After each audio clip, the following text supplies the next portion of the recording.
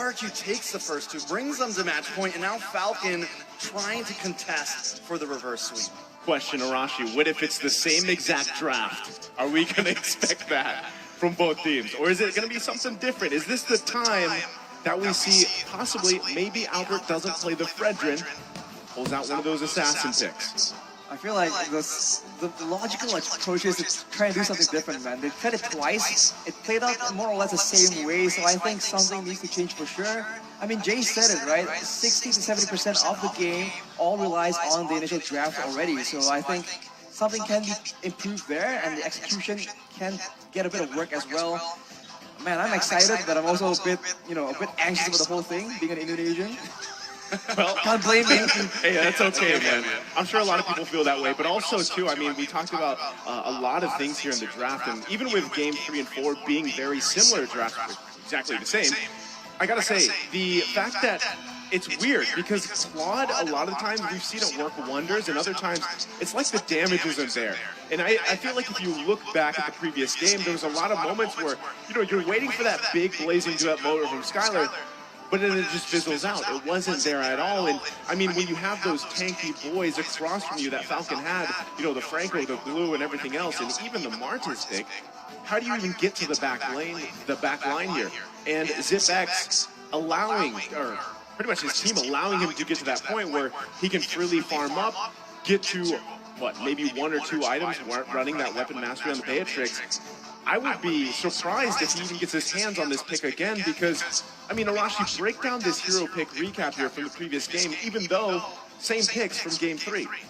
Even the same picks, you see a bit of contrast, but point still stands. Right now, R7 and Skylar, they're doing a lot of damage still, but it's just not enough. Skylar does a lot of damage to everyone, but it's not to the right targets, right? He just is forced to use the Blazing Duet just barely on the max range, and that's doing a lot of damage to the Martis, to the Franco, to the Blue. But the Valentina as well as the Beatrix are relatively untouched, and in fact, if when Skylar goes in, it's almost a reverse. They're the ones getting bursted down instead. Again, I think that's the picture was painted there. The damage for both of those gold laners previous game was very similar, but Skylar with the Blazing Duet, it's spread across multiple members of Falcon, and they're quite tanky. They just heal it back up, whereas ZipX was really able to concentrate that damage on the targets they needed. A lot of times, again, being Naomi, whoever he lands the Iron Hook on. So if you're RRQ, you really want to approach this draft with a different mindset here, and not maybe even allowing the Beatrix or the Franco to go in the hands of Falcon here. Play around. Again, the headline of this matchup is the tempo. Who will start that tempo? Who maintains it? And better yet, if they can keep it on their side.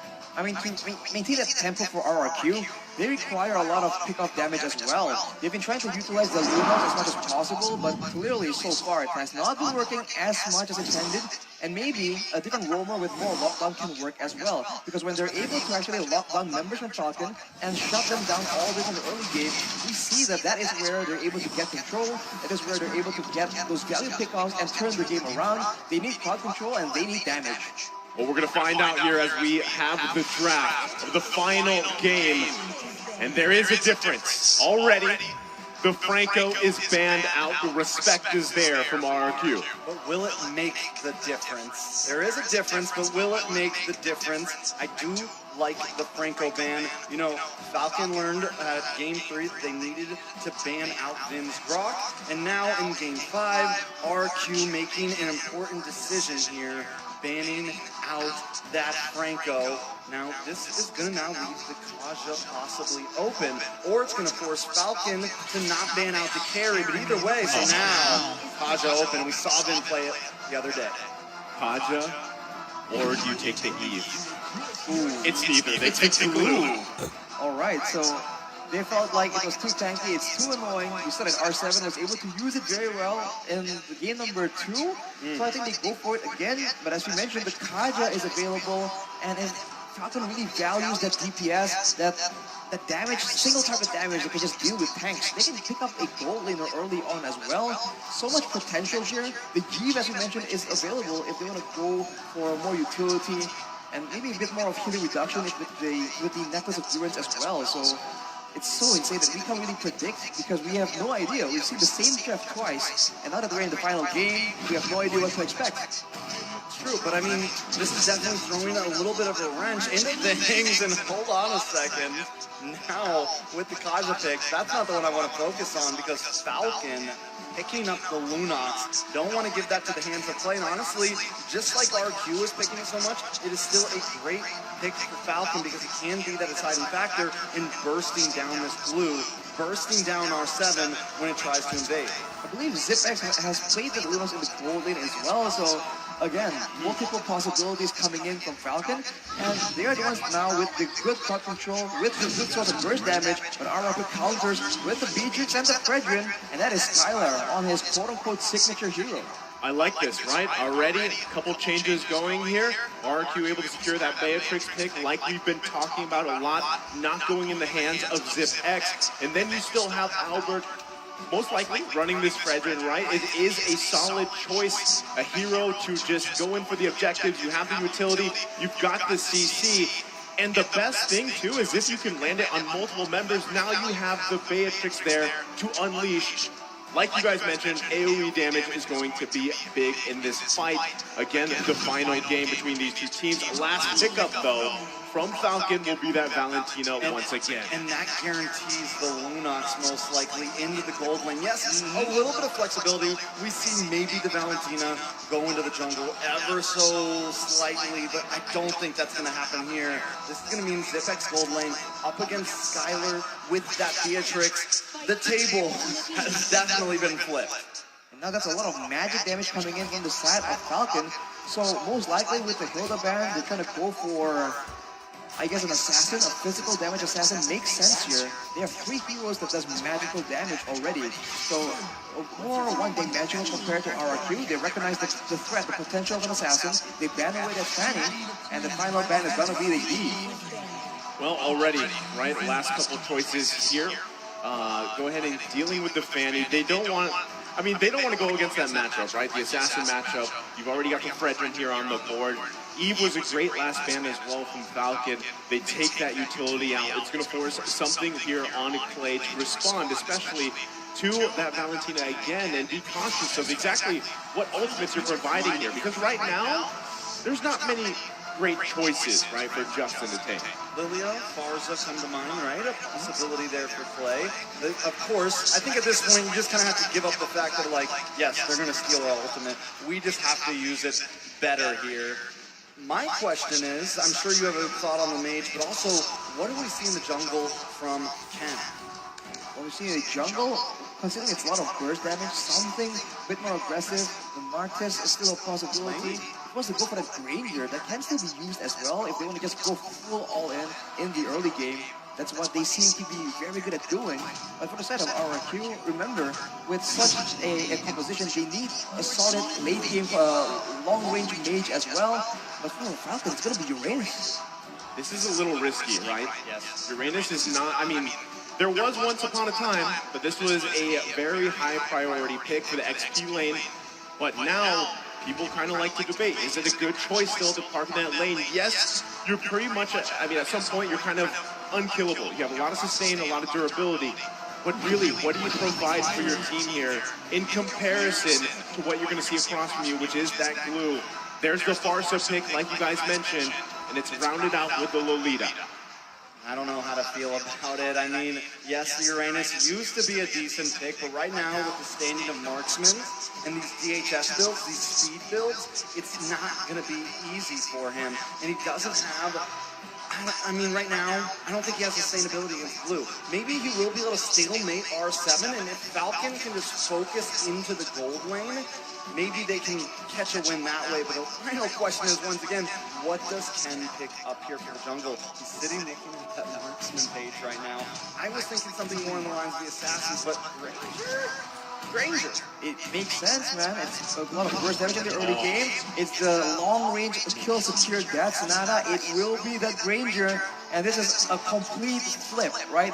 This is Falcon going all in the early game, maybe banking on a split push of Uranus in the late game, but for RRQ, it's teamfight all the way to add to their crowd control. Even Aluminum Blast on a Lolita, it makes sense, but will it work? I don't So much is on the line right now. And the Granger failed in game 1. If Falcon wins it in game 5, it's going to be a statement.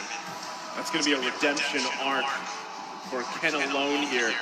Falcon, though, I mean, both team compositions, they've got their win conditions. It's going to come down to the execution factor and who can set the pace first, set the tempo, as that's been the story, the narrative between these two teams here. And now we're down to that final match as we just wait to load up here. Again, two teams, the lives are on the line. Ladies and gentlemen, welcome to game number 5. Will the kingdom thrive or the Falcons soar on? We're about to find out. Just like that, we're into the game. Looking at the emblems, nothing too crazy. Killing spree yet again in the hands of Ken on the Granger, trying to make sure that he can go as aggressive as possible. And remember, from so far away, this roster, this composition coming in from Falcon can just instantly pick someone off. So in the early game, it's definitely a safe play coming in from RRQ, logically speaking. But sometimes RRQ, they don't operate by basic logic. Oh, already trying to make a gank on his Zipex, and this is what I wanted to see Falcon do, but RRQ taking the initiative over that gold lane. Well, right now, you can see, right, they need to focus as much as possible on ZipX, not allowing him to get an advantage here in that gold lane matchup. Skylar needs to be able to come online as fast as possible as well, and still the objective game is going to be up to Albert and Ken. Can Ken get the tempo on this Granger pick? That is going to be crucial for him as the fight for even the purple buff. The tension is here. Vin getting in position. Ooh, a lot of damage on Naomi there. Albert has claimed that position. Ken maybe going to try to pull something here. Big stun on Justin. Justin able to flicker away. Yellow flash. Oh, yeah! Trap deletes Ken. First blood to the side of RRQ. It's first blood for RRQ, and that is Ken. Shut down again in the early game. We're seeing glimpses from game number 2 right here. That is not the start that a Granger wants in this game. And with the pressure, they're already trying to translate that to the other side lane. Clay on this far side has been very actively roaming around. This is what they need to do. Abuse that mobility from the wings by wings. Yeah, I think biggest thing here, you use that mobility to your advantage. You find picks if you can. If not, secure the objectives, right? That's exactly what RRQ is going to do here with this first turtle. Just going to go cleanly in their hands, able to continue to build on this tempo. Whoa! And trying to get the play. Oh! We'll get stunned here. Vin trying to cock low. They don't respond. Ken goes down. Vin finds the kill. Justin tries to help out, but not fast enough. That's 2 deaths for Ken in only 2.5 minutes. It's a death for Ken, but on the bright side, they were able to take Skylar out, but they used so much time and resources to ensure that result.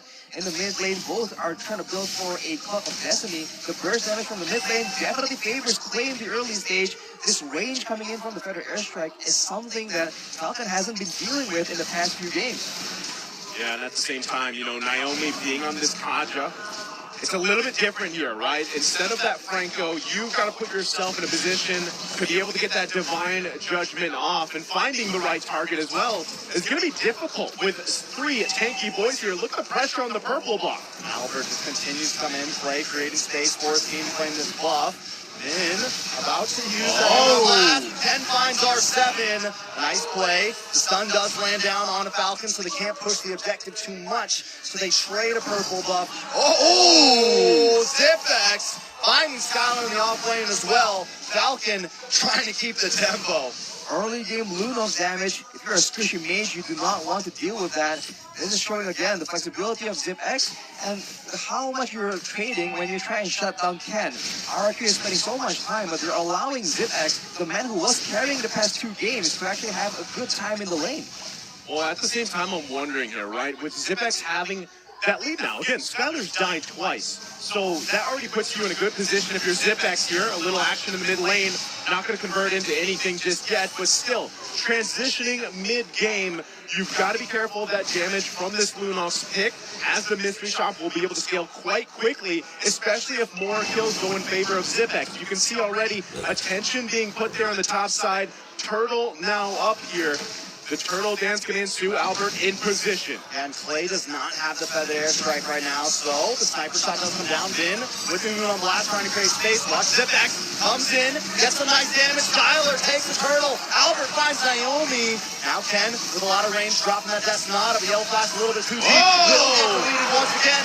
Albert double kill. Justin tries to flicker, but Skylar finds him. Zipax trying to dodge. Nice flicker. The R7 is here, along with the rest of the team. R2 was suppressed and coming down, and Zipax, along with the rest of the team, fall. The crowd was wild, and R2 reigns supreme in the early game. It's effectively a wipeout for RRQ, man. Every single member of Falcon fall, and this is what RRQ is able to do. Once they smell blood in the water, they just keep going. They don't let you escape with that huge play. You see Skylar recovers, having the DOD right now, has a lot of burst damage, and Ken is just in such a tough situation. Only a Hunter Strike when he is supposed to be the main carry in the mid-game for the side of Falcon. It's just catastrophic, as R7 has a reading armor, so even if Justin wants to step in, if Zipax wants to try and burst him down, it's going to be very difficult, and Albert follows with a reading armor of his own. Not only that, but the whole fact that, Skylar was struggling a little bit, but that whole interaction just put him in a great position, and at the same time, now Albert being even tankier with this lead here, he's 1,000 gold ahead of Ken. It's even going to be more difficult to get past Albert, get to the objective. Conceal play come out. They're still putting pressure here on the nest of the Falcons. Yeah, it's looking very rough for Falcons right now, with already it being almost 4,000 gold deficit for them. Another turtle's going to be up in 20 seconds. Watch out, Ken. Almost gets stunned. A nice dash away, though. Now Naomi's going up the front side. Nice runner shot onto Zipax, and the range of RQ right now is too much for the Falcons to handle. Keep in mind, later on in the game, there is a Lolita in the hands of Vin. That bulwark is going to block out. A lot of damage, but look at that. That's going to be it. A nice pick. R7, though, doing a great job of surviving. What? It's not. Zipax comes out of the clutch and finds him. But is this enough for Falcons to redeem themselves? He bought so much time, right? R7 able to cause the distraction, secures the turtle, clean sweep now for RRQ, and it's a 3.5k gold lead. This is massive at 7 minutes into the game. They're still not stopping anytime soon, man. This is what they do. They just press on the tempo, and they have to be careful, though. Naomi can still very easily go for a pickoff, but for now, they are in the jungle of Falcon, taking control of the Falcon's nest. I mean, at this point, I don't even think Naomi can go for the pickoff. The moment he dives in there, if he does not find Skylar, he is going to get instantly shredded. Right now, RQ taking so much material on the map, it's looking very, very grim. Here's the thing you have to do if you're Falcon, right? It's a 4k deficit for the team. You're going to have to wait. Most likely, it might even be better just to give up that first Lord. Let RRQ take it. Do your best to defend. You need to allow yourself for Ken to catch up a little bit here, and as well as Zipax. That's your main damage dealers. This is the downside of having a major goal lane, right? Oh, charge up, though. They get the flicker out from... Actually, no, Justin just dashed out of that. So they get the Noon One blast out, but still, by the time the Lord comes up here, they're going to have it available. Conceal, though. Oh, Naomi uses it to get away, though. They're definitely testing the limits. Like Falcon, they're seeing, they're trying to bait, but RQ is not biting. They're just like making sure that they go for the right engage. And honestly, if you're RRQ, you don't have to do anything too crazy. You have all the range to work with. The snipe coming in, you can use the feathered airstrike to just chip away at the HP bars of Falcon. As long as you get the right target. I mean, Ken, Justin, and Zipax are all vulnerable to just getting bursted down. And if Yellow Flash or Naomi wants to try and do anything about it, there's DPS as well. This is why the balanced composition of RRQ is just so much more dangerous in the mid-game unless Falcon got ahead. Well, right now, they're going to focus here. Bottom side, putting pressure where they can. Looks like they are just going to go ahead and give up this first Lord, as RRQ is just going to go ahead and freely work on it. So Falcon just trying to find any type of win they can across the map, and right now there has to be space. That's their first turret of the game here. Now they're going to have to defend against that Lord push. It is only the first one, should be fine, but still, Falcon trying to buy time here. And even if Naomi grabs any member of RRQ, they're going to get clapped down on. again, whether it's Vin, R7, or even Albert, can the Falcon actually respond to that and actually react to that clash down from RRQ, Rashi? I feel like the only real solution here is to try and take out Skylar and then try and win out by way of DPS, because they do have a quote-unquote marksman in the jungle and they have a solid gold lane in the form of ZipX, so they can still try and do that like they did in the previous game. Look at that burst damage though! That is insane, and this is the range, this is the problem. Right now, even Justin can't dash in to get Clay's ultimate, right? Can't dash in. The only one he's been able to take right now is Vin. He just can't, none of them, Naomi, anyone can find the distance. For now, the Lord is coming in, gonna crash in on that inhibitor. The shield my goodness! Damage, Clay finds and 10 goes down. RQ reigning supreme. What the heck is that damage? And this is what happens when you get this lead, this tempo in your favor. They're assaulting the base of Falcon. And they destroyed 10 without even using the feathered airstrike. That's just so much damage coming in from both the feathered airstrike and the snipe coming in from Skylar. This combo is devastating, and it just comes from so far away, you don't really have time to react to it. I don't know if there's a way out of this, guys. I feel like Falcon is... They're sitting in the nest right now. They're sitting in the nest, and it is about to come crashing down. RQ is not taking their foot off the pedal. Real quick, look at the stat here. M4 stats. RQ is ranked first in team damage dealt per minute with 13,980. Basically big damn, right? I mean, that's a lot to deal with. And you're seeing it here in the game. Falcon can't respond right now to it. Look at that. Huge burst coming in from Clay. He has a Divine Glaive as well right now, and you can see 2 balls, that's all it takes. Look at the damage, man. 4 items already complete, and that's before you even factor in everyone else. So here's the same strategy. Long range, magic, and physical damage. 3 very beefy members with a ton of crowd control. Falcon has no assassin, no way to get behind the members of RRQ.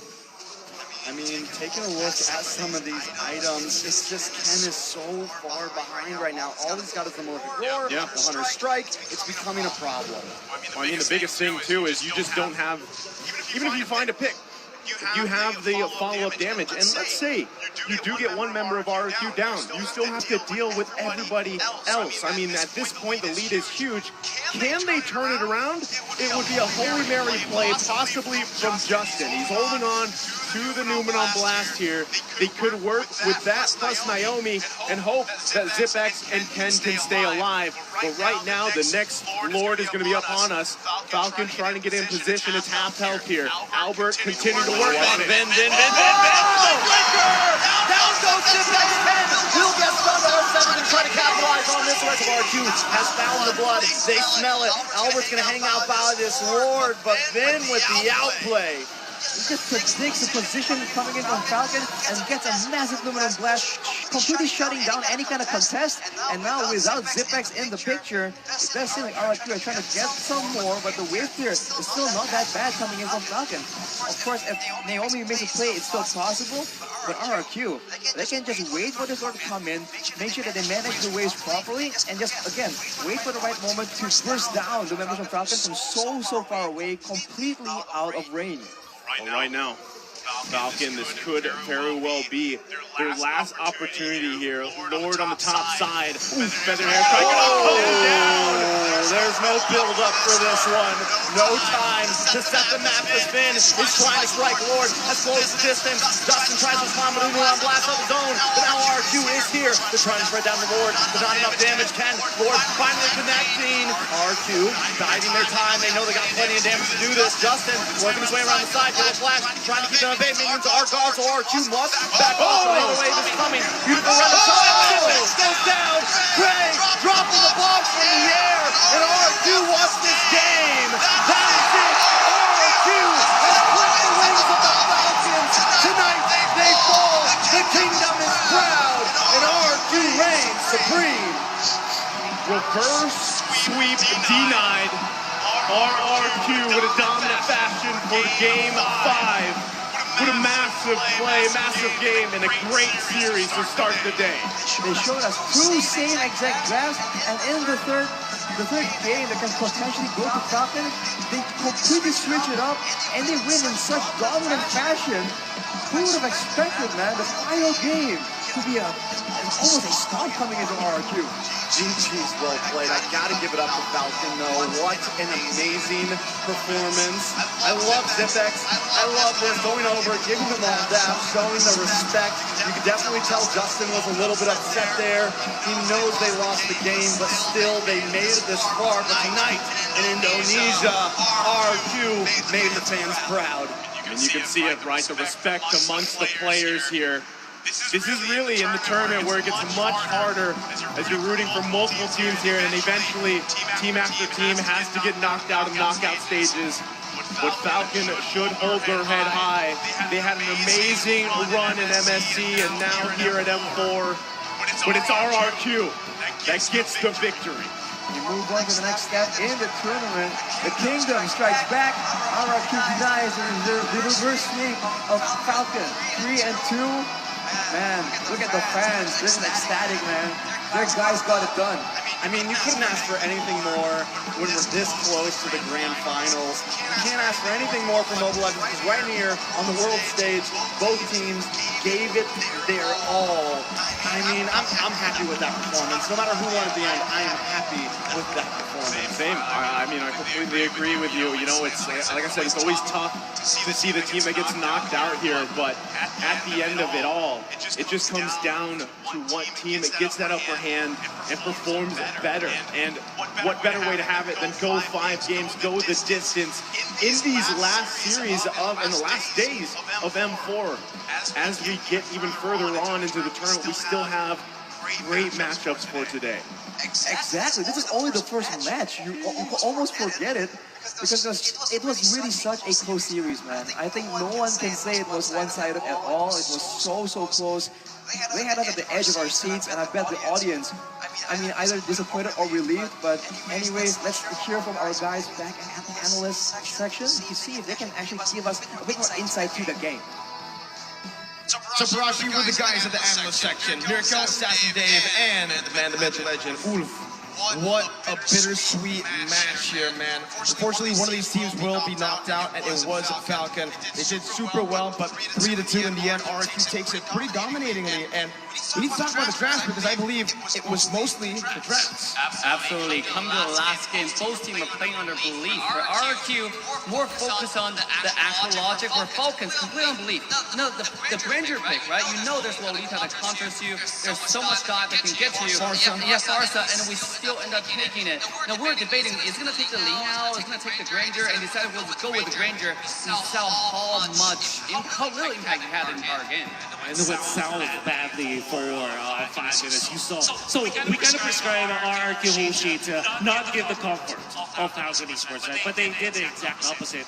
They gave the comfort, they gave the Granger, they allowed the Granger to happen, but they had precautions. That is when they drafted the Farsa and the Lolita. The last 2 picks were just so good against the composition that they wanted to have. So that really allowed them to win this game number 5. I do want to mention, they depend on Franco though. Yeah, right? Yeah. So there were already adjustments made by both RQ and Falcon towards the final game here in Game 5. And I think for RQ, the main changes were the ones that we criticized in Game 4. Remember, the Kufa pick not really doing any justice here.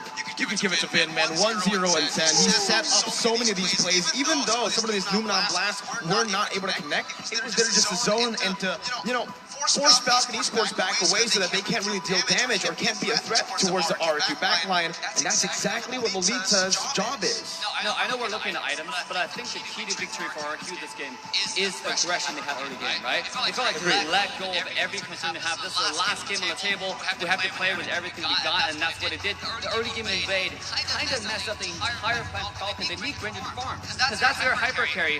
And yet, we saw Granger's farm get disrupted. He got taken down within the first minute, I believe, in the game, and he died twice in a row. I think the score was 1-2 before the first hurdle. And then even like further gives us more justification on how good this Lolita pick is, because the main damage hitters coming out from Falcon will be Lunox as well as the Granger. 2 of the heroes that naturally are countered by the Bulwark with a second skill, a spammable skill even coming out from the Lolita. Now you do have the Uranus, which I thought will be well popular for the side of RRQ, but it was the exact opposite. Because of the fact that Clay and Skylar are so farmed in this game, they melt down even the Uranus. Game 3 and 4, it was all Falcon here. Rich Guy, Carry, Sandbag, Forgotten One. Now now, we're seeing 4 RRQ members, right? We got Skylar, Clay, R7, and Vin. And honestly, like you mentioned, well, I do believe that's exactly what happened, right? Falcon Esports wanted to get into that late stage where Zippix and Yellow Flash can excel. Unfortunately, they picked up a Granger that's very susceptible and vulnerable to a lot of these invades, forcing these side laners to have to, maneuver over to help Ken. And again, it's gonna just really halter their own farm. Zippix and Yellow Flash did pretty well in the laning phase, but when you're having to actually rotate to the jungle to save, instead of invading enemy jungle, putting some more pressure on enemy team, it just takes away that late game centric composition that they have. I think you hit a nail on the coffin there, right? Like when we look at Falcon, it was mainly the Zippix and Yellow Flash taking all the credit. But here you see the entire set of RRQ, they're playing together. They get, I think the entire roster was on the leaderboard. Now let's take a look at MVP. It's gonna be Ben with the setup 1-0-10, 93% kill participation. Wow, that's amazing. And even though you suggested the ultimate, right? There was even one time that he utilized it to get a kill ultimate Granger, which is always in the earlier stages. Overall, he's hitting his shots, even like utilizing the nominal blessing and angle from the purple ball of the opponent. Remember, these plays didn't happen maybe twice or thrice. When they wanted to invade against the purple buff of the Granger, what they did was to utilize the nominal blast, not for actually controlling the opponents, but more like zoning them out. The peel from the slow effect of the nominal blast in combination with the stun afterwards, you don't get a kill, but you get a small objective, the purple buff. And I just really love the itemization coming from him. He knows that Ken was shut down so early on, so there's no real need to build that physical defense, right? He went straight for the Athena shield. Sure, dominance ice, but that's not really to counter Ken. It's more like I usually say it's more TDR, but that's taken away, right? So let's take a look at the heat map from Ben. You're absolutely right. The invade onto the blue buff from the Granger was insane, and the execution was flawless, right? The ultimate nuance class was just its own way, and then there are not too many skills that you can actually stop the ultimate from actually succeeding, and that's why it was so good. There was one time, I think we were talking about the same play there. They were at the blue buff, used ultimate, I think stunned 3 people, right? Just to get a blue buff. That was so good from entire RQ. They had a game plan set up, and they executed flawlessly. What a play. And I think this is why Falcon actually went for the Granger instead of the Ling. It's going to be the same aggression, whether you're on the Ling or the Granger. And on the Ling, you're very dependent on that purple buff. Here, we're going to take a look at the MVP highlights to see again how it all unfolded. Ken here is the moment, right? Look at that. Luminal blessings to get the last one. There's a lot of focus from your RRQ pushing to shut down Ken in this game by taking away his purple buff, eventually giving Albert a big advantage. By the way, Albert played 4 games or 5 games on the Fed Grid, and he's mature.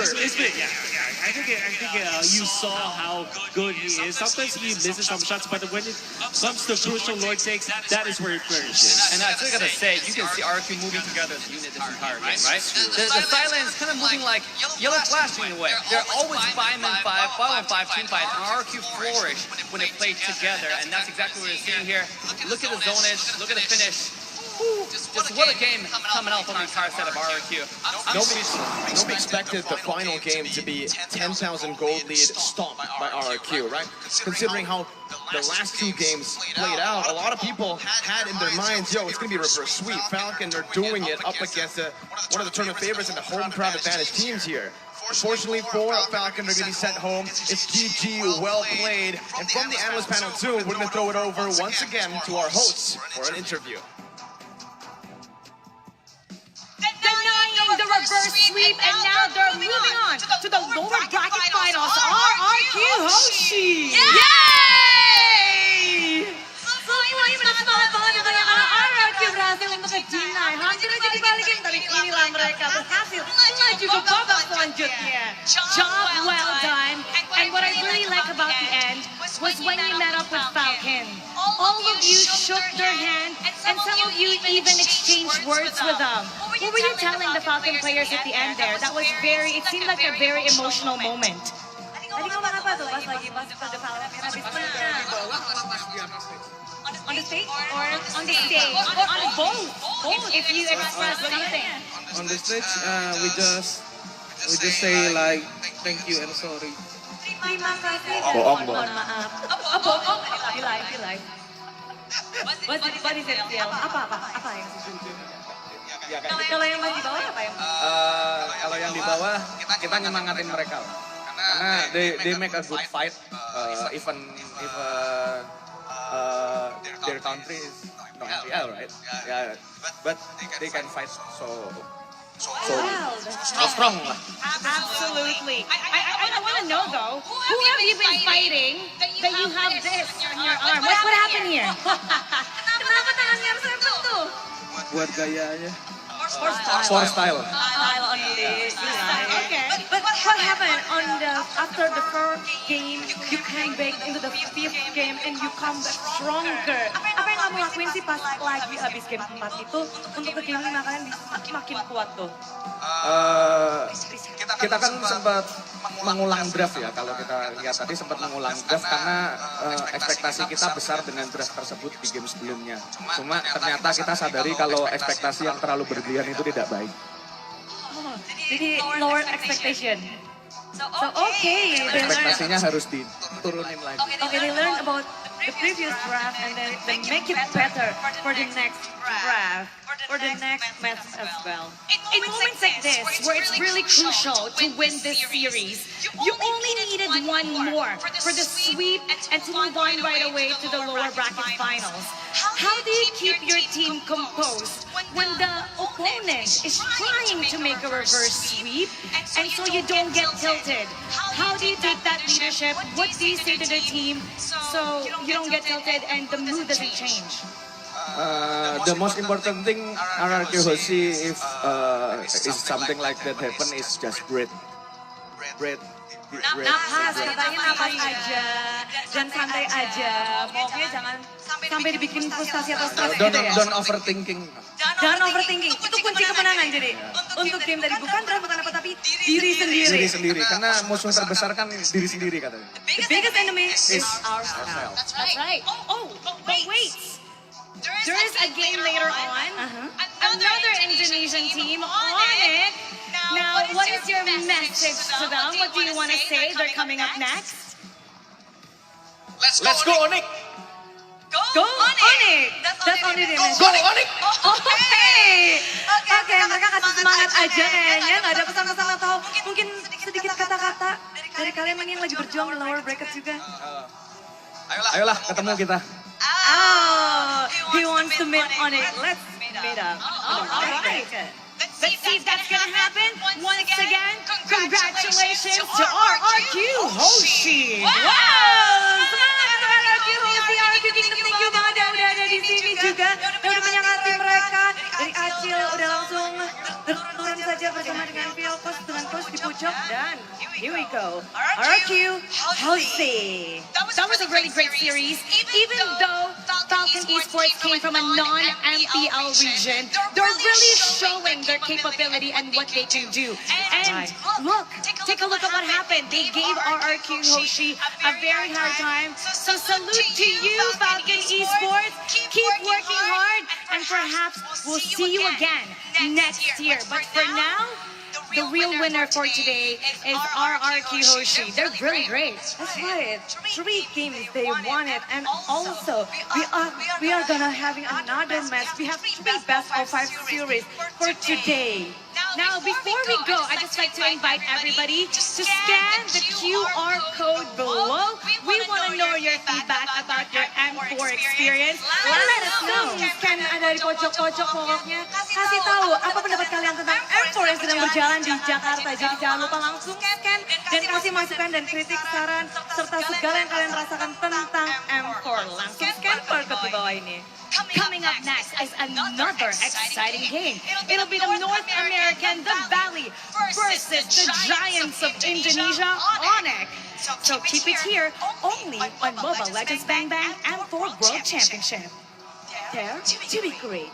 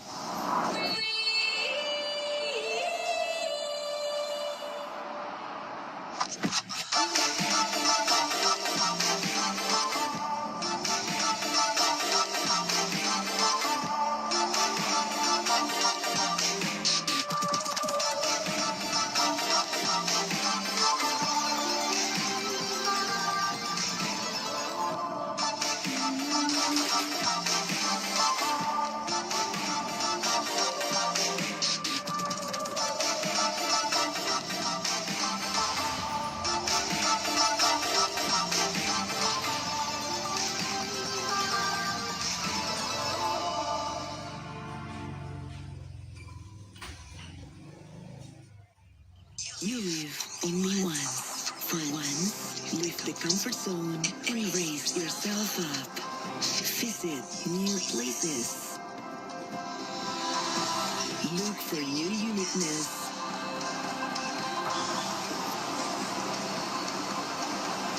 Take a new experience.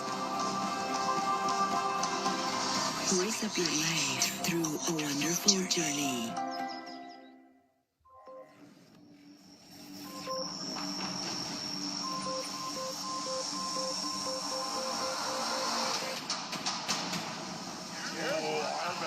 Just taken out by who? Oh my, Rosario and Valley are going to M4! I'm Boone, I'm mid-lane for the Valley, and I'm ready. The most thing I like about my team is just how much they care about this whole M4 and then the game itself. The commitment from my teammates is exceptional. I think the Valley is going to have a hard time at first, but it's really up to how well we adapt to the Asian meta or teams that are coming to M4. The Valley definitely needs more work. It's not as organized as other teams with the organizations, but I think our team bonding is way greater because we all have like one goal, which is winning. That's what keeps us together pretty much. My role in my team is I can pull the team from the negative vibes, because when the arguments gets too heated, everybody has their own opinion because everybody's a good player. We don't have a coach, so I think I can stay in the middle and then see what's the best for the team, and then just game in general. I really love game. I love playing game. I skip school to play games, so I think I'm just born to do this, I guess. Oh! Maybe they never can pick up that Lord! I think the best player in our team is Zane because his commitment to the game is way greater than others, and then he has many different experiences from different MOBAs, so he knows what he's doing. It doesn't really bother me that I left Gosu, and it was a really great experience. General basically made who I am right now. He really helped me a lot how to set up stream. He boosted my stream. He was basically made who I am. It's just to pursue my career, to pursue the win. I thought living that comfort zone and then try new things was a better way for me. There wasn't any drama, it's just the fans that made it. I was in that team for 5 years, almost. I created that team with him, and then we were really good friends, so they thought nothing would actually break us apart. But made the decision that fans didn't want, and that's why it became a drama.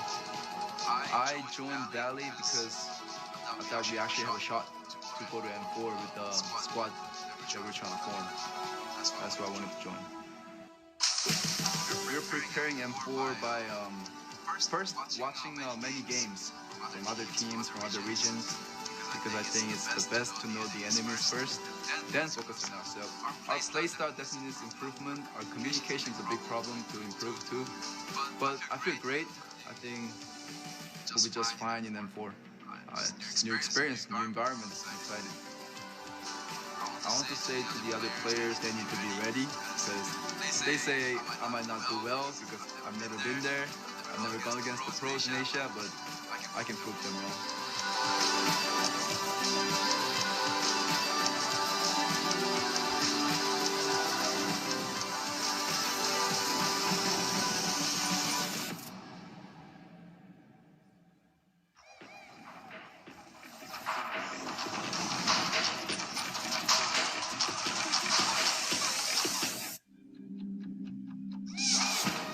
I want to be the first in the world. I want to win a world championship. And the only way to really do that is day in and day out. There's no relaxing. You have to keep going. Hi, I'm Mobazane, Jungle for the Valley, and we're ready.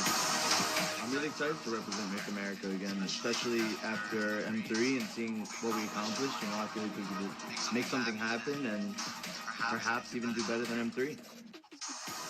I think the whole world has gotten a lot stronger after M3, and I feel like that might have been because BTK kind of inspired the whole world.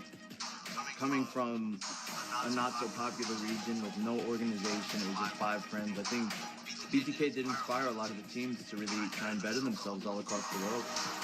I think North America might have even bigger tricks up its sleeves this time compared to what we did in M3. I think BTK disbanding might have been the only option because there were some issues that just could not be fixed and probably never would be fixed. Team issues, the roster. I think people got a bit more relaxed after M3 where they felt the taste of success, and it's really challenging to want to push yourself from 3rd to 1st, but I don't think that takes away from what an amazing and impactful team it was. You really couldn't have asked BTK to have done any more. It's just 5 friends in a looked down upon region, and we did the most for what we had for years and did very well. Personally, within the team, our goal was to reach top 4, and we did achieve that goal.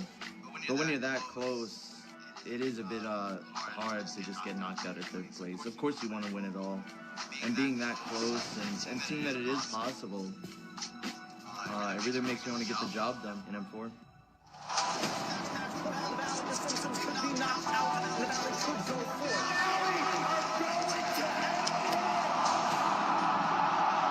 The thing I like the most about the Valley is everyone in their role, respectively, is super strong. Pretty much the best player of their role in the whole United States. We haven't been together for too long, so I wouldn't really know what our really good strengths and weaknesses are. I think they might start to come into play the more we adapt as a team and get stronger. They would start to amplify, and you'd really start to see specific strengths and specific weaknesses of the team. Ever since I joined the Valley, all I've been talking about is M4, M4, M4. So at the end of the day, that's really all that should matter to us at this point. I would say that I probably bring a good amount of work ethic to the team and also make everyone see the bigger picture.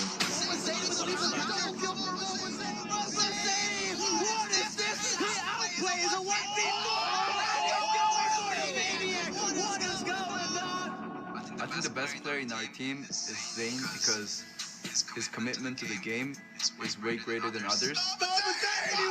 I can rely on him a lot. He definitely proves his worth. You know, I don't have to worry if there's something wrong with Zane. There's going to be something wrong with the team, you know? MOBA Zane, this man, he is untouchable. He's really competitive. Really, he's hungry to win. MVP is going to go to MOBA Zane. My God, the hype about MOBA Zane is just way too real, man. What I'm really good at is map control and map awareness and rotations and looking for any advantage that I can on the map. I can just find it pretty easy to end up controlling the game if the enemies make one slip up.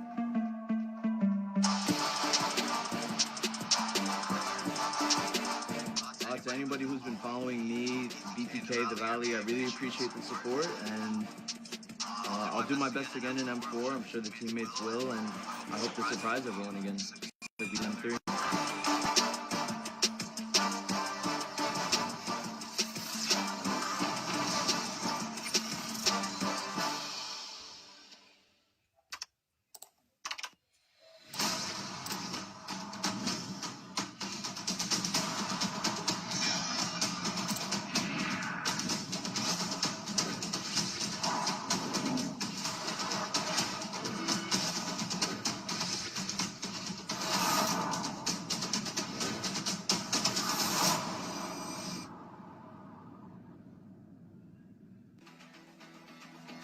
The first match was filled with tension and drama as Scrap, unfortunately, crucial error that allowed Echo to gain momentum and ultimately secure the win for day number 6. Arena's buzzing with excitement during the first series of the day, but little did the Brazilians know the Valley dudes are going to shake the ground. White Chicken has shown that he is the GOAT, with major dominance striking fear into the hearts of the MPL Brazil champions. Ultimately, the Valleys reached the challenge and proved that they are the better American team and sent RRQ Akira, the team that beat them in the group stage, back home. Next, fans of both teams are on the edge of their seats as Onyx Esports and Echo are prepared to clash. The first match was full tension as British Rock unfortunately made a crucial error that allowed Echo to gain momentum and secured the win. Onyx Claude 1 came back as Kyrie, the Sky King, stepped up his game. Ogi Shadow killed the Orcas with Hayabusa, leaving the crowd in awe. But with a calculated move, the Orcas banned all of Sky King Kyrie's heroes in matches 3 and 4, and in the end, it was Echo who emerged victorious, effectively pushing them down to the lower bracket. With only 6 teams left, 2 more will be eliminated today. Only the strong will march to greatness, and the losers shall perish. The stage is set. Let the games begin. Dare to be great.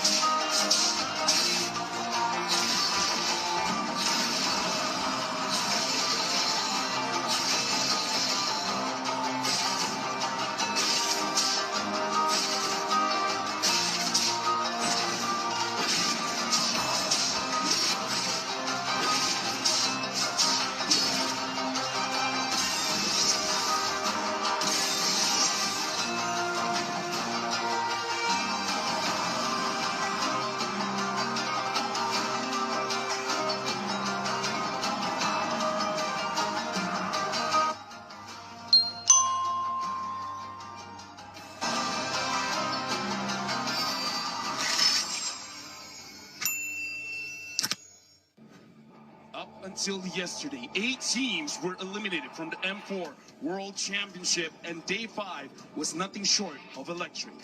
The first series was all incendiary in the Sanayan Tennis Indoor Stadium as both Incendio Supremacy and Falcon Esports are fighting for their lives. The Turkish squad was playing with fire on the field, and it looked like Falcon's wings were smoldered as they were behind 1-2. Rise from the ashes, reborn as a phoenix, Falcon Esports soared high through the game and won 2 consecutive games, removing Incendio Supremacy from the tournament.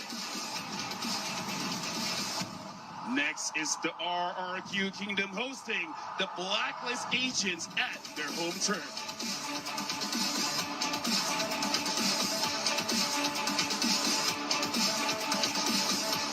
The Sang Raja started the series promising with Albert's Fanny slashing through and to game number 1. Then the defending world champions clapped back with Y's unstoppable Frederick. But RRQ pushed back with their home ground buff and tied the series. Ultimately, the Queen's Estes sealed the deal for Blacklist and sent RRQ Hoshi to the lower bracket. This might be the preview of the grand finals, and the road to greatness does not end here. Which team shall advance and which will perish? Let's check it out. Dare to be great.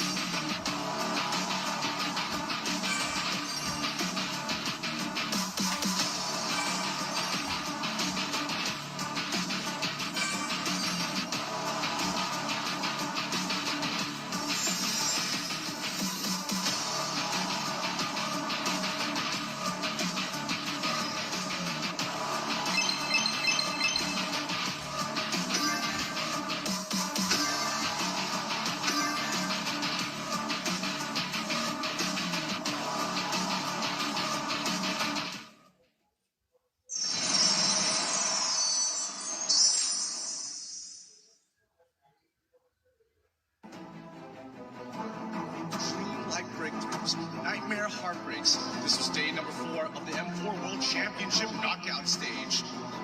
The first series of days saw the Myanmar representatives clash heads with S11 Gaming's Argentina.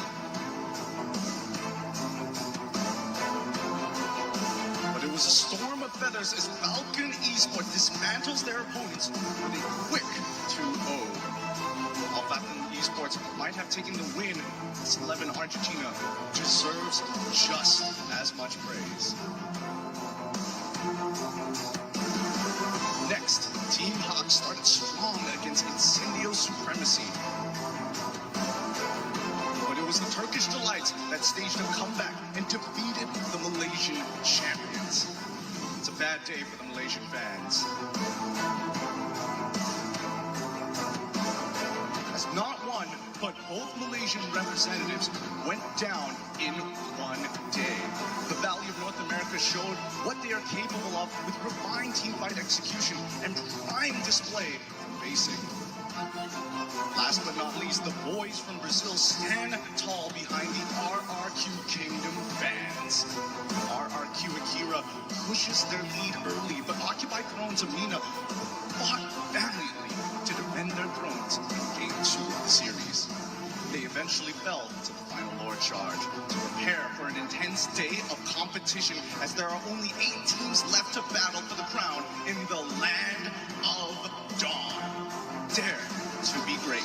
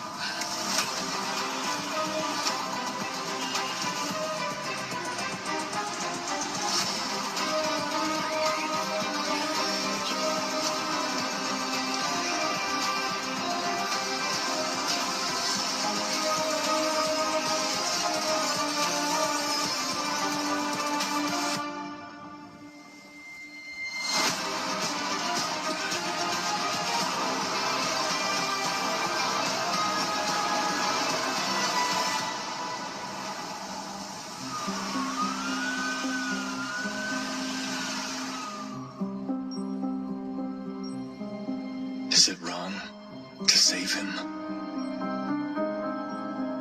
The war took my family, my friend, took everything I have. It's the Society of Dawn that gave me a place I can call home. Taught me to fight. And placed their trust in me. New mission. Infiltrate the Abyssal Wings. Then he showed up. It seems we can bring back a trusted friend.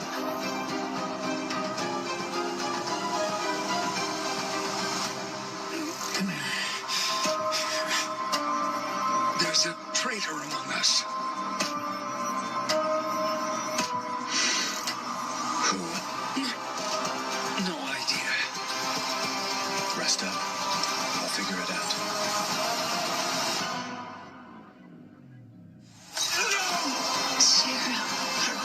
They came along and gave me the headquarters. Who are you?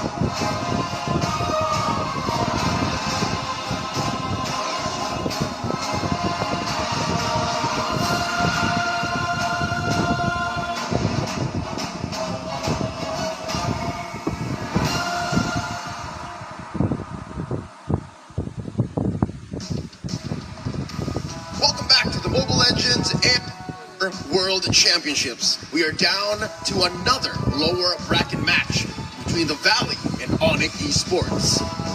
Will the final Western team succeed in moving on, or will the Kings of the Sky block their path to victory? Give him space and it'll give you trouble for the entire game. Chicken is one of the top XP laners today, having multiple opponents needing to deal with him, but sometimes he still comes out on top. Representing the final Western team, it's the Valley, dude.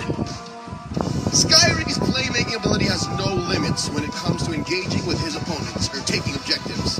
Give him anything, and you'll see the full potential of that hero like no other. The sky's the limit for the Sky King Kylie.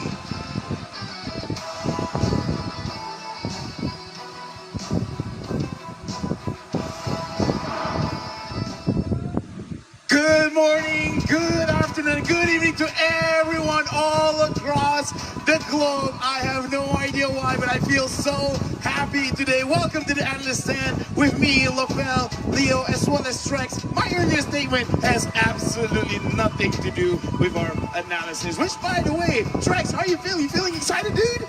I'm very excited, You dude. excited? Very excited, dude. And Sure? We'll see. We'll see how it goes in 2 matches. I'm either gonna go up or I'm gonna go down. I mean, those are the only 2 directions you can go.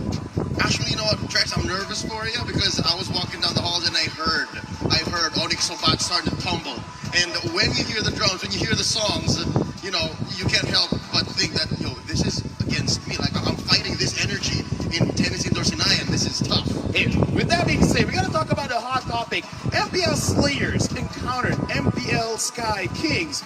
Now, Leo, with the both of us, we have MPL in our regions. We do. If the Valley keeps on winning, does this mean the MPLs are overrated? It's not that the MPLs are overrated. Part of me believes that maybe they need an MPL themselves, given how powerful they are, but also it's because I think this is just a sign of the times. We need to grow. The world needs to follow through. You want an MPL in NA? Of course, yes, we do. And I'm sure a lot of people around the world, after now 2 M series in a row, NA has performed very, very well. Right now, even if they lose today, tied with Myanmar as a top 3 region. So, excuse win me, or lose, it's a great day. I thought your name is Trex, not Flex. All right, like, come on, dude, just calm down. But now we gotta talk about the predictions, because so far, looking at the predictions, people could get very, very nervous looking at this, where it looks like 2 people are voting for the Valley, Minon as well as Shamilo. What do you think about this? I'm thinking about what Shamila's thinking. I'm going to hit him up later on and ask, yo, why the Valley? Whether win or lose, right? But why not? But why not? And it's the same stats when you go into the second page. It's 2 out of the 6. Like 1 in 3 believes that the Valley can do it. Trex, Do you believe? I mean, honestly, it's going to probably be the hardest game the Valley, Mobazane, any of them have ever played on a world stage. Literally, the hardest game they've probably ever played in their lives. And I think it is possible, but the percentage may be less than 50-50. It's the hardest game of their lives so far. They have a lot more games up ahead. But yeah, looking at both teams, I gotta say, a quite clear difference is the way of the jungler, because again, the Sky King and Mobazine keeping it very steady on the ground, because a tanky kind of jungler going up against a very damage, a very dash slash and hack and slash kind of jungler. But we're gonna talk about the people who hold the guns first. Let's talk about Basic here from the Valley. Now, Basic had a very rough start in the group stage, and since the knockout stage, he has definitely unlocked full potential, securing 2 Maniacs in 1 series, on to just shredding through with the carry. If they have first pick, we already know that's going to be something extremely important for him. All right, now we're looking at CW. What are we looking at here, Leo? Also known as a Chewe locally, right? Calvin is a great gold laner. I believe top 5 overall worldwide, at least. Look back in 2022. And given the way that a lot is on the shoulders of the Sky King Kairi, CW is a constant threat. You always have to watch out for him, given his team fight participation is at what, 75% rounded out.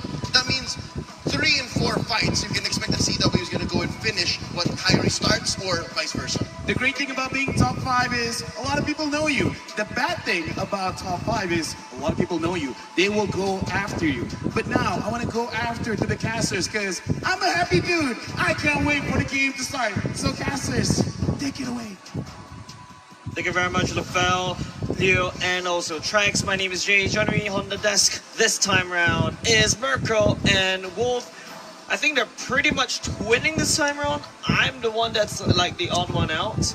Yeah. I mean, we shared a lot of moments yesterday too. You know, we shared a lot of moments the first 3 days. Apparently, we twin our shirts and everything. But the best part about what's going on to happen is, of course, is the lower brackets. Of course, M4 is powered by MOONtv, presented by TikTok, the official content partner, supported by Secret Lab, the official gaming chair and esports charts, our analytical partner, Gank, our official merchandise partner, Meanwatch, our media partner, and last but not least, Ministry of Tourism and Creative Economy of the Republic of Indonesia. So thank you very much for your support, and don't forget, M4 Pass is already available now. Complete all active tasks and you'll reach level 75 at ease and for free. Log in now. Exclusive rewards like the Beatrix Light Chaser, Beatrix Stellar Brilliance, and M4 Beatrix figurine are waiting for you. So ladies and gentlemen, don't forget, hashtag Mobile Legends Bang Bang, hashtag MLBBM4, hashtag Dare to be Great. Dare to be great. And right now, man, my eyes are just on one thing. Yeah. Right? It's on the beautiful M4 Beatrix figurine. But like you mentioned, man, this is a big matchup. Yeah. Onyx versus the Valley, the MPL Slayers versus the MPL Sky King, right? Onyx, we were watching Onyx game, the Onyx game yesterday. Yeah, from our room, right? We shared a lot of moments, especially the Kyrie who's up playing. But the Valley, it feels like they have something about them where they can take down opponents that are super, super strong. Yeah, we saw that. I mean, they're called the MPL Slayers anyways, right? They have defeated champions. And interestingly, they have been facing champions one after the other. Another champion this time coming out from Indonesia. That is Sans, Boots, CW, Kyrie, and Keyboy. We saw their performance yesterday. Some questionable moments, but more like electrifying ones. I'm excited to see more from them today. I'm gonna say it, right? I personally think that on esports right now are underperforming, right? Kyrie's been popping off, but every other member, they're underperforming. Meanwhile, for the Valley, everybody's in form. This is the best form we've seen Valley on, and when they do have that form, when they can coordinate the way they did back, like in M3 and back that they did against Todak, this is a scary team. Definitely, this is a scary team, ladies and gentlemen. Don't forget the Valley. Literally the antagonist, the MPL Slayers, under their body count, technically speaking, is MPL Malaysia and MPL Brazil. And it's just looking very solid. Indonesia is gonna be next. If they want to reach at least, mirror what they did in M3. They went to top 3 that time, but it was also Onyx, at least Onyx Philippines, that dropped them down to the lower bracket that time. It's still Kyrie and Coach yet, though, that they will be facing today. With that said, though, ladies and gentlemen, it is the MPL Slayers themselves walking in stage with swag, and they're looking to take down another MPL team. It is the Valley! Dude, don't forget the dude, because that is their identity, right? Walking up on stage, it feels like even though everybody has their sights on this team, they're looking calm, they're looking composed, and they're looking confident, which is the best thing you should have coming into a big tournament like this, up against an opponent that is sometimes bigger than life. It's the night and day when it comes to their performances during the group stages and, of course, the knockout stages. But that is also very true for their opponents right now. Onyx Esports. They wouldn't want to be in this spot. They want to go to the grand finals as soon as possible. But here they are anyways. Can they take it against the Valley? Earlier on today, we saw the Kings of Kings make their way into the next stage of the lower brackets. Now, the Sky King, the Season 10 champions, will make their way up on the stage with Boots to lead them. And this is their time. No room for mistakes. No room for mistakes, ladies and gentlemen. The Valley looks like a very strong antagonist, and here comes the heroes to save the day against the villains of MPLs. Give it up for Onyx Esports! A team that needs no introduction. A team that's been here for a long time. Unfortunately, M3, MSC fell flat for Onyx Esports, but this is why there's even more pressure now for them to perform as a champion at M4. There is a target, a crosshair onto Kyrie, most importantly, as we saw from before. So everybody needs to step up for Onyx Esports. And look at them go, the coaches. Between the three that you're looking at right now, two of them are Filipino, right? That's Coach Yeb. This is not his first rodeo. That's also true with Coach Aldo. So this is also going to be a tough mental battle in the draft stages. I think the most interesting part coming out from the side of Onyx, right, is that we've seen potential problem in their draft. It was proven once. You ban out Kyrie, Onyx just could not perform on the stage. But the Valley, on the other hand, each of these members technically are star members and they can actually do it. But my hope is on Onyx, but let's take a look at the team head-to-head. Wolf, what do you think? Oh, you know, this is very interesting because I didn't know that the Valley had like more average GPM and more KDA ratio. Where Onyx, they're quite in the middle. Surely they have the same amount of average kills. But I'm surprised that it is Onyx who's a team that's trailing behind when it comes to Lord Control and Turtle Control rate. Whereas for the Valley, there's a big improvement on how they control the objectives. If you just hide the team logos, I would have assumed that Onyx on the left side, but here you are, the Valley performing much better than Onyx when it comes to raw stats. It's crazy, right? It's absolutely insane that the Valley have better stats than one of the tournament favorites coming into this. Exactly. But Onyx Esports, with their game against Echo, it really shattered a lot of their statistics, right? Mainly that KDA that was, I think, #1 yesterday, right? Now it's all the way down there, but this is the most picked and banned heroes for Onyx Esports. Let's see what Aldo was preferred throughout M4. Yeah, a lot of prior bans on Fanny Hayabusa and the Link.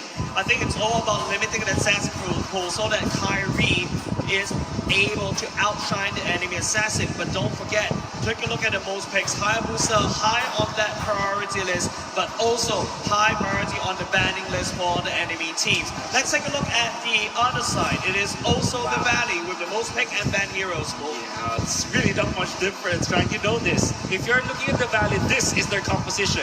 You have Eve for Moon, you have Lolita for Shark. Even through M3, he played that so much. The carry, you see how Basic was able to utilize this hero to its full potential. And of course, Lapu Lapu and Frederick for both Zane and for Chicken. However, most banned hero, you have to look at that.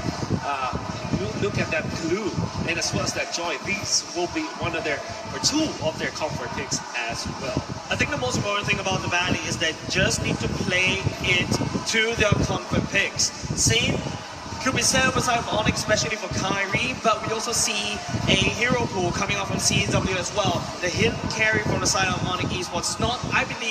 I refuse to believe it's just Kyrie, even though he did like a wonderful out-of-the-world plays, but just a lot of emphasis on CW, on the team as well. Kyrie is there to clean it up. The main bulk of the damage comes from the rest of the teams. But because of that now, can we kind of say that a lot of teams understand how to go up against Onyx, ban out Kyrie? That's what we saw from Echo after the Hayabusa game, and guess what? It worked. 5 bans to Kyrie, and they won the game. Exactly. I mean, that was a big eye-opener for all the teams. Correct. Onyx would hate to be in that kind of situation where they're exposed. I think the worst part, ladies and gents, is the fact that its timing could not be even worse. You're at the lower brackets, your strategy is wide exposed, everyone knows that, and it's like someone takes the answer over the exams and run rampant, sharing on Telegram, sharing on Instagram, everywhere, right? That, hey, these are the answers to the exam for the upcoming O-levels, and you're doomed. By the way, don't try that at home. Don't try that. Don't do it. Right? Again, we need to talk a little bit about this. The Valley, I think they're just pumped. They're glad to be here. Yeah. They have no pressure on them. They've got nothing to lose, right? Sure, they placed very high up, top 3 last M-Series World Championship, but still, this is a new roster. They're coming in fresh. Exactly. Meanwhile, on the side of Onyx Esports, there was a set expectation for this team before M4. Now, everyone's saying it's Kyrie Esports. It's just Kyrie. Yeah. It's time for the 4 members, the other 4, to step up. It's now or never. Remember, you're in the lower brackets. If you don't perform now, when are you going to perform? Exactly. A lot of weight on Onyx Esports, not only just on Kyrie, but every other members. But here we go, ladies and gentlemen. Seconds away to the draft. Onyx Esports going up against the Valley. It is drafting time. See a lot of focus on the Frederick for sure, but we know that these two teams, wow, like to pick up the carry, and I think that, okay, so we're actually deep into it already. Carry and glue for the Valley, it's going to be Gruck and Eve for Onyx Esports. Are they going for the carry immediately this time? Knowing that it is a hero.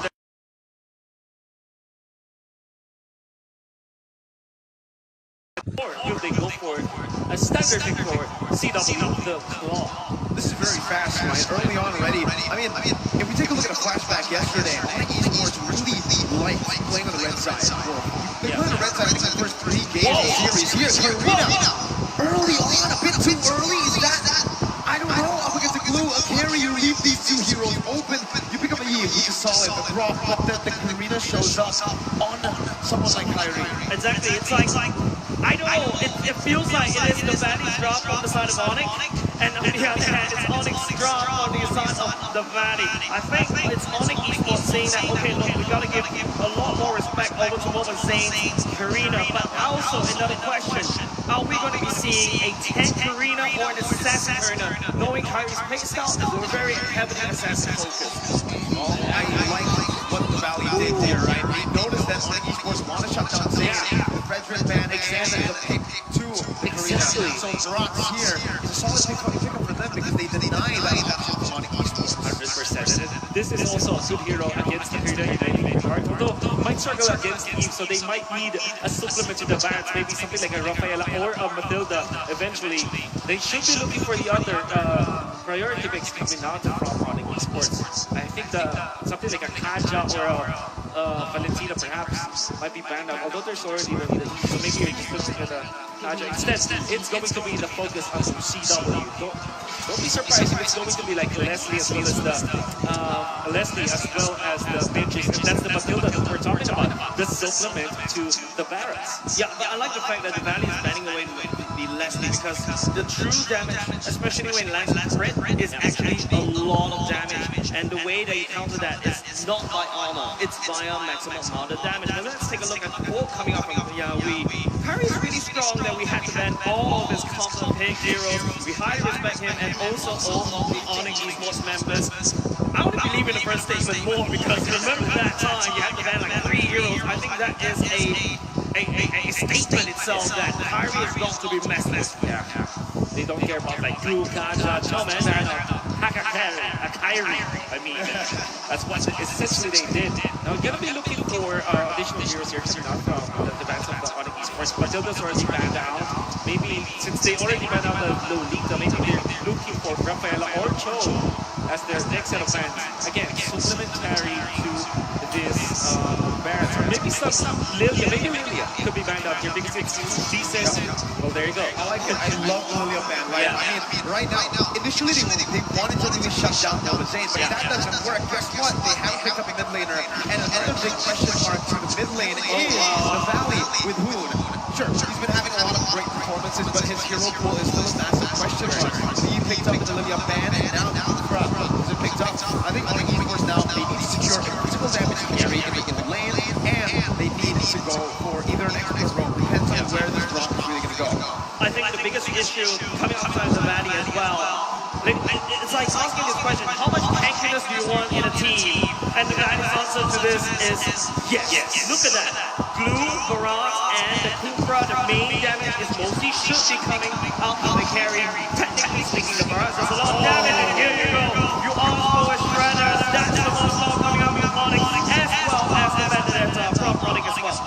Okay, so despite having like a Kufra, you still pick up both Moscow as well as the Benedetta. Very crucial, very risky coming up from Onyx Esports, but I guess they know exactly that they needed some sort of wave clear as well as they needed that damage. And there's the Valentina the Graf will be the prime target here when it comes to like stealing your spells as well as the Eve, which made it so that Moon will actually play a very comfortable game. Solid choice. Yeah, right? solid choice. But in the season so far, Moon, Valentina. Yeah. Haven't seen a lot of that, right? So that's the big question now. Moon on a new hero that hasn't played a lot in M4. And throughout the tournament, we've seen that the Valley, they really perform when Moon is performing on his comfort hero. The Eve, the Lilia. So that's a question I want to raise before we get into the game. Another question I also like to raise is that is Onyx ready? Because if the Valley, with the Valentina pick, I can take away the Rock Ultimate, the Wall Charge away. That is a lot of CCs under the belt. There's a lot of ways that the Valley can engage. And speaking about engaging, we have to take a look at the execution. The drop has been locked and it's set and it's ready to go. Ladies and gentlemen, welcome to game number 1. It's time now or never. 0-0 in the best of 5. NA versus ID. You can see already, Kyrie's going to be working on the purple buff with the help of CWU. Opted to go for the Inspire. I mean, this is like the standard pickup for the Moscow anyways, but this is something that they can actually just take advantage of. If focusing goes to the distance, we're getting a chicken though. Woods already very low. They're trying to get out the first blood over the Valley. Early, before the first minute of the game, Quiet already showing his class here in the world stage. Yeah, that's exactly what we're talking about. The Valley is a very bloodthirsty kind of team, and that is going to be a big buff. Hold on a second, Keyboy taking a lot of damage. Oh, Keyboy very, very low. Supercharging whom decided to back off, but this is already very aggressive movements from the Valley early on. Onyx Esports going for the road drop meant that they want to control the minions, but because of that, you don't have the power of nature, the first skill coming up to the ground, which means that you are not going to be easily be poked out, and the Valley just took advantage of that. Despite Onyx Esports having minion lane advantage, they still now get the advantage of the poke to the side of the Valley. I think the interesting part about the battlefield is Sans going for the Purify as well. Even though after real world manipulation, the buff going back in, you're a lot more CC resistant. You still opt for that Purify. That means the Sans is just providing so much respect over to the side of the Valley, because the most important thing is Purify and real world manipulation. I should be safe, but Woods may not be. You see the respect really given by both of the teams early on, right? But the Valley, they're playing with full confidence. We said this when they were walking up on the stage. Point Chicken is an absolute menace on the blue, and he's going in already into the mid lane too, just helping to get that mid lane pressure before the turtle spawns, even sending their mid laner over to the XP. Interesting choice here. Coming up from Onyx. Normally they pick up the Grok versus the Glue in the XP lane, but instead going for the Benedetta. This means that they will just seed this turtle because they don't have control of that lane. This allowed the Valley to snowball this time. 560 gold in their favor. Yeah, exactly. Another thing about this aggression coming out from Punch Chicken, it's crazy that it's usually the Vendetta that actually rotates faster, but hold on a second, so the shark jumping in. Okay, it doesn't touch, but we'll run me through the items. Okay, so standard items, you have top boots coming up from boots, so that you'll be able to utilize the item eventually when he's being changed stun. As well as the fact that you have the Molten Essence available now for Kyrie for maximum. Chicken already putting the pressure down here, but Boots is going to be able to back him up for a bit. Uses the I-4-9 defensively, and Fly Chicken just gets out. Zane is a bit ahead now in the jungle matchup with better interference so far. CW is getting that corrosion sign, but at 3 minutes in, it feels like here, and take a look at the emblem. Again, it's just the Valley outperforming Onyx early on. Yeah, but that's because of the stats, right? The KDA is definitely leaning towards the Valley, but it's up to the Decepticon coming up from Onyx.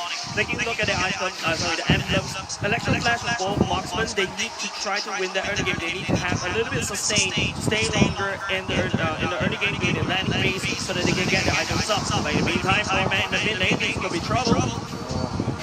Again, both teams showing a lot of respect. Still only 1 kill on the board. And that kill happened before the first minute of the game. Zane finally invading to the enemy jungle here, trying to get some space for Basic up top. So he's going to be able to actually punch onto the turret gold. That's half of the turret gold away by Basic. That's a lot of gold in his pockets early on. Yeah, there's a lot of folk coming out from the Valley. That's the reason why they're leading by a little bit of gold, and that's also why they were able to get a kill. Helping out White Chicken win that battle, but you can now see Onyx Esports, it's now about farming. You can see them putting a lot of attention onto allowing CW to have farm, giving him the mid lane sometimes and at the top lane as well. And then you have Benedetta onto the bottom lane, just cutting the minion waves. Speaking of the Purify, right? Not just Sans, but also basic wild charge defensively by Keyboy, getting himself out of that position. They wanted to go for a dive, but basic with his Purify is really hard to kill.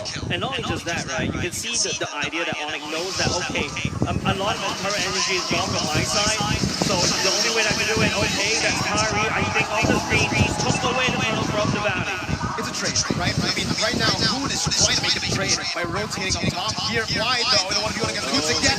It's another kill over to Wide. 2-0 now, up against Boots in the XP lane. Unfortunately, Benedetta doesn't win against the Glue. In fact, it's heavily in favor of the Glue when it comes to the late-to-late matchup. But then again, you have to give it to Kyrie. He stole that turtle with the help of Boots. However, the Valley still equalizes with a kill. And Kyrie, does he win this battle? No, he doesn't. No, he does not. Nova Zane actually he steered does. that away. He does. Did. Oh, okay. He secured it with his retribution. Super Shock, though, jumping in, Time's Rage, and Revenge cancel out the wild charge. But it's going to be who answers back with the wild charge. Keyboy is going to fall with Super Shock Wild too. CW marching forward. Both the roamers taken down, but it does seem like in terms of HP, Onyx Esports have won the resource battle.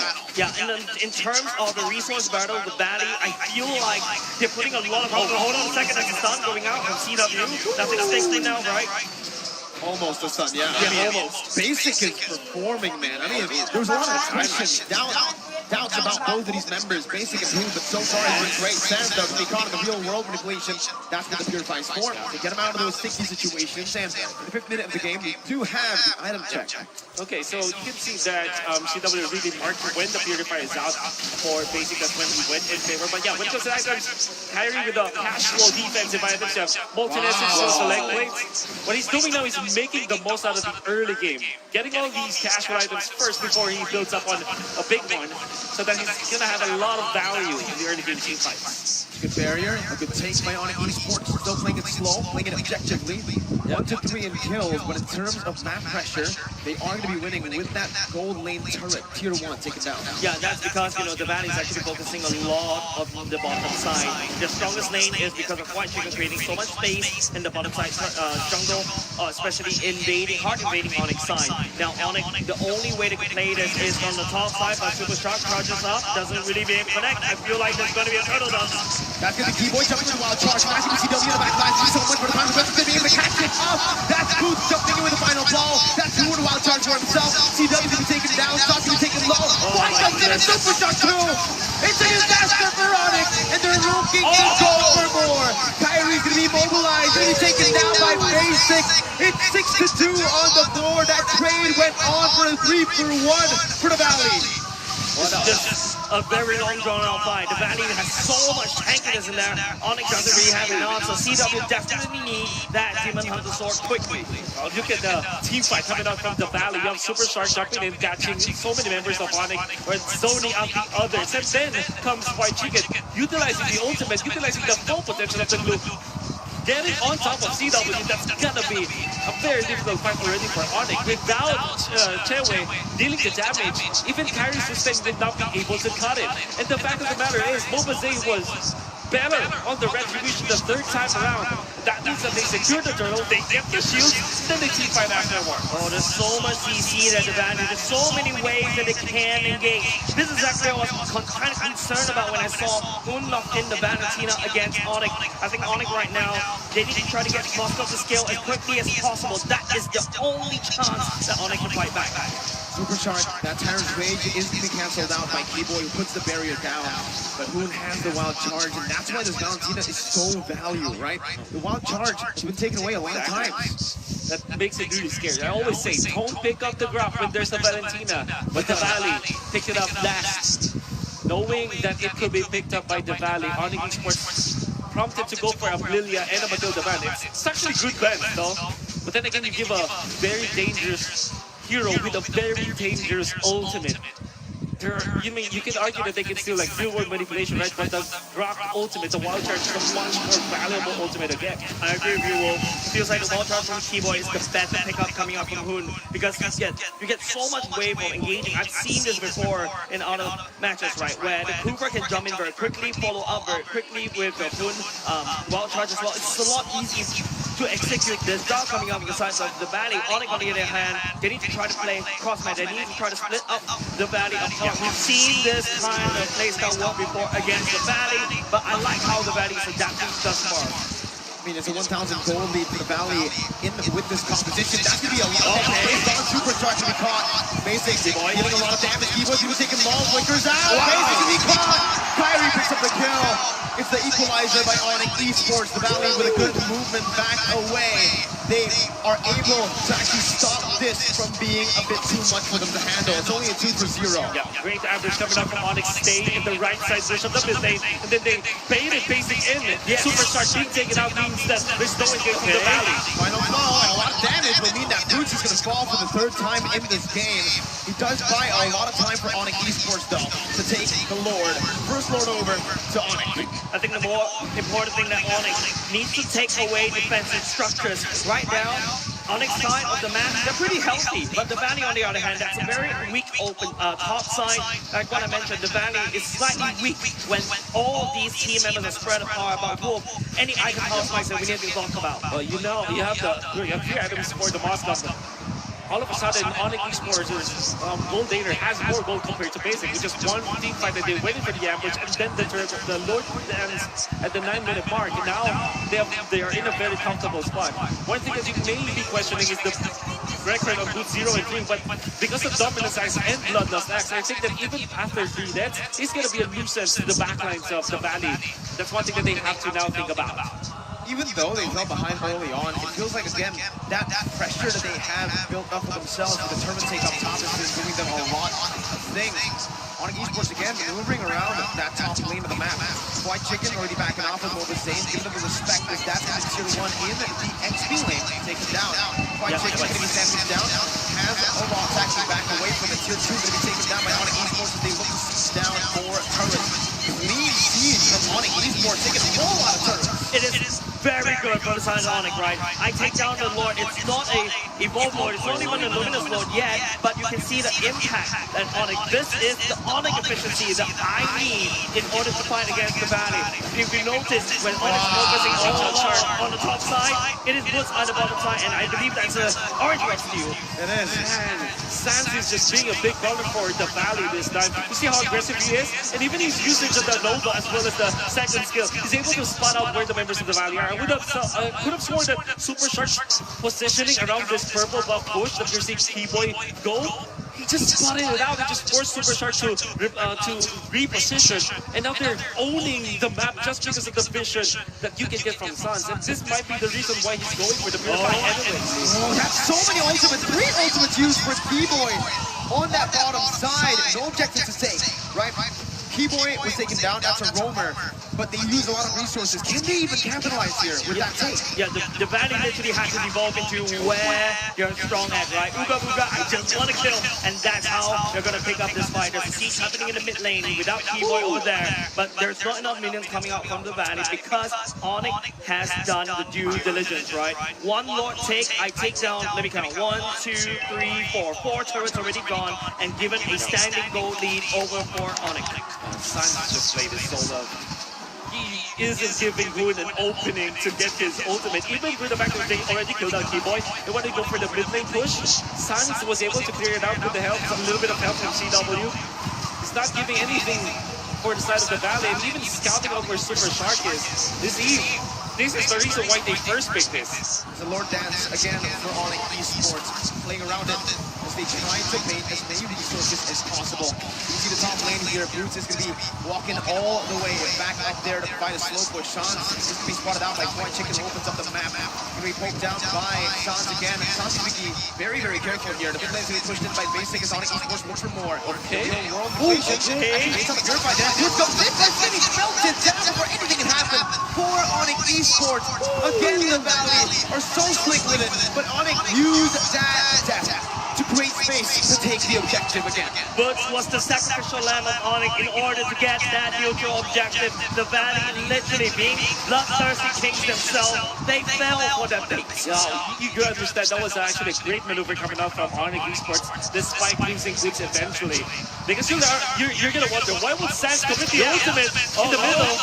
Oh, what a winter junction! He played the winter so early. How do you stop this man? You think he's all mechanics, but then he brings out the macro. You think he's just micro and macro, then he brings out the knowledge. CW now jumping in against 3. What was that? CW! What? White Chicken going in for more. Sans to be caught here. Has the viewfight to get out, and Hoon jumps in again. The wild charge going back at it. Kyrie able to pick up the kill. Hoon going to be taken low. White Chicken with Split still able to actually get out of the super shot. Jumps in with time range and the event to take Sans down. Zane picks it up. Keyboy walks out. Onyx Esports lose a 2-1. And that was a war before. Basic has been munching on the tournament, and they're going to be able to take tier 2. Yeah, that was a very bad fight for the side Onyx. It is Kyrie that damage control, and not only just that. You saw how Keyboy literally locked up 3 members inside that awkward position. The Valley couldn't actually follow up. Had the Valley was able to just do whatever they want without Keyboy's wall, I think Onyx would have lost even more right there. I think it was definitely White Chicken who made it possible for them to win that fight. Was able to snag CW. If you're wondering where CW went there, it's because they have a little bit of trouble, but it was actually the supplement coming up with White Chicken, utilizing the ultimate to really reposition CW into the zone where the Valley could just flicker and use Hoon's stolen wild charge to burst it down and eventually equalize the map. Despite Onyx Esports winning the lower dance with all of their cheeky plays, the Valley just wins with superior amount of damage and superior meta heroes that they picked up. Another thing I'm also kind of concerned about CW, look at the icons, it's a very glass cannon. Technically speaking, Hans Claus is his only hope. He needs to be able to land those whole attack. But look at from the side of the Valley, they have a lot of hard CCs. The main goal for Onyx is, as long as CW maintains his auto attacks, he should be able to out-sustain and hopefully win that fight. But looking at how the Valley's playing, you know White Chicken has CW on his crosshairs. He needs to be the cleanup crew at this point, right? I mean, if he goes in the middle, or if he's in the fight early on, it's going to be a lot to deal with. Kyrie's going to be caught. That's going to be the flicker and the revenge put in onto Kyrie. Still going to be able to actually get out of this question. 1 HP. Baiting the entire team again! Keyboy going to be able to get out of it. White Chicken jumps in, but CW deals a lot of damage. And that's going to be over taken down. He's going to be able to maneuver around. White Chicken will be taken low. Harris with split. Getting more damage. Kyrie is going to be able to fall there in the back line. That's basically Hoon dealing damage. CW in the mix of it all now. Up against White Chicken, he jumps in. Stunned up. CW picks it up. 2 for 1 in favor of Onyx Esports. That snipe coming out of CW Ultimate only almost flips Hoon. If that had hit, I think that would be mega big damage coming out of Onyx. But Onyx training Kyrie away, taking 2. But like I said, the Valleys do have their damage dealers. The bait play coming out from Onyx. And you see that is also started by Kyrie once again. CW as well as Sans, they were in a great position. And Kyrie just picking up the winter junction and then eventually getting the immortality afterwards and allowed them to get more value out of that. Surely they lost Kyrie eventually in the process. They would have taken more. But then again, Onyx Esports taking so much to CW because he's able to outplay White Chicken as well. There's so much bait plays coming out from Onyx. The Valley, they're just a battering ram. They're very strong right now. But they have to be not baited by Onyx Esports. Yes, they cannot be the bloodthirsty kings. They're known for in M3. Right now, you can start to notice that Basic has already started to scale out of control. Onyx needs to find a way to make sure that Basic stays stunned or far away. It's up to Kyrie to set it up, or it could be this. It could be more the Zane. CW late for the shots. Oh, that's a lot of damage on the Zane. Zane's going to be zoned away right now. Hoon with the wild charge. Going to be able to connect, but there's no follow-up. Hoon's going to fall. 1 HP. No, he doesn't. He gets out with the seal. Kyrie now with Retribution secures it for Onyx Esports. And that's an amazing bait for Onyx. Mobile Zane's taken low. In the bottom lane, you also see Superstar who's forced to back away with the pure damage coming in from that Moskov late game. And the Valley just gets out-danced by Onyx Esports. That lore that was amazing coming up from Onyx. And you can see the combination from both Keyboy and CW. The dream combo with the Guardian's Banner and the Moscow Spear, right? That's what you wanted. But then again, they found Mobazane. It was enough. The displacement coming up from the drop block was more than enough for Mobazane to be low. And then he baited out Moon, who went in for the flicker and the wild charge. CW was amazing this game. Yeah, I feel like if we show the items right now, rest assured, all these items are already stacked. In terms of the goal lead, almost very even. But with Onyx crashing on the top side, that's more goal lead over the side of Onyx. Base turret up top taken down. That's a lot of pressure to work with now for Onyx Esports. Wide trying to deal as much as he can, clearing out that enhanced mid wave. But now the mid lane comes down. Real world inflation comes down onto Super Shark to deal a little bit of poke. Damage is very, very low. That's a turret down. And Onyx Esports have taken 2. Honestly, this is insane. They're still going for more, and there's no response from the Valley just yet. T-Boy gonna be caught there in the midst of it all, in front of everybody. White Chicken trying to look for an opening here. T-Boy's gonna be brought back. That's a wild charge to get out of the split combo. And Onyx Esports, they say they're happy with 2 base turrets, and they played a disciplined game, backing up. I think happy is an understatement there, Merkel. I am delighted if I'm an Onyx fan, because cracking open 2 bases means that the Valley needs to put in more resources to invade, to defend the invasion coming off the side of Onyx, and it's up to how Onyx lay out its safety. Dude, okay, the Moskov when he was hitting the turret. Yeah, I know. I lost like half of his HP. That's gonna be difficult for the Valley to deal with, and you're gonna have to hand it to CW. He's the only gold laner that we've seen use the Moscow, and he's playing it masterfully. Glass cannon. Glass cannon. Yeah. I mean, if you're outplaying your opponents, right, it's okay to build glass cannon, but then again, if the Valley has the opening, that's going to be difficult. Kyrie, again, minor objectives, but objectives still. They took away the purple buff. Yeah, small wins, right? Small wins, got to take it every day. Speaking about small wins, the Valley lost at the bottom side lane. Turret as well. It's a bare open base of the Valley. Onyx right now, they have to play around for the Lord Pit. They just need to gain a lot more map control at the bottom side. 30 seconds to that Lord, and you can start to see the potions being bought by the Valley. Yeah, it's gone through that late stage, 20 minutes of the game. Both teams are going to have to play around the neutral objective, right? But the thing is, Onyx Esports have 3 base turrets taken down. That's right. This is constant pressure, constant slow pushes being built up without any setup by Onyx. And it's all about the Lord. That's once again 4-1 coming out from Onyx Philippines, more onto the Lord side, while the Benedetta up top to clear the long lane so that they'll be able to control the map. Whereas for the Valley, they cannot afford White Chicken to answer the push up top. So what they can do right now is to go for a quick wrap around. They're utilizing like Super Shark and Basic to the left side of the map, far away from the Lord, as they want this. But Boots might be able to spot them if he goes to that pathing. Technically speaking, it's a 4v4 around the Lord Pit, right? Now, Boots will show them his clan up top. What is the Valley response? They know there's only 4 members there. Super Shark, nowhere to be found in the vicinity. But look at how he's positioned. Okay, here they come on the main map. They're going to have to make the play here. CW going to be able to get out before the Tyrant's Rage connects. White Chicken jumps in with fast combo, immobilizing them up. Split going to be popped in, but CW is going to be able to actually sustain all the way back up. Boots in the midst of it all with the final blow. Getting back to the team right now. White Chicken's going to be in the midst of it all. Pop by Kyrie. Poke down to half HP. Kyrie still able to back off. A lot of ultimates, a lot of resources being placed down. White Chicken taken low. Keyboy as well. Real world inflation popped in. White Chicken can be taken very low. Take it down. But that's the real world by Hood. CW Keyboy falls. CW's gonna fall to Mobazane, who's gonna be able to take them down.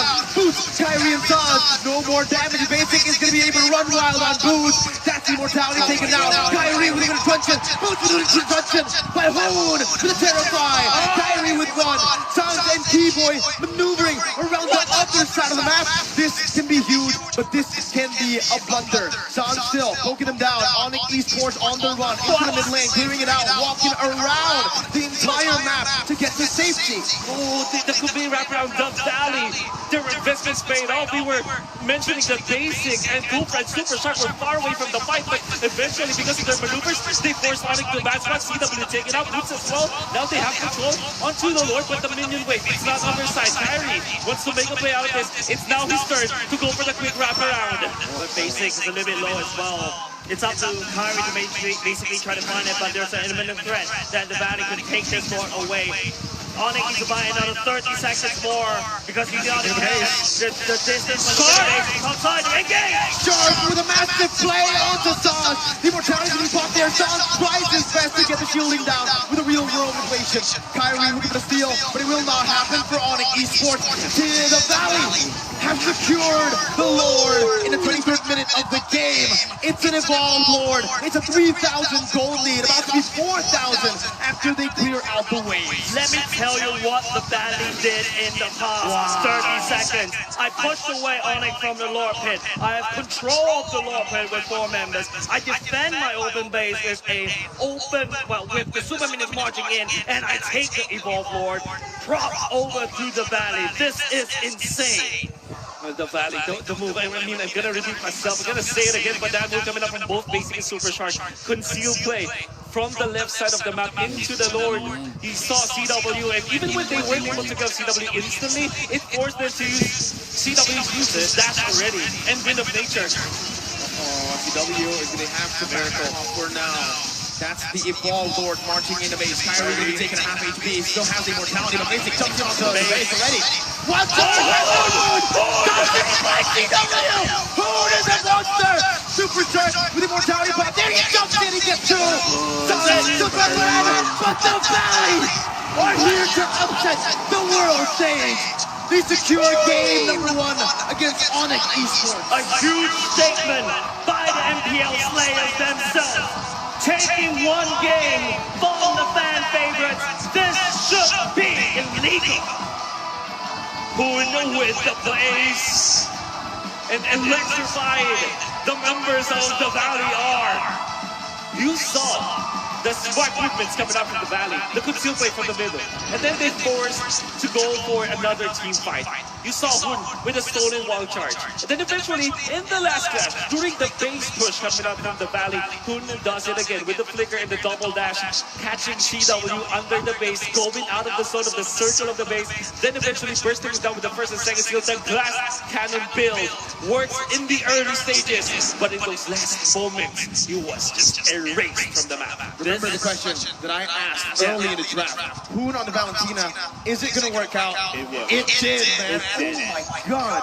Hoon, gotta give him the MVP after that one, man. That wild charge at the end, he was assassinated. He was an assassin that game, man. Assassin Rock. The Rock that did not stop when he goes in the wild charge. But before we actually throw over to the analysis, because I'm itching for all the analysis, that game needs to be dissected. We gotta talk about the M4 Battle Night that goes live this January 21st. Expect loads of events and rewards up for grabs in the game. First of all, what you have to do, complete the battle pass in the game on January 21st to get a skin choice chest. You can choose the skin that you like most from the chest. Aside from that, battle bonus awaits you on the same day as well. Play matches, you'll get a team star protection for 3 matches, double star raising points, double protection points, double EXP, and double BP for 5 matches in a row. We're not stopping there. Free access to all the heroes, loads of extra skins will be available on that very day. So save the date, log into the game on January 21st, enjoy the match and win tons of rewards. Let's all celebrate M4 Championship together, including with your friends. But I need that game to be analyzed, ladies and gentlemen. We will. No, I need more analysts. We'll be going into the biggest brain in the room right here. It is going to be Leo, LaFell, and Trex. What do you got to say about game #1, man? Why are you smiling, Flex?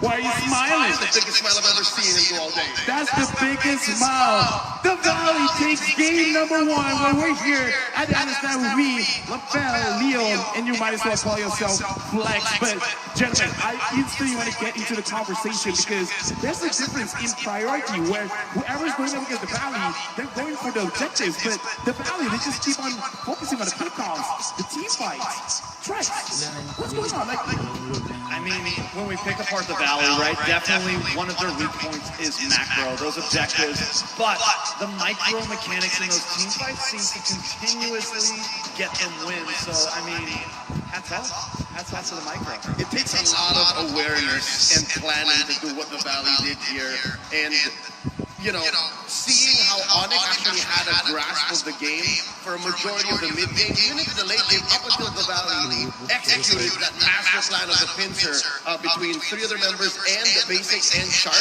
in the final Lord fight. It was just immaculate, magical. Trex, do they do this? Is this a thing that they do? Because for the first time, I believe this is where I saw them first try this. mean, I don't know. Looking at this, looking at the items as well as the heroes, I gotta say, if Mobile Legends was a card game, the Valentina is a trap card because the Valentina was picked late, and it really kind of like crushes what Onyx wants to do because, oh, you got great ults. Can I borrow one of them? But also, not only Bloom with that, but Fried Chicken as well. Just an amazing game from the start. Able to maybe slow down Onyx just a little bit, but kind of help that pincer happen, right? Able to get him to the backside, and then Bloom comes in with a big cleanup along with basics. And I think that's what was missing in their mid-game. They were so honest. I think it was Wolf who mentioned that the Valley is playing like a battering ram, which is what you should do with this lineup. Right? You have a Kufra, you have a Barats, and then you have a Blue. But mid-game, they evolved. They found out, like, we don't always have to be so honest. We can try to find things around the map, and I think that wouldn't be possible without the Forgotten One, without White Chicken, because again, he's the Fate. He's always like, oh, always gonna come from here, but no. Honestly, the Valley's mindset's got to be very interesting because, again, like we were talking about, part of why they can get all of these crazy catches is kind of like, you're not going to see us coming because we're going to look at the highlights a little bit later on how the flank happened with Basic as well as Super Shark. So, again, the way that the Valley is moving, it really is like sharks going for a hunt. And the way that Onyx Esports answers this is by sending Boots and Sans and Keyboy to try and draw lines around the map. But again, your vision will only go so far, and as soon as they let off, that's where Moba Zane throughout the whole game, I think, we'll have to listen to the Shark because I think a lot of the rotations come on him. Yeah, I think he was very just slow and steady in the beginning. Didn't even try to contest the first Lord. Then in the second one, couldn't get a nice play because of Keyboy drawing those lines, keeping him at bay. And the rest of the team, they were at a distance. And even during that last Lord, I'm wondering, why are they so far away? Why are they so far away? And like you guys said, they come in so cleanly.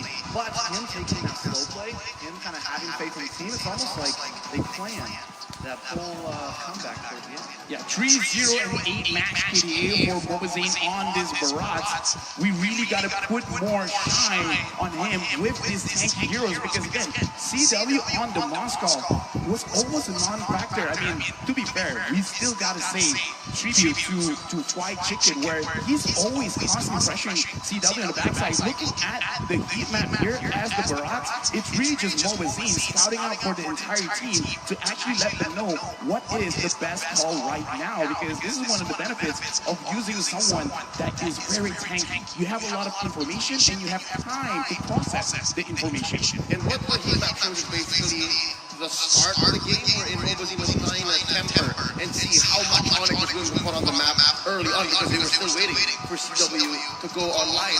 And with us awarding this MVP to Mobazane, right? 3-0 and 8, it's a Barats that went the distance. I'm thinking maybe think of another kind of MVP because between payoff and setup, he was neither. He was a beast of his own.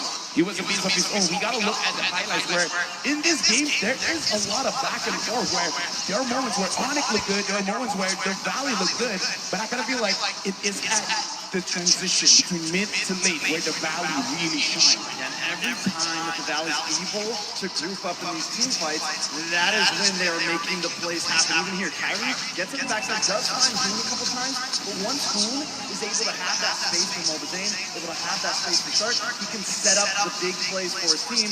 Not only that, Basic here, I mean, at this point, I'm thinking it's over. Basic comes in from the backside, able to clean things up, take out Kyrie there, and this is where the big shift started to happen. Yep. This is wherein they tried to set up that flank, and you see how Basic and Super Shark have a completely advantageous position, and then it all just came to inevitability. When you have an evolved Lord and then a 5v4 essentially, it just ends this way. The final highlight just now just took Trex's breath away because it was like, ooh, I mean, that was so beautiful. That is beautiful. But again, I gotta talk about this, man. Something about the Valley right now. It looks like they're the team with one of the craziest team fights, and I really have to respect that, either in the draft or the way that they're gonna play around after this. Because if the Valley is gonna give up, if they are going for a team fight, fight it or divide it. But with that being said, I really want to watch game number 2. Can Onyx equalize? I want the casters. What do you guys think? We'll give you game number 2, LaFell. Ladies and gentlemen, once again, welcome back to the desk. The desk. My name is Desk. Yeah, the day desk. My name is Jay. Joining me right here is the handsome Merkel and the big brain Wolf. We will be going to game number 2 very, very soon, but I have to agree with the analyst. Man, it felt like it was like a card game, right? Especially during the draft, and not only just during the draft. Also, even going into the game itself, the way they changed CC Onyx to Oblivion was extremely beautiful. I think for me, honestly, looking at the draft, it has to begin there, right? Yes. If Onyx esports want to adjust, want to adapt, it has to begin in the draft. Because they are opting to go for cheap picks over meta picks right now. The Moskov, even the Karina trying to take it away from Zane, that ultimately didn't work out because the Garati was picked up early. I mean, you're looking at Onyx Esports, the way that they approach their series against Echo, and the way that they approach it against Falcon, right? They're picking heroes that are kind of out of the meta, and they make it look good in the first few rounds of the upper bracket. What you saw against Echo, and you see it against the Valley, it's not working. Moskov, as strong as he is, CW is a phenomenal Moskov player, but it's not working because it's not just as strong as the heroes that their opponents are able to get. The carry and the glue together, they're just so strong. I agree. There is a reason that these heroes are meta, right? But I always have this not say confusion, but like a debate with myself. Comfort or meta? Sometimes it's a lot better to play comfort, but if you want to play that comfort, you have to do it well. Luckily, I think that's a hot take. If CW would have gone with the Moskov games, we'll be seeing more Moskov in our ranked games as well. Sure, it would be the new meta, right? Yeah.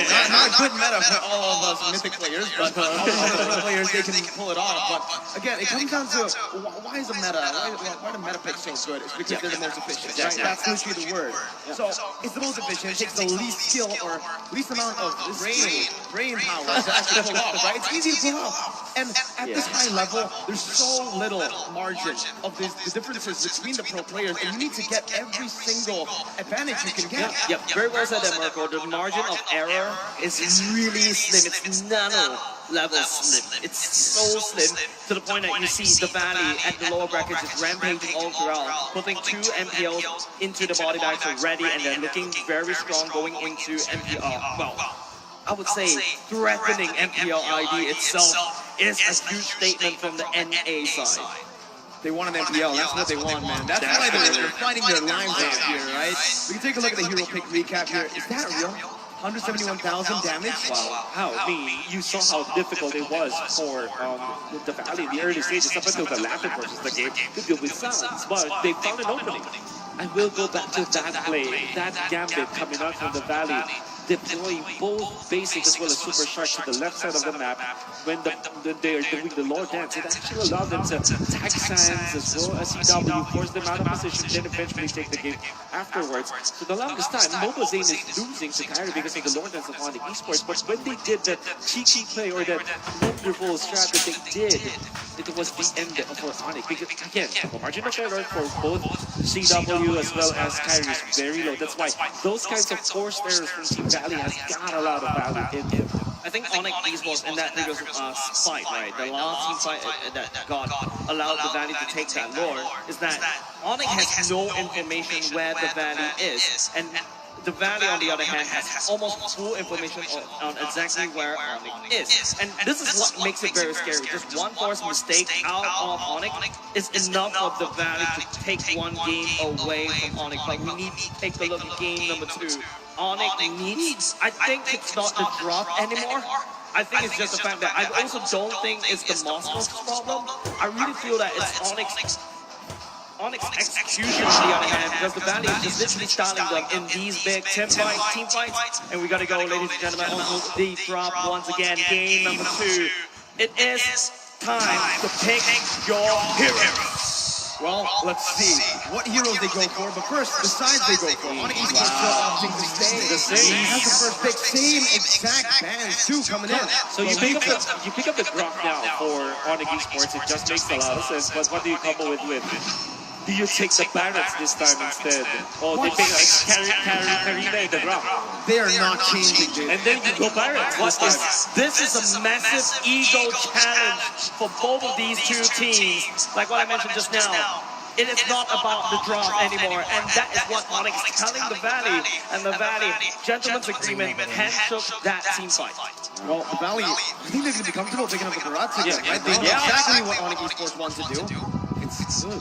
It's still good. I mean, Karina is, you know, arguably during retribution battles, you see Barrett having the advantage just because of the Daytona's welcome, right? Can really force that one out. But there should be a different approach here coming up from Onyx Esports with their last two picks. Not sure if they will pick up the Moscow once again, but evidently it didn't work. Why not? Yep. There will be the same dance, I think. Same dance. I think. No, Onyx Esports where it changed. Okay. It's the same. Right. Matilda for Onyx Esports. If that happens, it's the Matilda. Right? I think at this point, or maybe he buys the Kufra?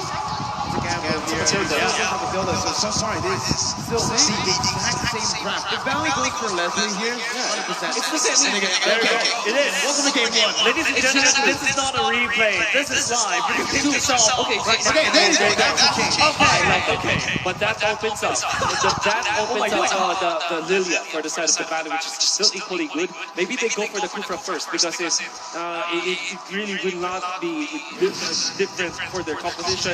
And they just last maybe a Lunox or a Lilia, depending on what the Valley, what Hoon feels like. Now it has to be not Moscow unless they, or maybe just put the Gravity XP lane, get a different hero for Keyboy. Maybe a Kadena or Cho. Kadena, those two heroes that can dive to the back line can pose a threat to the carry. And on top of that, I think for this one, the Moskov, do we still want to see a Moskov here? I think the Moskov did a good job in terms of damage here, but they will keep going for the Cho. And, oh my goodness. To the Moskov, it's okay, that's okay. But the Cho is a big difference maker. Now, do you want to go Lilia for the side of the Valley, or do you want to go back to something like a tank spreader to go with the carry, like a Lunox that we talked about? That's great damage versus the ground as well. It's a threat. Well, they go for the Lilia, a bit more mid-control, wave control, a bit more just pressure on the board, right? Yeah. If you're playing with the Mirage, you want to get that mid-control as fast as possible. Correct. That's still what the Valley are going for. Another thing I also like to point out is that Onyx and the Valley are basically like, you know, they're driving on the same highway down the road. And then you thought that they're going to be best friends, you know, parallel all the way. And then all of a sudden it is Onyx like, wee, I'm going to go to the other side by bending away to Valentina. And then the Valley right now, they want to go for the same, you know, same style, same composition because they thought Onyx was going to go for the same composition. And the Valley right now needs to opt for a Lilia. I feel like the Valley's composition in the game number one heavily feels like the Valentina is a better slot right there. Benedetta in the previous game worked a little bit, but had to be a sacrificial role. This time, the Grok, it will be a more proactive role. Not because it destroys the composition of the Valley, but it has this tech that it can win against the X-Blade matchup. As compared before, when it's like a Glooper's Benedetta, where the glue was just able to destroy the Benedetta, this time it will be different. Yes. Welcome, ladies and gentlemen, to game number 2. It is Onyx sending a statement to the world that they will be the heroes against the antagonists of M4. Well, you know, let's take a look at this and let's try to dissect it, right? The way both teams are going to be playing is through the mid lane. Sans Keyboy, Cho Yi combination versus the Lilia Kufra. It will still favor the Lilia Kufra in terms of wave clear, but that's where the Yi can actually say, hey, I don't need to just clear the wave. I can actually poke you down with a superior range. Maybe now the Valley will be focusing on the bottom lane. Super Shark in a prime spot, he actually went to do that push earlier than Onyx Esports, why they're able to control it, but that meant that Onyx Esports will control the Lethal Wonder, unlike in the previous game. Yeah, a lot of changes coming up from Onyx. It feels like the same drop, but, you know, the change that the Grok goes to the XP lane, and then, you know, Keyboy goes in a whole roam. I like this space coming up from Onyx in the jumping phase. Smart move coming up from Super Shark. Use his passive to attack this Lizard, and because of that, the Lizard was able to spot out 2 of the members of Onyx Esports, taking out that way. So, very good play coming up from Super Shark. Yeah. Lizard? I was looking for the Lizard. I was like, where's the Lizard? What's the Lizard? I thought you was the Lizard. Actually, though, fun fact, right? Looking at the drafts again, it's just a very minor adjustment that Onyx just have made. Literally just one hero change and one hero ban change. I did it. You know, I got a lot of chances to actually speak to Aldo back in MPID Season 10. Here, though, Sounds to be caught. White Chicken actually wants to dive in after he mobilized. And his first blood again for Wide. But this time, Kyrie's really looking for a play with Boots. That's going to be trade. 1-4-1. Sans for the FP lane. But back to my point.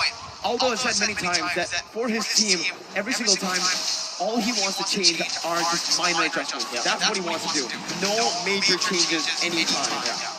And now Kyrie is actually a level ahead of Mobazane, but Mobazane, if he gets to the orange buff, will be sort of equalized, but Onyx are just rushing in. Boots! Wild charge and D-Boy takes Moon away the Dragon.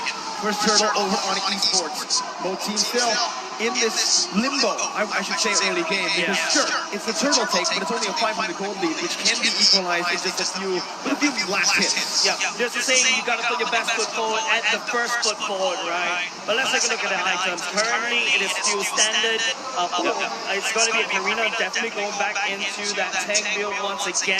Another thing to highlight as well, that Moskov going for the same route as well. So nothing too shabby, but another thing I was going to point out, White Chicken doing a lot of damage on the early game. That's because first item he rushed was the magic penetration boots. See now, the Onyx, this damage may be just, just forcing their level, their experience advantage over the Valley. Maybe carry the next turtle, they want to make sure that they take it as well. The fact that White Chicken was a little bit shut down this game, that's already good news for Onyx Esports compared to their previous game. Maybe they can activate boots much faster than how they did it in the previous game. I mean, we got to talk about this mid lane pressure because now it seems like with the help of the Cho, when we get into that mid stage, it's going to be a bit better for the Yves Cho combo compared to Lilia and the Kufra. But let's see here as Onyx Esports and the Valley have actually opted to put the resources down in the gold lane. Both teams disengaging, no real source or no real commitment from both teams. Yeah, there's nothing to fight in the bottom lane. The turtle is coming up 30 seconds, but hold on a second, there's going to be a fight. To the side a bit there, a wrong angle, the damage will still come through to take Mobazane down. Onyx Esports with a 1,000 gold lead, picking up the jungler 20 seconds before the turtle spawns. Meanwhile, in the gold lane, you can only see Superstar going in. That's going to be T-Boy taking to half HP. He respects the damage, recalls away. Gets out as well because of the fact that he is a Cho, a very mobile hero. That is the main difference between like the drop and the carry. The drop doesn't, he cannot stay in front of the carry. Has to use the wild shot just to get away. But when it comes to the Cho, he has many ways to get out of the zone. And this is going to be a real good adjustment coming out from Onyx Esports, opting to go for the Cho instead of the drop roam in this game. And of course, the drop in the X game also, you can see how good it is against the blue. Yeah, I think right now it's all about this turtle dance. That pick up from the side of Onyx on top of Mobazane is just a minor tickle for the Valley, but it seems like they have to commit to this one. Wild Charges is going to be gone there. T-Boy going to be able to knock Mobazane's back away.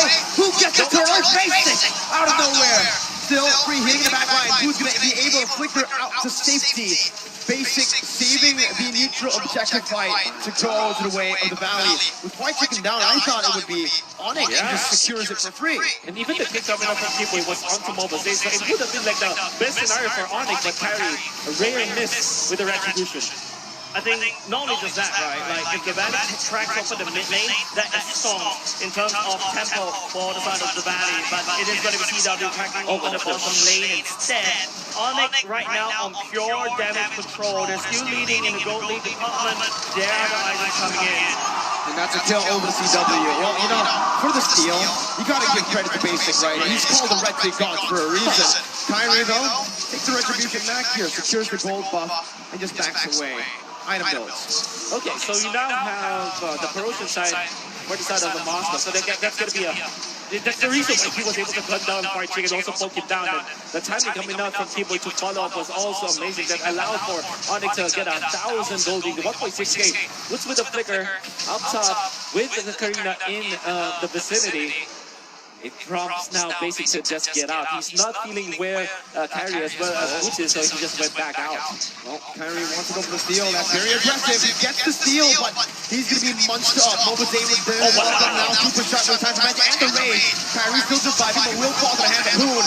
Wild Charge coming down. CW in the midst of it all comes back in, securing 2 kills for Onyx Esports. It's a double for CW, and it's a 3-for-1 on top of the setup provided by Kyrie. And this is the reason why Onyx went for the Moskov in the early game with the torso side items. Instead of going for, the crit damage items, which is a lot more expensive, you want CW to get online as quickly as possible. And now, that Rivers team fight, Kyrie literally walked into an obvious Dayton as welcome, but Onyx was just in time right there, and you don't fight a Moskov in the choke point. It's literally spears all across the board. Onyx will have total control. I think that was a great communication coming up from Onyx Esports and great macro as well. Even when it's like a very risky move for Kyrie to go up against Mobazane, he knows that if he gets the retribution up, because he has got the level advantage, the fact that he already stole that orange buff is just a lot of gold you take away from Mobazane. A lot of the temp was taken out from the barracks, and the favorable trade for Onyx Esports 3-4-1 was hashtag word for Onyx Esports. 3,000 gold lead now for Onyx Esports. Thing is, we saw this. Yeah. They were leading. I like the fact that we're like, hey, it's a 3K gold lead. It's an advantage for Onyx. But then we're like, maybe not, because we've seen how crazy teams can play in F4. A 3K gold lead is nothing. When it hits hard, it's a 10K gold lead when every one of each member from your team is one item ahead, and that's where you get to see the bigger result. 3K is nothing to stop at. The Valley can easily climb back this back. However, Onyx doesn't want to give it to them. Good opening there by Keyboy, spawning Mobazane out. Now Mobazane needs to make a decision. He does. He tags the retribution there. Both of the junglers went for it, but Mobazane is able to secure his own. Valley still on defense mode right now, and honestly, they're doing really good right now, right? They're clearing the waves properly. They're responding to Onyx's proactiveness very, very well. However, they're losing control of the map, and that is why Onyx Esports are banking on heading into the first lord of the game. If they control the map, if control the lanes much better, if they take away the purple buffs, as well as the orange buffs, before the lord happens, that will be an easier lord for them. So now it's Kyrie with a 2-level or 1-level advantage over Mobazane, heading into the next lord fight. Super Shark though has the flicker. That's a lot of damage coming up from CW. Hoon doesn't have the purple shoes going in. 16 seconds is that Lord Tower right now. Shar is charging it up. It could be a fight, but it would not. Onyx right now just focusing on clearing the waves. That's the name of the game. Put a lot of pressure on the lane, force the Valley to react. That's something that we did not see in the later stage of the game for Onyx Esports when they were actually winning. They had 3 base turrets. The setup was neglected, ignored by Onyx Esports, and the Valley were able to capitalize on that. Keyboy though wants to go for away the dragon. All super touch on all people. Mobazane still going to be able to get the down. And that's ECW pinned down. That's the time to face as well. It's free in the back line. He's going to go down. His damage Don's going to be able to be top 4.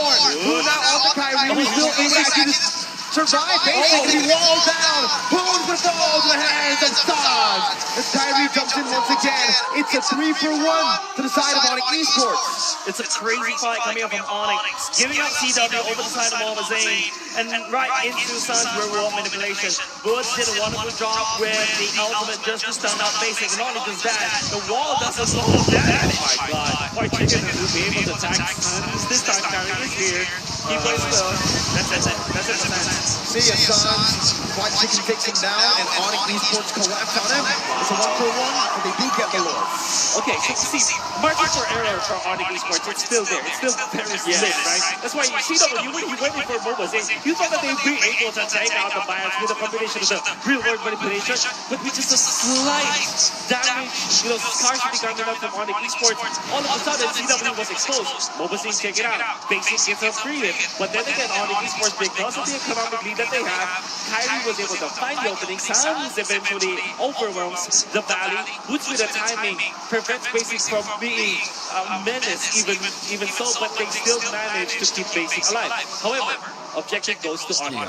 Hardcore built up for CW. He's still going for no defensive items. No, man. Full offense for CW. Yeah, defense is for nerds. That's what LaBelle said, right? But of course, it's going to be Onyx controlling the map for now. That Lord that is marching up top, the Valley needs to buy time. They do have a carry in store, and you start to see the damage start to leak through. But it's a little bit tricky for the Valley because a Moskov could hit Mobazane, and Basic could be caught in the backside as collateral. What do you do right now if you're the Valley? Yeah, you just defend, you know? You have a lot of wave clear in you. You have the barracks also like frontline in a way. And you also have the carry as your late game insurance. Just don't lose inhibitor turret. Just don't lose a man. They're going to be okay with this first Lord push coming up from Onyx despite you being a big deficit. They still have the turret passive, so I think, yeah, there you go. Without even blocking it down, actually, they're going to be able to defend the top side base turret. Tier 2 down below. Going to be taken down, though, in the mid lane as well. So, it's still on esports with a lot more map pressure. Keyboard going to be called. Superstar jumps in with time spent and the rage. But will the real world inflation stop them? Yes! He's the one who falls! You don't do that to Basics. Basics does that to you. Yeah, man, you can see how Sen set out a beautiful real-world manipulation, but giving the EXP laner as a trait for Aroma, I think Onyx shouldn't have fight there. The main goal is to put some pressure. Remember what we talked about, Wolf? Little wins, and make that win. Keyboy getting away, the drag down onto Zane. The killing spree over for Kyrie. Still a 5,000 gold lead is on the esports, trying to beat down the base turret in the top lane. CW with very aggressive movement here. Needs to be careful. Again, Basic going to be from nowhere. Finding CW, punishing him, and the Valley takes one back. Again, margin of errors. Seriously, for esports, they're winning with CW. It looks flashy, right? They found Basics, but Basic had the win of nature, and then there goes Super Shark's punishment. They went outside of the real world manipulation, outside of the influence of Sans, and Onyx will have to lose their carry. However, they still took the turret up top, but was it worth it for the Lord fight? M4 has never failed to amaze me. These matches are tied. Man, you saw what Supercharge did. That was a maximum range right into the ultimate. So beautifully executed. Momozen already on the lock here right now. Ready to unload. Moon taking low. Keyboy looking for the opening right now. Supercharge pops in the bouncing ball. Kyrie looking for retribution right now. That's going to be it. 50-50. Oh, Zane wins it. Gets it up to the welcome onto Keyboy. When he takes him down. Basic still. Ready for the hills. They got the Lord. That's all they need. They're backing out. The boot jumps in with the wild card. One kill over on the esports. Momo taking the ball as well. Double kill for CW. 2 kills and the Lord for the Valley. Who is it worth for? That's my question to you. Well, they do have the Lily at this time, so I think it's kind of worth for Onyx in terms of the economy, but they will not be able to end this unless the Valley makes a mistake. CW carries through. Uh-oh. Lord's marching down the mid lane. Onyx Esports took down the base turret in the bottom lane. And they're going to be able to clear this out. There's nothing that the Valley can do with the Lord. Exactly. We're talking about little wins right now. Onyx needs his small little wins. You saw that it converted into a Momozen kill in the earlier part, but then Onyx got a little bit greedy. They got, you know, I want a bigger pie. But right now, they can only eat small little crumbs. Onyx needs to slowly accumulate these crumbs, make it into a big mountain so they can take this game number 2. Well, the fact that the Valley have prolonged this game, that definitely makes that Lord fight worth. But however, it was very risky. There were so many chances for Kyrie to steal a retribution, especially with people jumping in for the stun onto Moba Zane. But then again, Moba Zane held his ground again. The Daytona Slugger providing crowd control immunity held their case. Doing that. Oh, wow. Not a big fan. Yeah, there you go. So you technically just called CW a nerd. Indirectly. Hey, it was LaFell. It's LaFell. LaFell with the initial look at that. But you gotta admit, that is CW showing a lot of respect over to Hoon. The reason why Onyx cannot penetrate or take more, you know, map control away, or basically take more turrets from the Valley is because Hoon on this Lilia clears the wave like it's nothing. You compare that to a Valentina doesn't have a very good wave clear. The way that the Valentina wave clear is you need to step forward, and when you step forward, there's a lot of mistakes that you might make. I love how in the knockout stages, especially towards the end here, I think yesterday and today, we're just seeing close games every game, right? Very rare that we get to see a stomp. I think the last one was 1 game out of 5 in RQ versus Falcon. Oh, top lane again, Sharkin. Who's going to be able to survive there? Basic with the ball. Basic kill, but now it's the double. Basic is going to fall, and Kyrie picks up the shutdown. The rest of the Valley are here, trying to make their way. CW is going to be taken down already early on. T-Boy still trying to run away. White Chicken already on the split. They still have a tier 1. They can play around it, but what an amazing bait by Basic to bring the other members down. Boots CW out 2 side laners. Right now, the Valley does have a lot of priority this time round. Onyx needs another 30 more seconds to get into the lock hit for now. If the Valley camps around the lock hit right here, you can see they're making a beeline. Onyx would not be able to gain Lord presence. My goodness. Again, right? Every Lord fight, it feels like CW's just not there. Yeah, so Basic is, I mean, the super shark, super basic shark, whatever we call that. Basic combo. shark. These ambush coming out, ambushes coming out from the Valley. They snatched the lead away from Onyx Philippines for quite a bit, and now it's equalized. Onyx cannot take this fight. They're not ready for it. They're not. T-Boy's very low, right? He needs to back off here. He needs to play with the side lane pressure, but the Valley are not giving that to him. Wow. Good sniper, actually, from the edge of the base. Big blunder. You cannot do that here, T-Boy. You need to apply the vision. He recalled in. The Lord is at half HP. No knowledge right now. Look at that. The power of nature still able to escape. T-Boy's finally back in the Lord fight. White Chicken jumps in with a slam, pass, shooting sounds away. And just like that, that's a man advantage for the Valley. But still, White Chicken not able to find out the split. Now it's going to be 50-50 once again.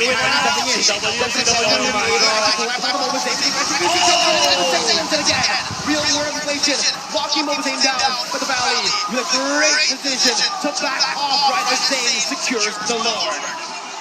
I don't know whether this is a curse or not in M4, especially those people who took down the Lord.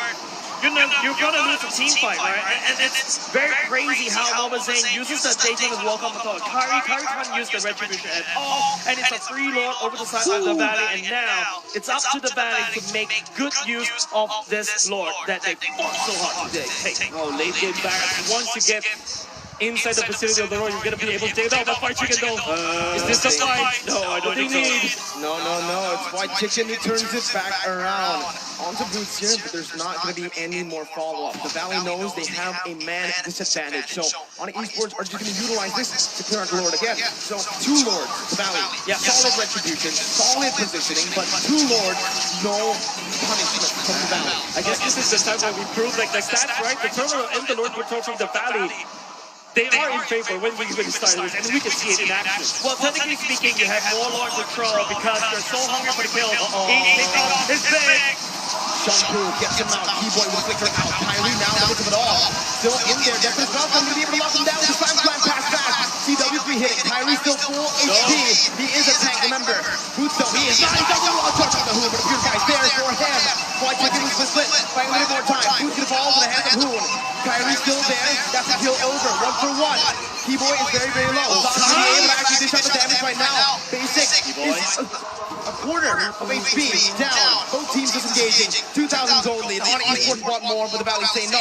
We're backing up. We're trading XP laning for now. This is how the game has evolved to be. We're trading right now, but the Valley does have an advantage. They're stronger in the Lord Control because they always take one member from the enemy team away, and then the enemy team doesn't dare to contest the Lord. You have to clear the CW.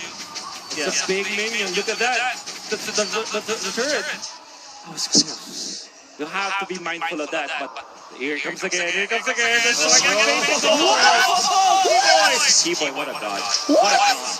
What a god, T-Boy. I like the way that you say it, T-Boy, what a god, and like a matter of factly, like you know T-Boy is a god, but Mirko and I were like, what? Dude, it's not fair. You get to hang out with these players. Dude. I just know them. My goodness. That was very sick. But then again, this combo, the Kufra and the carry, we saw that so many times this game. Good thing is, this is a choke, so you can escape. You have ways to escape. With a Shunpo and a godly, reaction time, yeah, surely you can. Oh my god, I'm just you're talking about things happening in the future. I'm still calling the Keyboy play. Alright, okay, there you go. We gotta move on.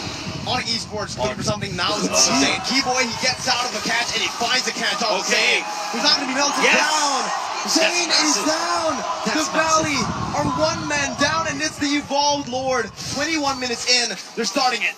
They're definitely starting it. This is very big for Onyx. This is the window, and it's a very slim. The Valley, on the other hand, look at Basic, look at Super Shark. They can turn this around. Onyx needs to take down this log as quickly as possible.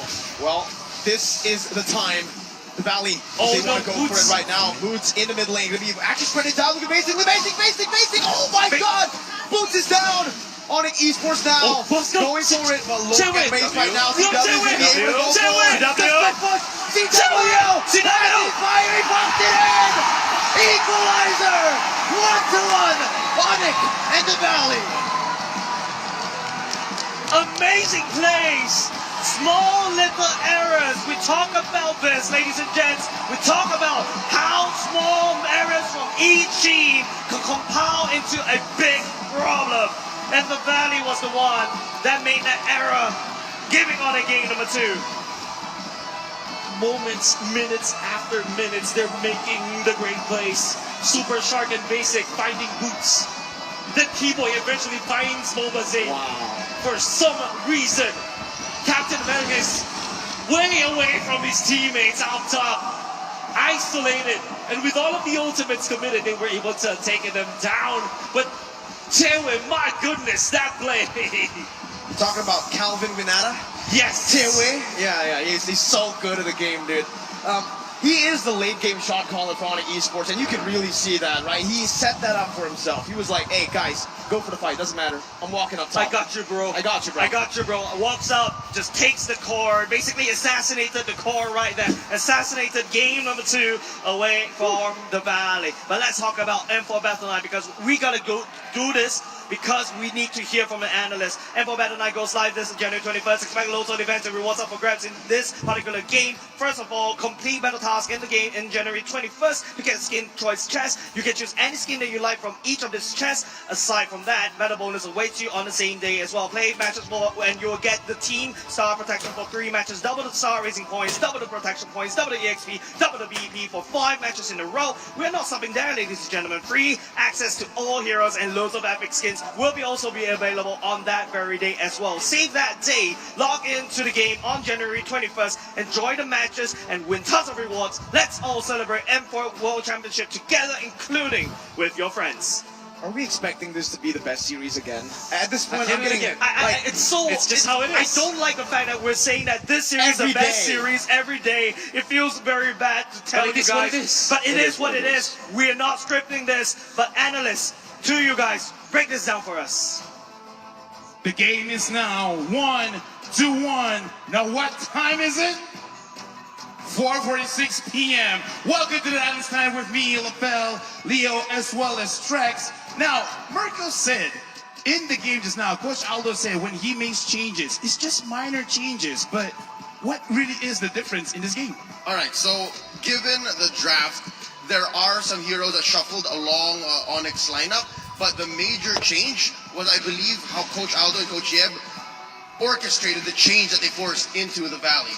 I mean, just that small change. Banning out the Valentina, picking up that Cho for Keyboy is honestly what made the biggest difference. The final winning play in that was catching Mobazane off with that Way of the Dragon. So a minor but critical change. And that shows the difference between game 1 where they tried to draw lines with the Grok and the Benedetta, but now it's more proactive given that they have the Way of the Dragon. It's a better way of controlling team fights, which again, the Valley are so good at. Yeah, because we got to look at game number 1 where the Valley, they could counter-engage a lot, and Onyx, they couldn't engage. We're looking at the items as well as the heroes. So CW, even though, yes, I do agree that defensive items are for nerds. And CW is like, actually, that's correct. He threw away his Athena shield and went for full damage. He actually swapped it out, I believe, with the Wind Talker just to end the game. Yep, just cleared those waves faster. And something that's got the folks talking at home is the fact that you have a golden staff on a Moskov. Yes, that does effectively get rid of the potential to crit, but it still allows for his passive to trigger much, much faster, which is again great against a battering ram lineup, just like the Valley. Exactly. And of course, against something so bulky, the whole crit build, I feel like, has gone out the window. Most of these marksmen that we see are building for speed, right? They capitalize on that DHS as much as possible. And normally you don't see a Barats get melted down that fast, but because of that build, they were able to shred him. Demon Hunter Sword, Malefic Roar, as well as the Glowy One. I kind of feel like Onyx, they saw what happened in game number 1, and because Mobazane was the MVP, they're like, if we let go of Mobazane, if we make sure that he is not in the game, that it will probably affect the way that they're moving around the map. So I like the response. It's like, sure, he's a very tanky dude, but if you throw like 3 to 4 people, he will eventually go down. So looking at the numbers here, Rich Guy this time is CW, but for 2 games in a row, the carry is Sans. Yep, and again, the sandbag mobilization. You mentioned how he's such a pivotal player for the Valley. The fact that Keyboy is able to find him and Sans able to keep him down with the real-world manipulation and then have CW or Kyrie finish the job, that seemed to be about 30 to 40% of what won Onyx Esports this game. Oh yeah, I mean the Valley brings in that kind of pick play in game 1, but this time Onyx brings it themselves, and I feel like they got the better picks, right? They were able to pick off Mobazane right before that final Lord, and that's how you win the game right there. So right now it's kind of weird because this sentence would not make sense normally. The Valley need to protect their tank. They need to protect their front line because looking at the draft, it really does seem like Onyx Esports, they're approaching this game by having a draft that can actually melt any tanky hero. So they gotta look back and see how they can really prepare for this one. But we now gotta prepare for the MVP of the game, where the MVP for this one is going over to CW, where even our casters were talking about it. Did they like it? Did they not like it? Is it meta? Well, it is for CW. Yep, say what you will about Calvin when he moves on forward, uses that dash on the Moscow to get into a better position, and, you know, a few times in this game got caught, but still, the fact that he was the payoff for what Onyx Esports was setting up. And again, having an Inspire on a relatively immobile marksman just shows how much conviction and how confident CW is with the plan that his team just let out for him, and that got them game 2 victory.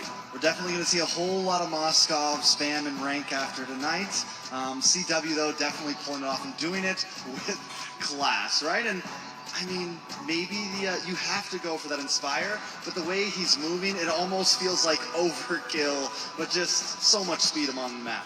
I mean, Mirko always says this. This is like his favorite thing to say, which is he understands the assignment. His assignment is to actually dish out the damage, not necessarily trying to survive too many fights, even though that's kind of weird as well, because as a gold laner, you want to survive first 5 minutes up until the 10 minutes. This is the mid stage of the game. He's moving around a lot with his team. Number one, he does want farm, but at the same time, he's one of the main reasons why they can even get kills in the first place. Yep, this is actually, I'd say, irregular if you compared this heat map from the 5-10 minute mark to, I'd say, most other gold laners in M4 specifically. Don't even get me started on rank games. It's so rare that you'll see a gold laner leave their safe space and then actively try to push, actively try to make plays with their team. And this is just a thought, right? Let me build up on this. The fact that carry is so prioritized, Moscow might be the second best alternative. Yeah, and I think it also just counters the carry in that early stage, right? You can at least stalemate it. You're not going to get completely dominated. But coming and taking a look into these highlights, this is kind of where things start to shift. And the Valley was always kind of on the back foot here. Onyx really just showing presence in these team fights, something that they lacked in game 1. But now, Valley having a bit of a rough time.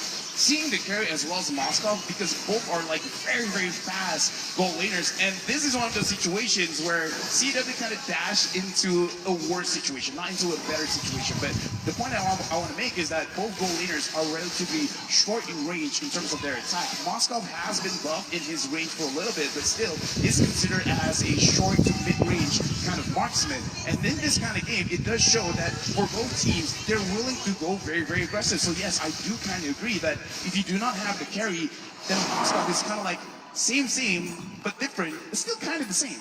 And the difference that these two have, which makes maybe Moskov all the more a better choice in this current metagame, is that early aggression. You have a level of CC that the carry doesn't, and you almost have the same potential for shredding armor or tanky heroes. So again, we're onto something. Yeah, with that being said, this is a crazy match, but something even crazier is going on with our host. Now, I wonder, what is that crazy thing, Mar and Clara? Is it really that crazy?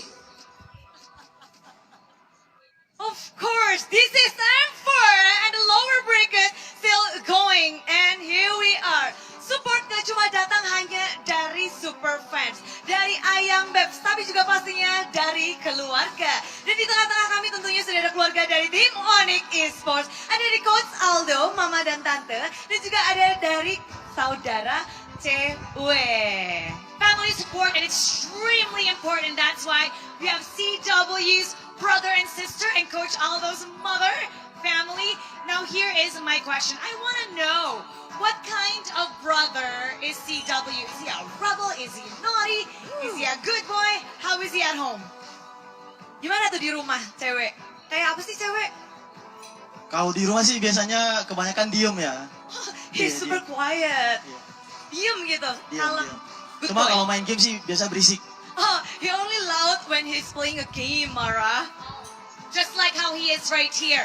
Now, when they won MPL Indonesia Season 10 as the champions, what did they do for the family? Did they give any special gifts for you guys? Habis juara ada hadiah kah atau ada hal yang spesial saat kemarin tuh juara dari MPL season 10 Tante?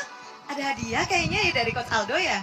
Alhamdulillah, Aldo hadiahnya semua diserahkan sama ibunya.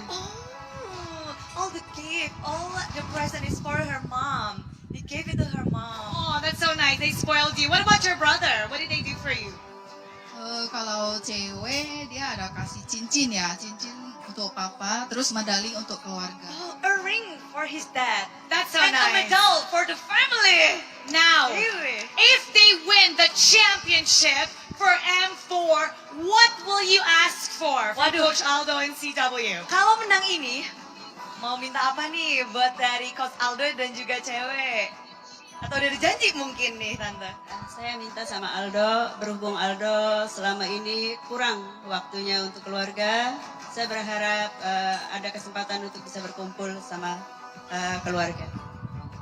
Together around with the family because right now they're so busy with the tournament and they want a time for family. Coach Aldo, tolong ya Mom, waktunya for ya. sure they'll do that. Yes. What about for your brother? What are you gonna ask for? So you give a ring this time. This time, what are you gonna ask for? Kalau cewek menang ya, kalau bisa sih pulang Imlek ya,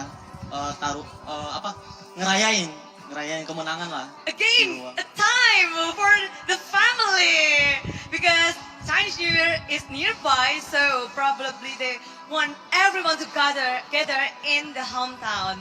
One last, your final message. What's your message for them to pump them up? Mau ada salam-salam nggak sih? Mau pesan-pesan buat mereka nih yang mungkin akan tentu langsung mendengar di sana, Tante? Mungkin satu-satu. Aldo dan timnya semangat selalu dan terus menjaga kekompakan supaya kita bisa menjadi pemenang. Amin.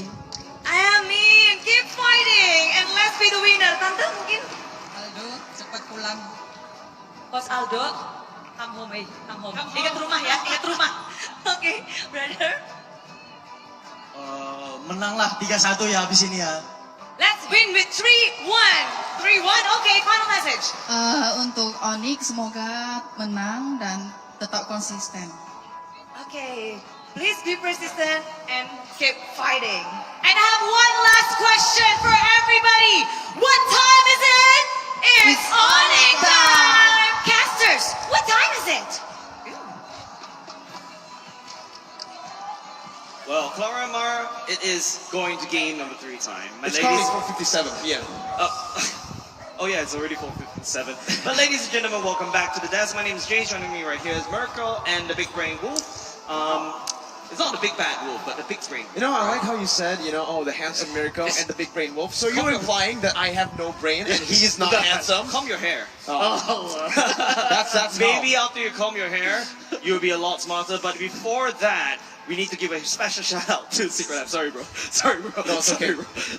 We got to give a special shout out to Secret Lab, the official gaming chair partner of M4. We're talking about a built-in lumbar support system that you can adjust to your spine, an incredible magnetic memory foam head pillow, and also brand new fabrics in all sorts of colors and designs. The Secret Lab Titan Evo 2022 gaming chair is designed to keep everyone on the desk right here as well, and even the players in incredible comfort for a very, very long time. Of course, we're going to be here for a very long time. But of course, M4 Pass is available now. Complete all active tasks and you'll reach level 75 at ease. And for free as well. Log in now. Exclusive rewards such as the Beatrix Light Chaser, Beatrix Stellar Brilliance, and M4 Beatrix figurine are waiting just for you. Hashtag Mobile Legends Bang Bang and hashtag MLBBM4. Hashtag Dare to be great. We're not stopping there as well. M4 Battle Night goes live this January 21st. Expect loads of events and rewards up for grabs in the game. First of all, what you have to do, complete battle tasks in the game on January 21st to get a skin choice chest. You can choose the skin that you like from these chests. And of course, aside from that, battle bonus awaits you on the same day as well. Playing matches and you get a team star protection for 3 matches, double star raising points, double protection points, double XP, and double BP for 5 matches as well. Free access will be available to all heroes, and loads of XP skins will also be available on that very day. So, save the date, log into game on the January 21st, enjoy the match, and of course celebrate the M4 World's Championship together, including with your friends. And I'm gonna tell you this, right, ladies and gents? Yes. In Singapore, we have this shop that always say that they're closing. It's a fire sale, right? And this fire sale happens every day. Usually, fire sales don't last more than one week, right? But it happens every day. I feel like M4 we're doing the same as well. We're literally telling you this is the best series every single day. Yeah. And I feel like our noses will become longer because we're basically feels like we're lying to you guys. We're lying every day, right? Because the teams keep on performing, man. And, I mean, that's a good thing, right? Because we're getting the highest level of competition in MLBB.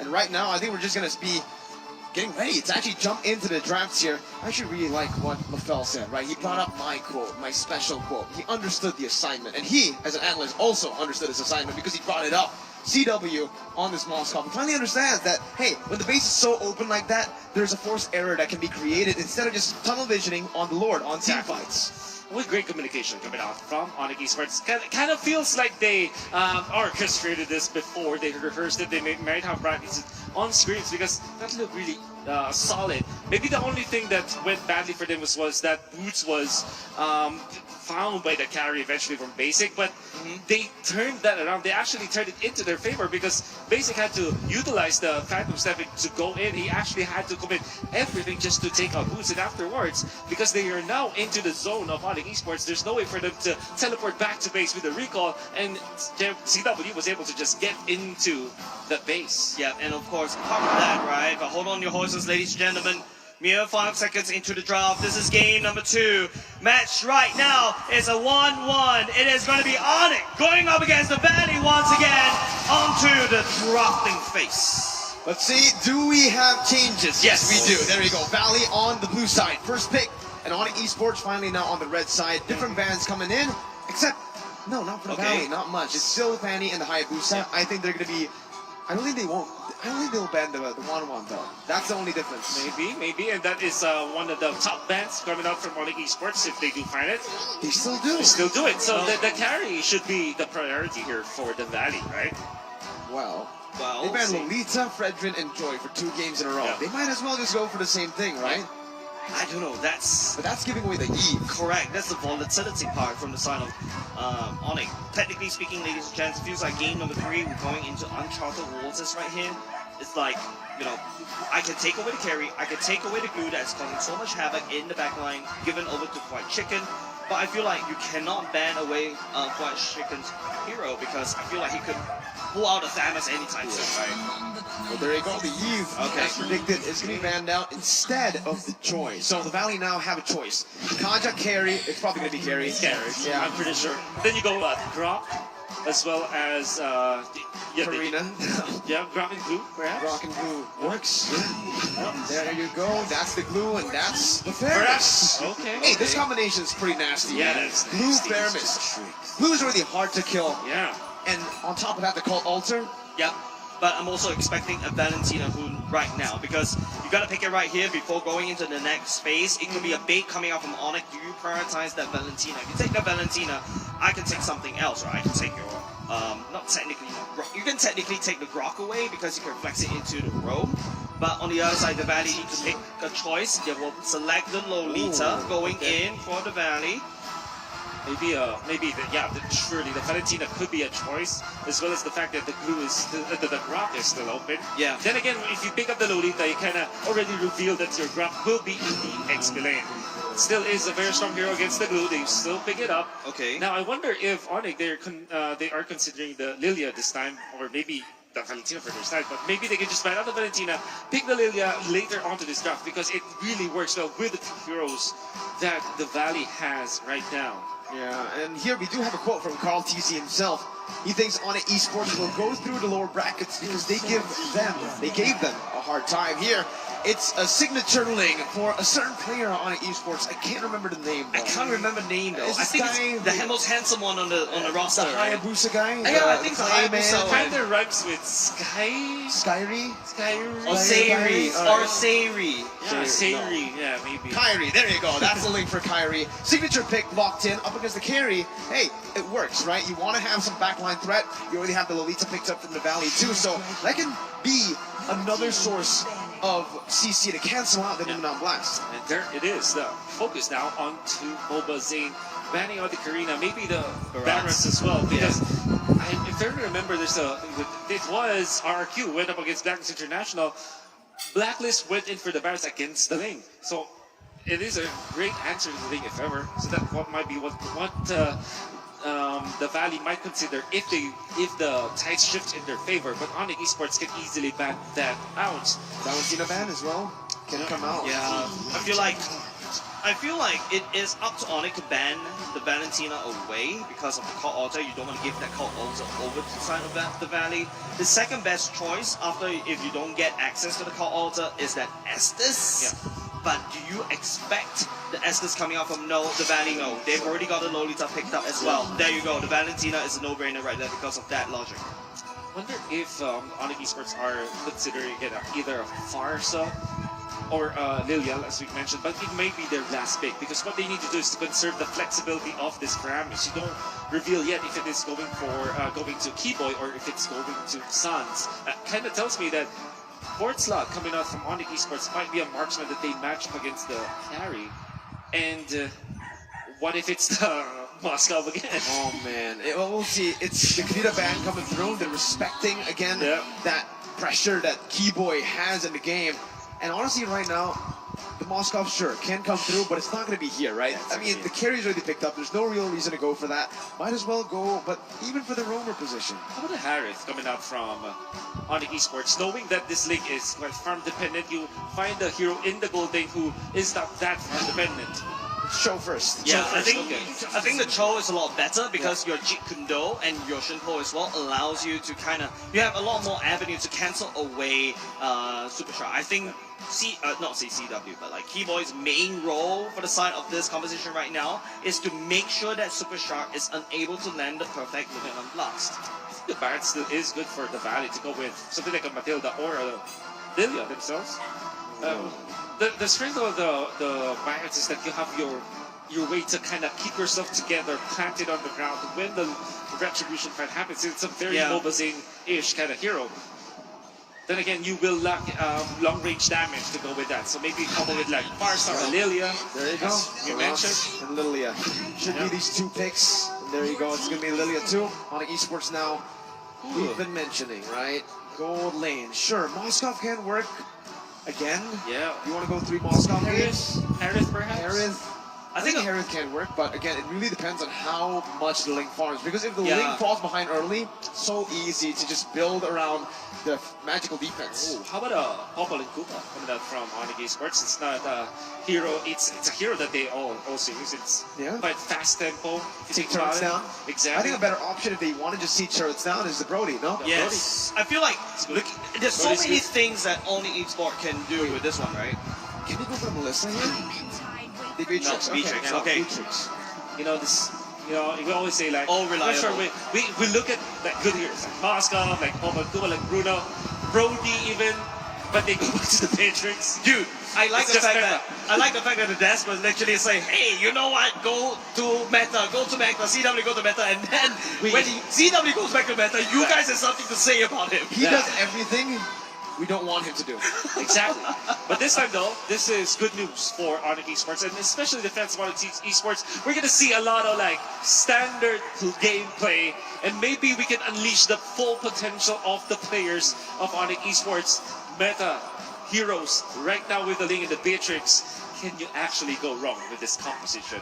Indonesian squad. I think the Beatrix is really good here, right? Right now, it's just this massive big composition. You have the troll to use to kick someone into the Beatrix so that he can clean it up. You got a burst damage on the Beatrix, especially in Nibiru.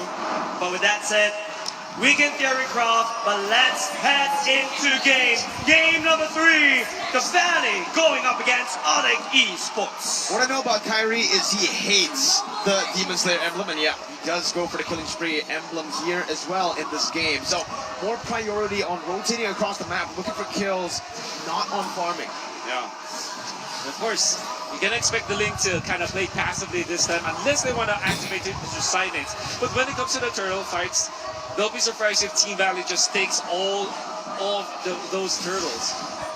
Onyx Esports choosing to go for this Link, they cannot tell us that they want to go to the late game instead of the early stages. I feel like Onyx, right?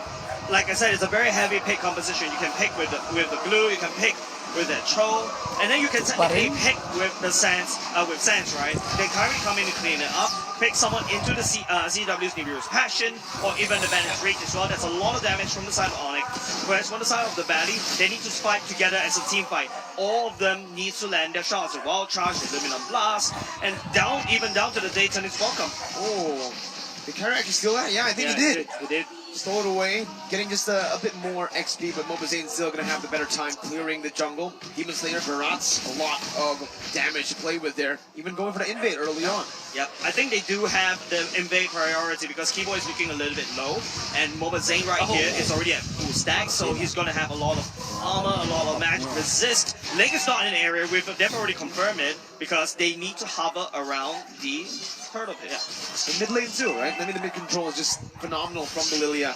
Kyrie already trying to contest this one. Mobazane reads out the situation, knows that, hey, something fishy's going around. Mid lane is missing, right? So he goes for it.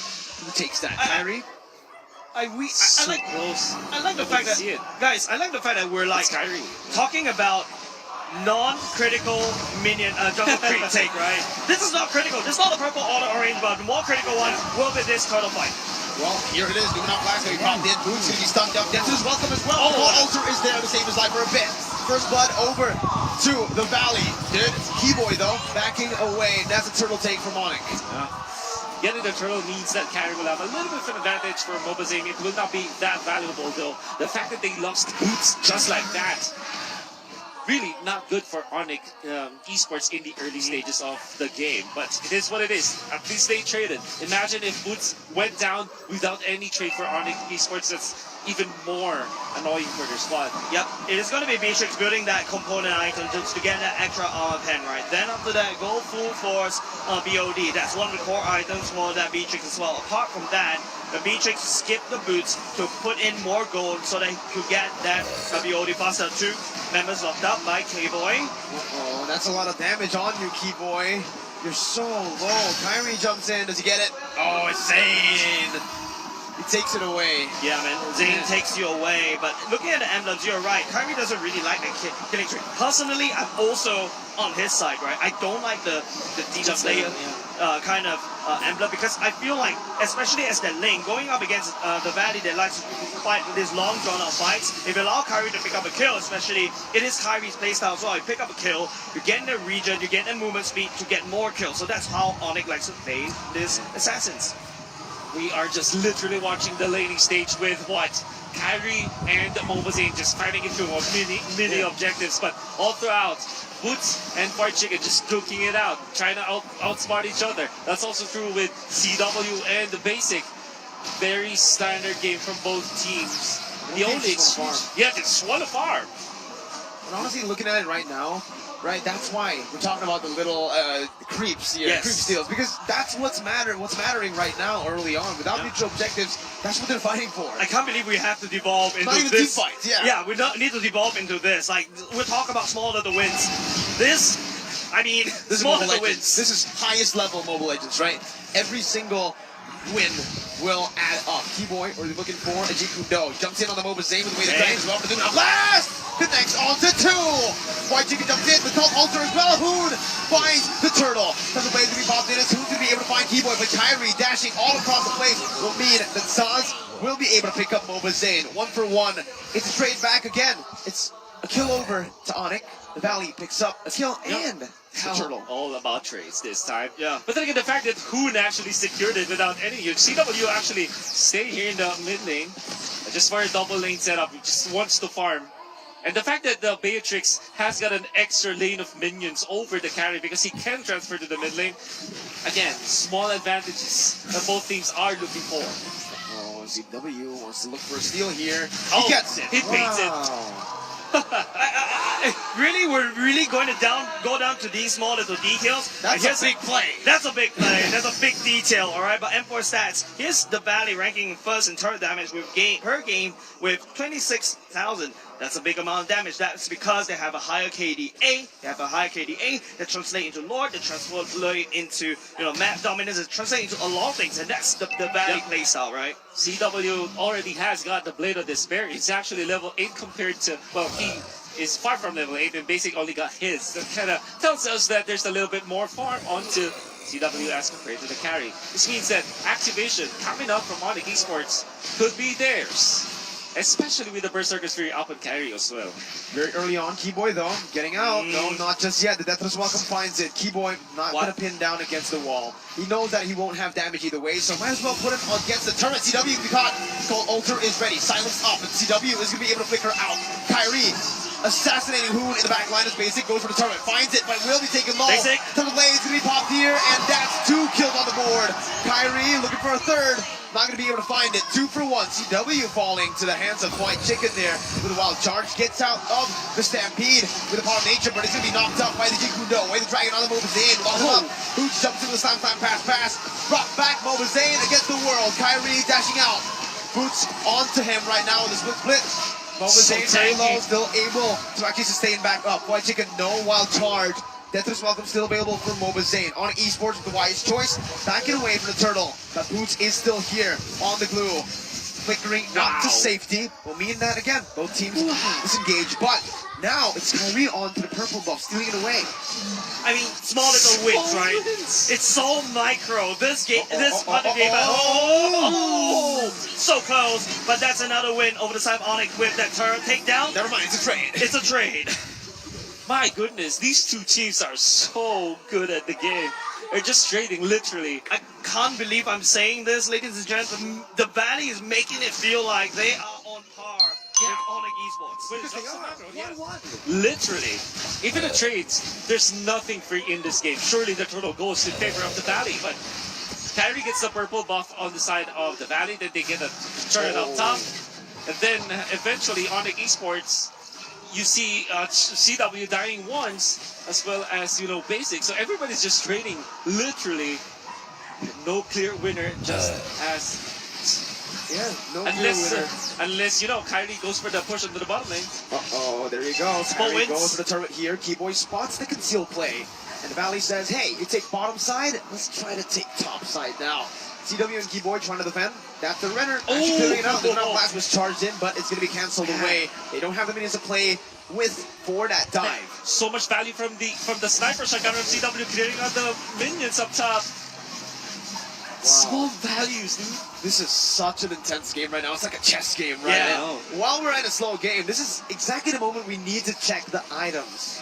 Looking at the items right now, it's going to be Berserker Fury and the Windtalker already built for that lane. The lane is actually 1k gold lead, and the best part is there's a lot more mobility for Onyx. Right now, Onyx, what they can do is to use Kyrie to jump from one lane to another, take down turrets, and that's exactly what Onyx has been doing for the past, I don't know, maybe like 5 minutes or so, when they know how the game has evolved into. But another thing that I would like to point out from the side of the Valley is they have a massive good clear that can shove as 5 and then rotate to the other lanes. I would say Kyrie's just styling on the itemization. All of these casual items. So when he was Garena going for the Molten Essence as well as the Steel Leg Plates as casual items, now as the Ling, he's going for a casual Swift Crossbow, and then completes other items, making it so that the value he gets from the early items pays dividends in the end. Looking at the game though, and drafts here, the Valley, I think they're completely fine with just taking the game slow, right? They have a Lilia, they have a carry. If it goes to the late game, it's going to be a 50-50, and I think that's a 50-50 that the Valley wants to take. Keyboy, though, going to win the Dragon, bringing Mobazane back in. Kyrie jumping in onto Mobazane. Looking for the assassination. Look at that blast. doesn't connect onto anyone. Sansville able to survive, but not for long. Basic says no.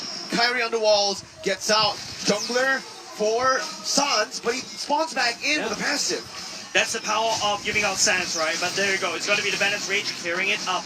I like what Onyx is doing. Instead of focusing as an assassin, you want to go for the backline, but you know Basic is very elusive. So Onyx went for the target assassination onto Mobile Zane instead, knowing that he's on the Demon Slayer emblem, knowing that he needs a level to scale and out-rescue you in a rescue battle. But hold on a second, a lot of emphasis on Hoon right now. Hoon spots it out. White Chicken, this is it.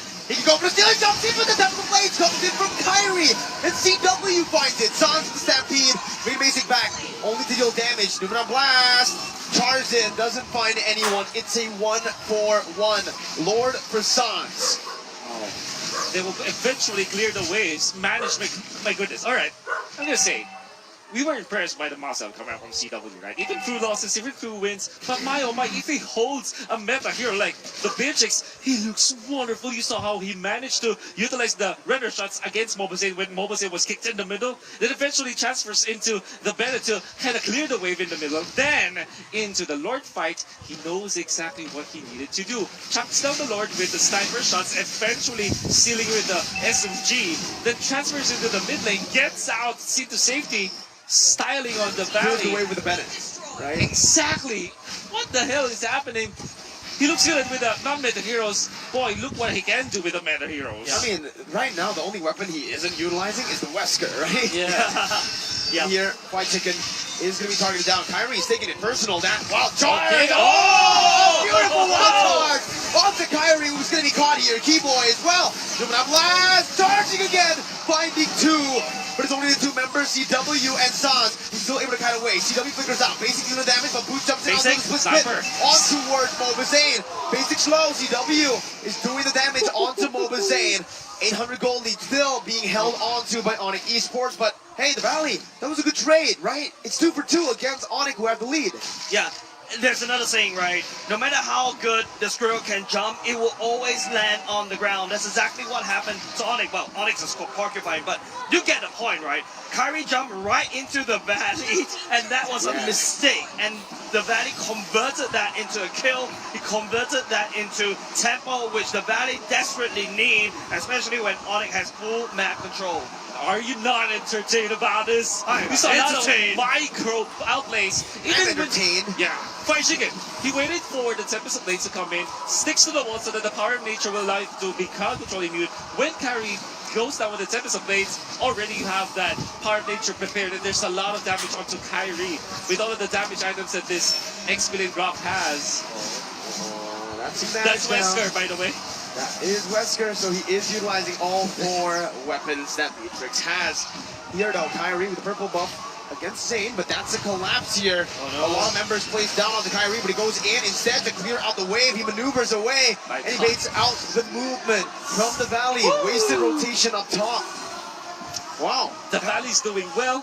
Onyx is doing well. Everybody's just playing out of their minds. I love this game, right? I love the series. We need a best of 5, full 5 games. We need a best of 5, full 5 games. And how about a best of 7? Let's go. Sure. Sure. But Onyx versus the Valley, though, right now, the Onyx still have this small little advantage. The fact that, okay, the kick going in. That's what the Wesker's for. My goodness. Onyx with the coordination. Keyboy with the kick. Super Shock got melted down. We don't usually see that now, but man, Onyx Esports. Yeah, the patch notes told me that the Wesker got nerfed, but I wasn't expecting this coming out from CW. CW, an artist? He's so creative, dude. What the hell?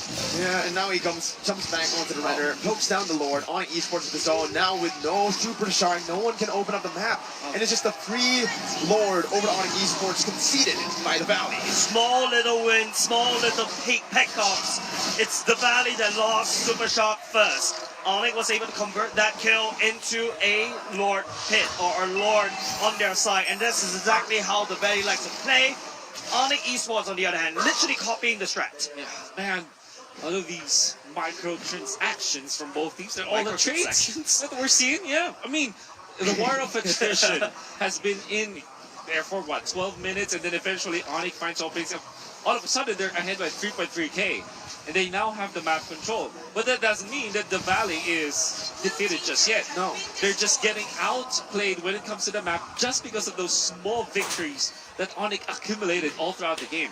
You know what I realized? Wolf? Yep. This Onyx style that they're playing, after game 1, it really feels like, especially in game 3 here, it's the banana split that Onyx PH played back in M3 up against BTK. So they're using BTK's Kryptonite here. That's a good render shot. Macy's taking a half HP. Keyboy was looking for the way the dragon. Doesn't find it. It's just the Lord marching down. And it's the base turrets now wide open. Kyrie's utilizing this to go for more damage into the mid lane base turret. Now on Esports, they back up. Kyrie can't be caught by the Valley, especially when you got, Luminum Blast that you need to charge a lot, and Super Shark wasn't. If he uses the stun, rest assured, the rest of Onyx squad will come in and just run you down in the mid lane. But another thing, Zane? Oh no, Moba Zane's gonna be caught here. That's the Bennett as well. Dishing the damage out. That's gonna be Kyrie jumping in the back line. A cold ulcer was placed down by Son. Squad chicken in the back line as well. The City Boots, who is gonna be able to the shot split. Kyrie still able to actually get out there before Son picks up a kill. And Kyrie jumps in again. It's now CW, Scuddy quite ticking down. It's Sons with a triple kill. And it's a 4-for-1 trade. Onyx Esports, we're going to get the match point down here in the 16th minute of the game. Moon is the only member left standing. He needs to make the miracle play. Kyrie buys the immortality. Who is going to burst it down? The base is wide open. Who's going to fall down to CW? And it's match point for Onyx Esports. Match point for Onyx Esports. Finding that rubber band, pulling it to its tip-top maximum length.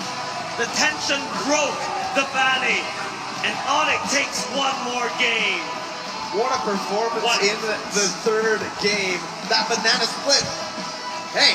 Man, they decided, Mochi had decided that for the side of Onyx Philippines before. And guess what? Who's the analyst for Onyx Esports now? Together with Kyrie, that looked really wonderful. And man, we were talking about how Onyx Esports are just picking up those non-meta heroes. But look at them go with meta heroes. CW is a virtuoso of this Beatrix that was wonderfully played. You see Keyboy is finding the confidence with the Chol. Eventually the entirety of Onyx Esports just won with battle of attrition. And the more experienced team with the banana split just out-macro their opponents. You know what's crazy? We see teams struggle so much up against the carry at M4. But Onyx are saying, hey, go ahead, pick the carry. I'm going to add another layer to that. Beatrix has a very bad result throughout group stages. CW, on the other hand, is like, have you guys used the Wesker and the Renner? Don't just stick on the Bennett and the Nibiru. And with that said, we're going to be throwing over to the analysts to be dissecting about this beautiful of a game. Take it away, analysts.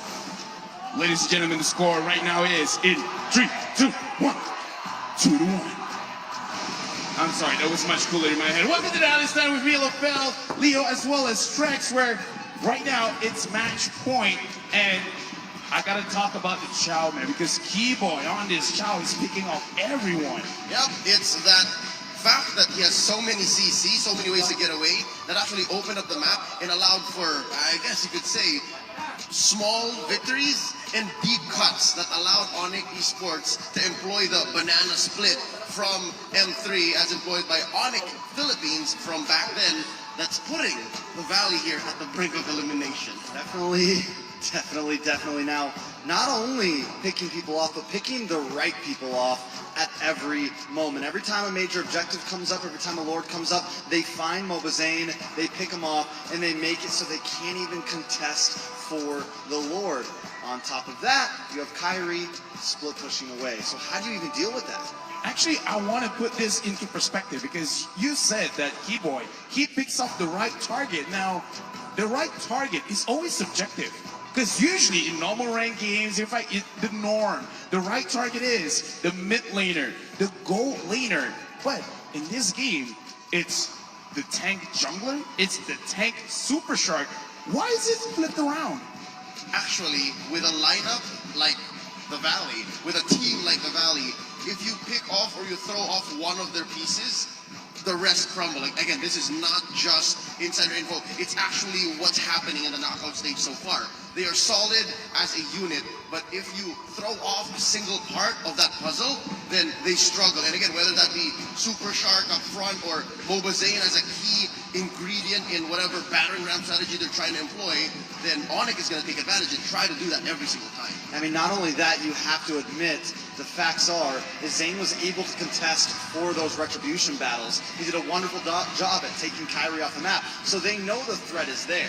Now, I want to talk about Kyrie as well, because not only is he pushing, but it looks like he's permanently on Hoon duty, because in the fight, while everyone else is kiting around, Kyrie is always looking for Hoon. Even if he doesn't get the kill, as long as he pushes this Lilia away, it's like, I've achieved my objective. Now, the question is, why? Why does he want to push Hoon away? I mean, Hoon with the Lilia, if you can pick it off the map, you get rid of such a threat, right? You get rid of someone who has essentially 2 lives, someone who can just lay those bombs out, and not only that, but you eliminate one of the main lane clears, one of the main siege protectors in those fights. And because of that, if Hoon is out of the picture, look at the Valley. There's very little they can do when it comes to taking care of the map. Team fights, yes, you have a Grok, you have a carry, you have a Lolita, but if you're trying to just take care of, again, neutral objectives or just lane management in general, that's why Onyx came out on top. And again, something to talk about here is Sans, right? 100% kill participation on this Faramis. The fact that I think it happened like at least a couple of times in this last game, 16 minutes in, he died like twice, and then the fight was still going on, all right? Like, that's just the nature of the beast. That's what you get with the passive of the Faramis. And I guess that also is what throws off the Valley. They're so good at timing. They're so good at taking fights when they need to, but with the Faramis, there's like, so I guess he's back on the map. We can't take this, not like this. Right now with match point, it really is quite a scary situation, because talking to the coaching staff of Onyx, they even say they love long series, because the longer the series is, the more that they adapt and the stronger they get. So the Valley right now, in the next fight, they're going to fight an even stronger Onyx, and that's going to be a very, very difficult task to hold. But for now, we got to talk about the MVP, because in the game, there's a lot of trades, there's a lot of pickoffs, a lot of damage being thrown around. I have my own personal MVP, but we got to see the MVP. Apparently, if he uses a non-meta hero, he's scary. When he uses a meta hero, forget about it. Forget about it. Forget about it. But, you know, I think a lot of us were questioning after the other night whether Kyrie was the main threat, whether Kyrie was the only threat. But now, after seeing CW play tonight, he is definitely an issue for any team that goes against them. Yep, the way that he used all 4 weapons of Beatrix was just impressive, right? And his build has to make up for that. He has the attack speed boots, he has the Haas claws for sustainability, a little bit of movement speed and penetration with the Hunter Strike, and then the rest just gravy on top. And again, you necessarily just build the wind of nature. So with that being said, it takes a lot of awareness. And if I have to say so myself, watching his Moscow Beatrix, I'll have to agree with Coach Aldo. Onyx Esports, as a team and as players individually, they do get better the longer the series goes. Looking at the heat map, it looks like he's actually very careful about his own positioning, because rarely does he go to the mid. This is between 5 minutes up until 10 minutes, and he doesn't cross, because if you split the map in half, he really rarely goes above and beyond into the enemy's jungle. So he's being very, very careful about where he's positioning himself in the map, making sure that he doesn't get caught. Yeah, unlike last game, he never really touched those mid-river bushes in the mid lane at all. Playing it much more safe, but also a little bit aggressive towards the side lanes because Onyx just had that swing there. And I think that's just a result of, again, the Valley drafting a lineup that has very little lane management. So by pushing the side lanes, by forcing that in the absence of Boon, because again, it's Kyrie who's on him almost constantly, that allows CW to buy the map for Onyx, and again, just even more leverage the advantage that the lane has for rotational speed. What I know about the Valley is apparently on their off time they play chess, at least Mobazine as well as Fried Chicken does. So as a chess player, you really don't want a lot of surprises happening. And we talked about how the Valley is so good in terms of the team fights, in terms of picking out. So I kind of like this banana split strategy coming in from Onyx, creating chaos, making it so that you guys are chess masters. What are we going to do next? Can you guys actually find the answer fast enough to actually get to it? And here again, look at Kyrie. He's just making sure Hoon and Basic are far away from CW. So it's just like two different team fights, but in one team fight. You know, and this could end up being a big problem for the Valley, because even the casters were saying in that past game, they did pretty decent in their wave management, at least for the Valley, right? They did pretty decent in holding off that defense, but in the end, they still lost out. So they're going to need to find an answer for that if they want to take this to a Game 5. Will they have the time to find the answers? Because we're not going to wait. We're actually going to go straight into the game with the casters on the desk. Come on, guys. Let's go. Thank you very much, Rafael, Leo, as well as Trex. Once again, ladies and gentlemen, it is back to the games very, very soon. We're just making sure that we're all set up and ready to go. Of course, it is Onyx at match point. Tournament live for the Valley. It's time right now or never now for the Valley to start popping off. Because, again, there were a lot of very visible mistakes that can be adjusted, can be fixed in a matter of just a few minutes here. And we've seen the Valley do this before. Yeah, and I think that there was a stark difference between like the performance of Onyx Esports from game number 3 to games 1 and 2, right? Yeah. Game number 3 looked like a masterclass on how they do it.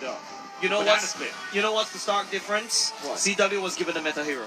And guess what? You know what's crazy, right? Because the curveball that they sent in game 1 and 2 was they kept on banning the Lolita. They respected the Lolita so much, and that really gave the impression that, hey, game 3, he finally got the Lolita Super Shark on his comfort hero. He's gonna pop up. No.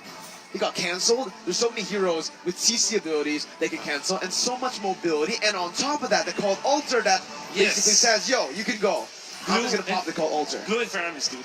We saw them use it yesterday actually, but it was a Valentino plus the glue wherein you steal that Feramis ultimate together with the glue, makes the glue a very sustainable tank, and it's very hard to team fight against that, and we saw that in the full action today. But then again, I guess we haven't been talking about maybe another game changer here is that Kyrie's playing Ling. That probably is. Another thing I also like the fact that analysts pointed out is that Kyrie zoning the members out of the Valley. And usually you don't hear assassins zoning people out. You hear assassins go killed. But Kyrie zones people out, and that's usually the roam's job to do. Well, you know, his emblem is the KS emblem, right? The killing spree emblem. Right? Sometimes you can say it's the kill steal emblem, because that's exactly what he was doing. He was waiting for a moment to secure the kill. Oh my Basic God. was low, but he wouldn't have died if it wasn't for Kyrie jumping in with a Finch poise. So here, Hero Pick recap. Let's see what can be changed or fixed from the Valley. You know, I think that your draft is okay. The way that this happened, right? It was really just about like how they were able to win the battle in those little battles. Honestly, if you're looking at the games, it was pretty close, and I cannot put my finger on what was the bad pick for the side of the Valley. It looked very standard. Yeah, we even need to talk about the fact that, you know, Rena shot just to take the gold crab, and that is a lead. That was how micro that game was. Correct. Oh, you see that? That's Chidi Aiko you see on your screen right now, supporting the Valley, dude. Showing a little bit of stress, but you know that. Oh, that's combat too. All right, okay. Yeah. We got some support from the Valley, but obviously we have a lot of support for the Indonesian team outside as well from Onyx Esports. And even earlier today for RIQ. Yeah, of course. So it's really, I feel like it's because this is MPL Slayers, right? This is the Valley, the MPL Slayers. It is MPL, the Sky Kings, that are defending against MPL to make sure that, hey, we are not to be trifled with. We are MPL regions. But the antagonists, they're not stopping there. They may be looking at putting us to a game number 5. But we need to take a look at this drafting phase. It's still 1-1. Okay, so quick. I think you still go glue this time. Oh, they snatched the Lolita. Lolita and Feramis are two heroes that struggle, that make 1-1 struggle, actually. And look what got banned. 3 assassins. Again, Kyrie. You're not allowed to play. Alright. Cancelled. But this kind of opens up the draft still for the Valley. Surely, like they got countered, like Faramis as well as the Lolita. But that also means that you already know like the back-to-back picks coming out from Onyx. However, even when they pick up the glue, or maybe Valentina this time, or Lilia, the thing with the Faramis is that it was a traditional counter to the glue, anyways. I think Valentina is the best slot in here because just take a look from the side of Onyx. There is the Cult Altar, there is the Aluminum Blast that you can desperately take. Not say desperately take, you can take. So it's up to how Onyx plays around with this Valentina. It's now their turn to pick up the carry. So far in the 4 games that we've seen, it was basic, or 3 games that we've seen, it was basic. Now it's the 1-1. This will be one of the first few times that we'll see 1-1. It's always automatically banned, but the way that it is opened by Onyx Esports, you know, Coach Shep as well as Aldo, they have to be prepared for this. So far, their answer. Faramis with the ultimate allows for the 1-1, or you know, this allows a 1-1 to pop up in the ultimate because you cannot kill anyone, right? And then, of course, the Lolita with the Bulwark completely nullifies the crossbow tank. You know, Onyx Esports, both CW and Coach Aldo are 1-1 players, top global players too, so they understand how to face off against the 1-1 here. And that's why they went in for the Lolita and the Faramis. They're also giving it respect back to the Valley because they banned out the Kufra, and guess what? The Lolita pick, it's a counter towards 1-1, but it's also taking away from Super Shark's hero pool. Yeah, and the best part is, if you take a look at how Super Shark is, what can he play now in terms of these roles, right? You've got the Lolita taken away, you've got the Kufra taken away. These are the 2 heroes that Super Shark excels in. Yeah. My pleasure. That's another hero that can technically counter the 1-1, right? First ability, you can actually just dodge from everything. Exactly. You're immune from all the basic attacks. And remember, this is a 1-1 that's been nerfed. This is a 1-1 currently in the patch that, sure, it's still very, very prio, but it's not as strong as it was before, especially when it comes down to laning. Yeah, and also when it comes to team fights, right? Even more so today, because we know that the 1-1 can, like, you know, stack on one hero and then pop the ultimate to another hero before. Right now, with the presence of both the 1-1 as well as the Lolita, completely just makes it so the 1-1 has to be very careful on how he approaches the match. I wonder if Onyx Esports are actually considering the Phobius this time versus the 1-1 to completely like just ultimately nullify that. Phobius is actually quite cool because I remember back in the good old days, he countered a Phobius, he countered a 1-1 with a Phobius, but here's a quote from Sanford. Boots is so strong, I just got lucky. Humble guy. After winning the match against He's Onyx. a kid. He's 16. Oh, sorry. He is a kid. Honest kid. He's 16. But I like that question that you throw over, Will, because you know the White Chicken already went for the blue already. That's a Benedict not being banned away from the side of the Valley. But once again, we've seen blue being thrown into the roam role before. It is also Onyx picking up that Grok once again. Valentina, you have the Grok, you have the Aluminum Blast, you have the Cult Altar. It's like a buffet for blue. What does the Valley pick for Mobazane now? Honestly, the Carino was banned out by the Valley. Barretts again? Akai, are they forced to do it? Oh, wait. You saw what they were hovering on, saw man. that. I mean, that was a pretty interesting pick, but I don't know if they're going to go for that, right? Yeah. You're right, Barats, but you're up against the carry, right? Yes. If you have a Barats, you pick up a Barats, going up as carry, you're not going to have a very good time. And I've seen this before, but okay, it is going to be the Martis and the Troll for Super Shark. This is something that, you know, Keyboy used to counter against that Lolita in the previous game. Okay, so we are looking for a Kyrie hero, right? You can see they themselves can pick up the Barrage for Kyrie, but it doesn't have like a way to speed it up. Maybe the ultimate coming out from the Frames is gonna be good, so it kind of beefs up their composition. They want to go for a Mon here. Wow, okay, I like that. Right? I like that. That's a good burst. Maybe the only problem is like the blue. I'm gonna be the fact that Leo Mort is still open, it can be against the Marcus, but there's like the presence of Blue and Valentina. Still, it's strong. Grok can be even a jungle this time. Maybe we can see like a different song. Yeah. Maybe, but let's see. It's a Nox. Grok jungle. Grok jungle. Grok jungle. Lunox jungle? It's Lunox jungle. What is this? Lunox jungle? No, wait. It's Kyrie on Lunox! It's Kyrie on Lunox! Let's go!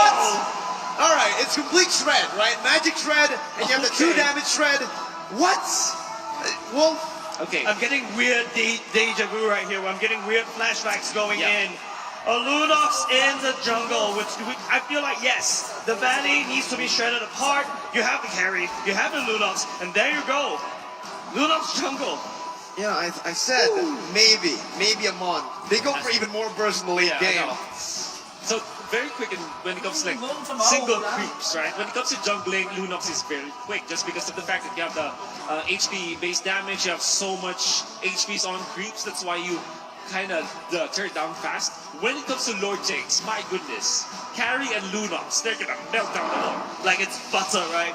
But with that said, ladies and gentlemen, it is match point for Onyx Esports. The Valley clinging onto tournament life. We're going to game number 4. Fun fact, right? I mean, the Lunox pick.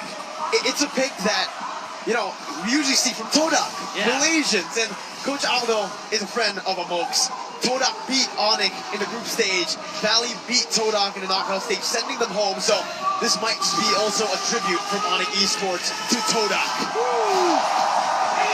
And you see, this allows them to have a lot of tank shred, and even Sans on his lonesome still more damage against the combination of both Super Shark and Hoon.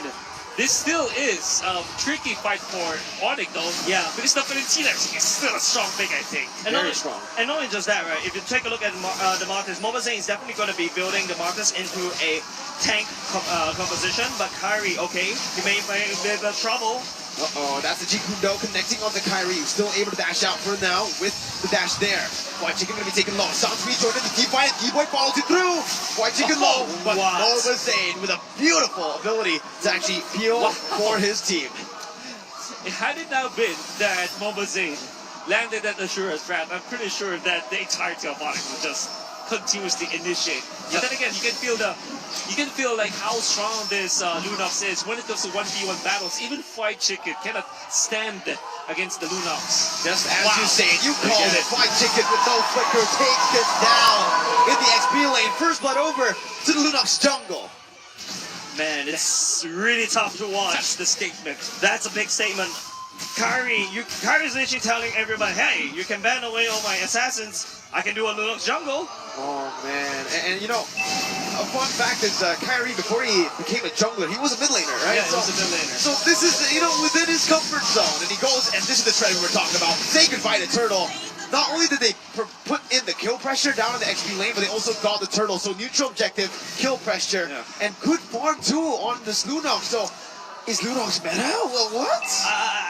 What I'm going to tell you is this. Onyx is on a good start. The Valley right now needs to adapt, and they need to adapt fast. I don't think the Valley is expecting a Lunox jungle as well. Most of these heroes coming out from the Valley is very scared of Lunox. Just take a look. Marta is going for the Cursed Helm as well.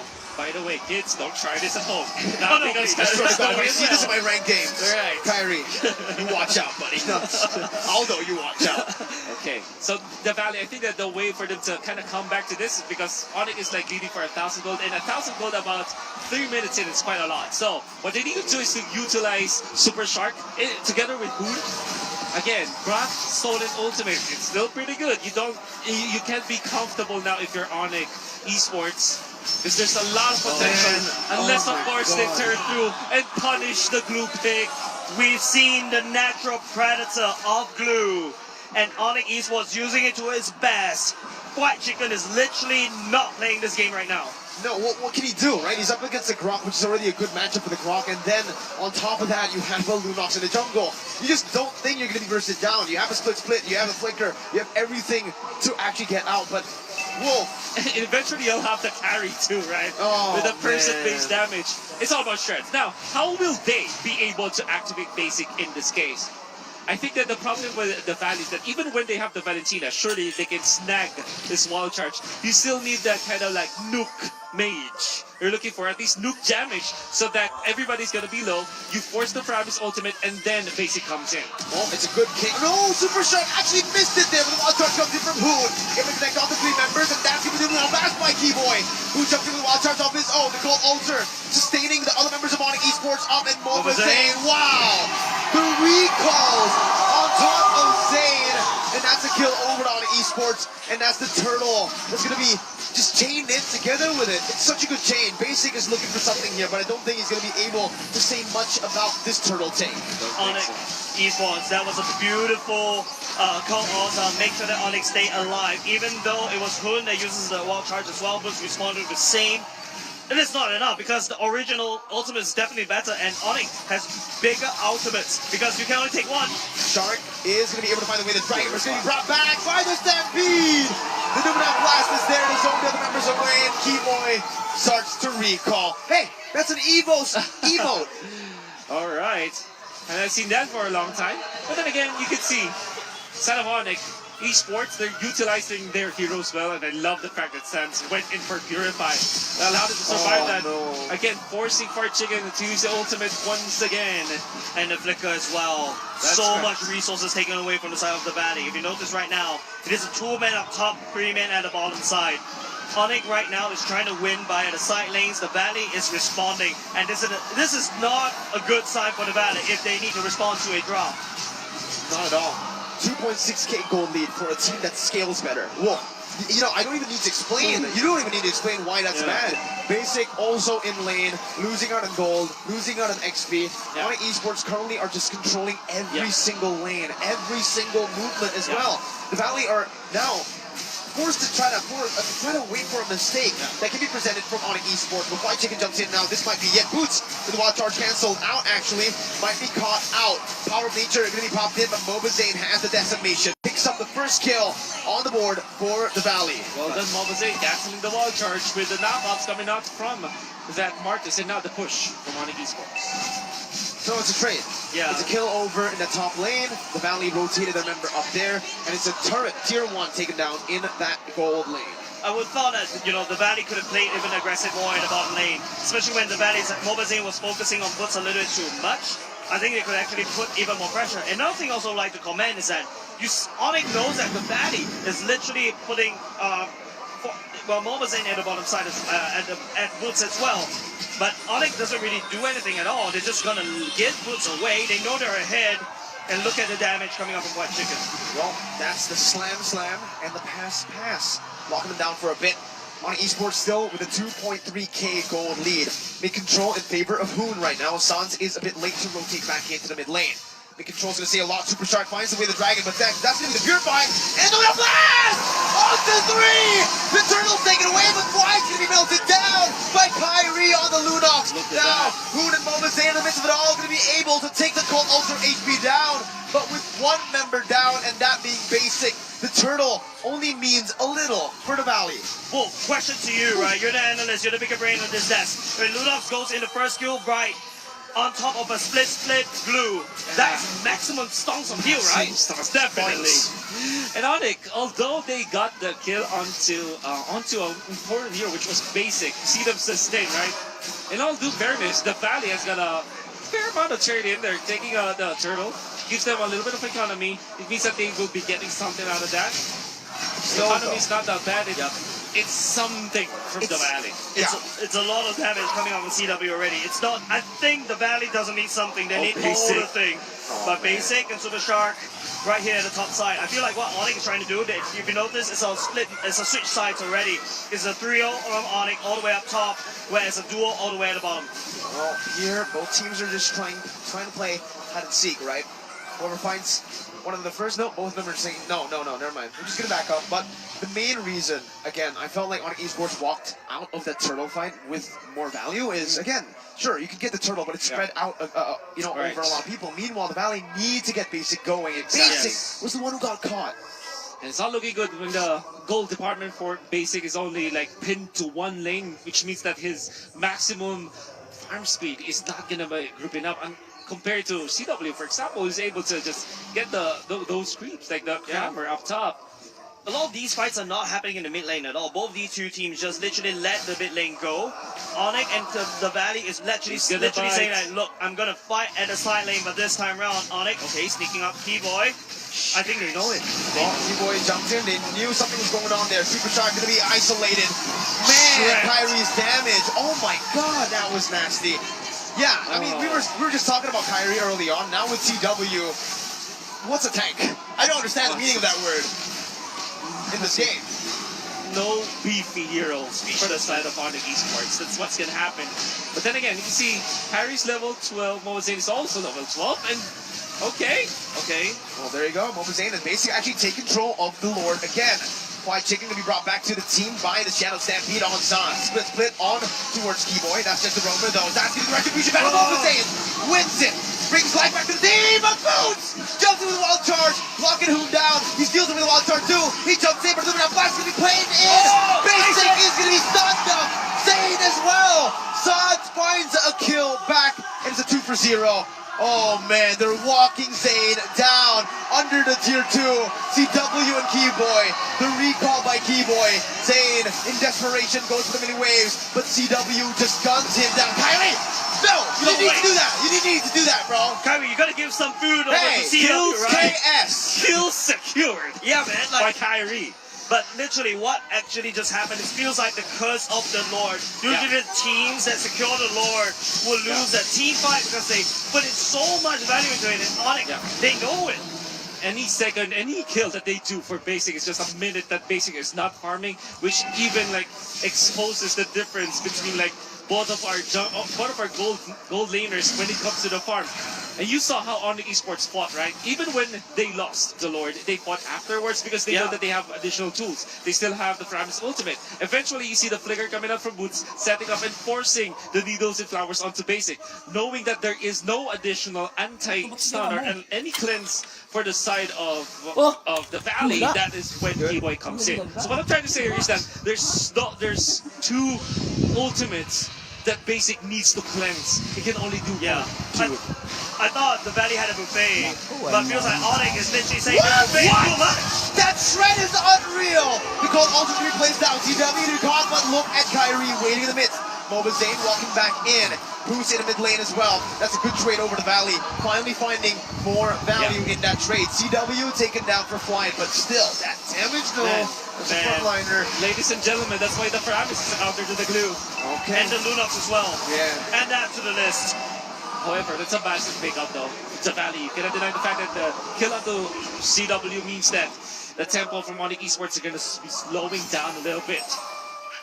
We'll just wait for their opening this time. 49 seconds before the Lord. Wow. Yeah, again, with the brilliance, there's no wrong you can do, right? There's Even if nothing. you're caught, you're like, oh, I'm overextending. I'm out. Never mind, let me just pop one ability. Boom, I'm out. I'm invulnerable. Kyrie literally just punch in the emergency button and just get out of dodge right here.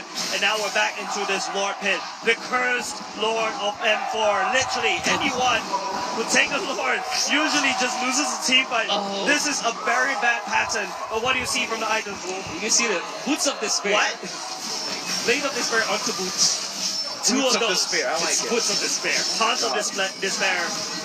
Oh my god, again, the flicker forward. It's a White flop Chicken is going to be melted down, and that's going to be Super Strike who finds it with a dragon, but it's only on the boots. Basic has the crossbow attack, pops it in. CW is not translated over. XP for XP on esports. Again, I think they lost on this trade. 1-for-1s are not good when you're ahead. Exactly. And Onyx are just going to be able to actually clear out the waves, though. Yeah.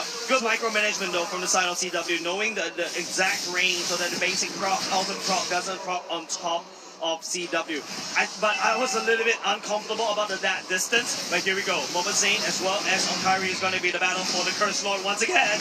Keyboy with the Lunar Blast, not connecting onto anyone. Super Shock jumps in, instantly melted down. With the Dragon connecting, though CW is going to be taken low. But the crossbow turns up into nature. Oh my god, CW's won! He's won! And he survives in all base 3 members. On top of that, it's the Lord take 2. I'm not hyping this up, but I am hyping this up. Kyrie on this Lunox is cracked. My goodness. We talked about the Onyx banana split in the previous game. Now, we gotta see a lot of peel coming out from Onyx Esports. Banana peel. It's not a split anymore. CW was caught off. It was very low. Then comes the Framis He should not ultimate. have survived that. Boots comes in forward. Keyboy activates the bulwark so that Basic will not be able to freely hit. And he survives now with Queen Swings. It's now very difficult for the Valley to find the opening onto CW. The Valley needs to part seas to get to Onyx. They can't find Moses. Onyx just stalling with a Lunox jungle, and it's showing them, hey, I have more strategies up in my pockets. Okay, now to add salt to the wound, Onyx Esports have a late game composition. They've hit their power spikes already in the 14th minute of the game, and they might be looking to end right here. Solid's gonna be chunked low. That's the crossbow tank, but he knows he can't use it here because there's a keyboard and a cold altar too, right? Now Kyrie jumps in, White Chicken taking low, despite having the Athena too. Moma Zayn, here in desperation, jumps in, doing a blast, connects on the 2, and the follow comes through as well. The cold altar is available right there. Who's gonna be able to actually pop that in before Moma Zayn gets caught low, gets taken down, fade away, no! Zayn gets out, Sound is low, gets out as well. Onyx Esports cracks the base open, 7,000 gold lead with the first Lord. A continue play, Moma Zayn, what can you do? Are you serious, Zayn? I don't know about this, Zayn. Gets brought back to the team, moves backwards again. Wow. Kyrie secures the purple buff, and it's 7,000 gold to Onyx Esports. It's looking bleak for the Valley. It is very bleak. It's like literally clouds over the Valley right now. It's about going to be raining porcupines because Onyx, they crack open the top side and they literally allow, that's permanent damage, mind you. And Onyx is so disciplined. They did not push on even after they got on the kill. They did not push on even after they got on the turrets, and they're so disciplined. So much sustain coming out from CW himself with the Queen's Wings on top of the wind of nature that allows them to, after the fact that the Framus ultimate is up, you get very low, you get saved by the Cold Altar. When you come back, the Queen's Wings will be there to help you get back the damage together with the wind of nature. Very smart move coming out from CW himself. Well, Woods is baiting this out here. Pride is caught out of position right now. Keyboard's gonna be able to actually come in. That's the flash charge in. Not gonna be able to find anyone.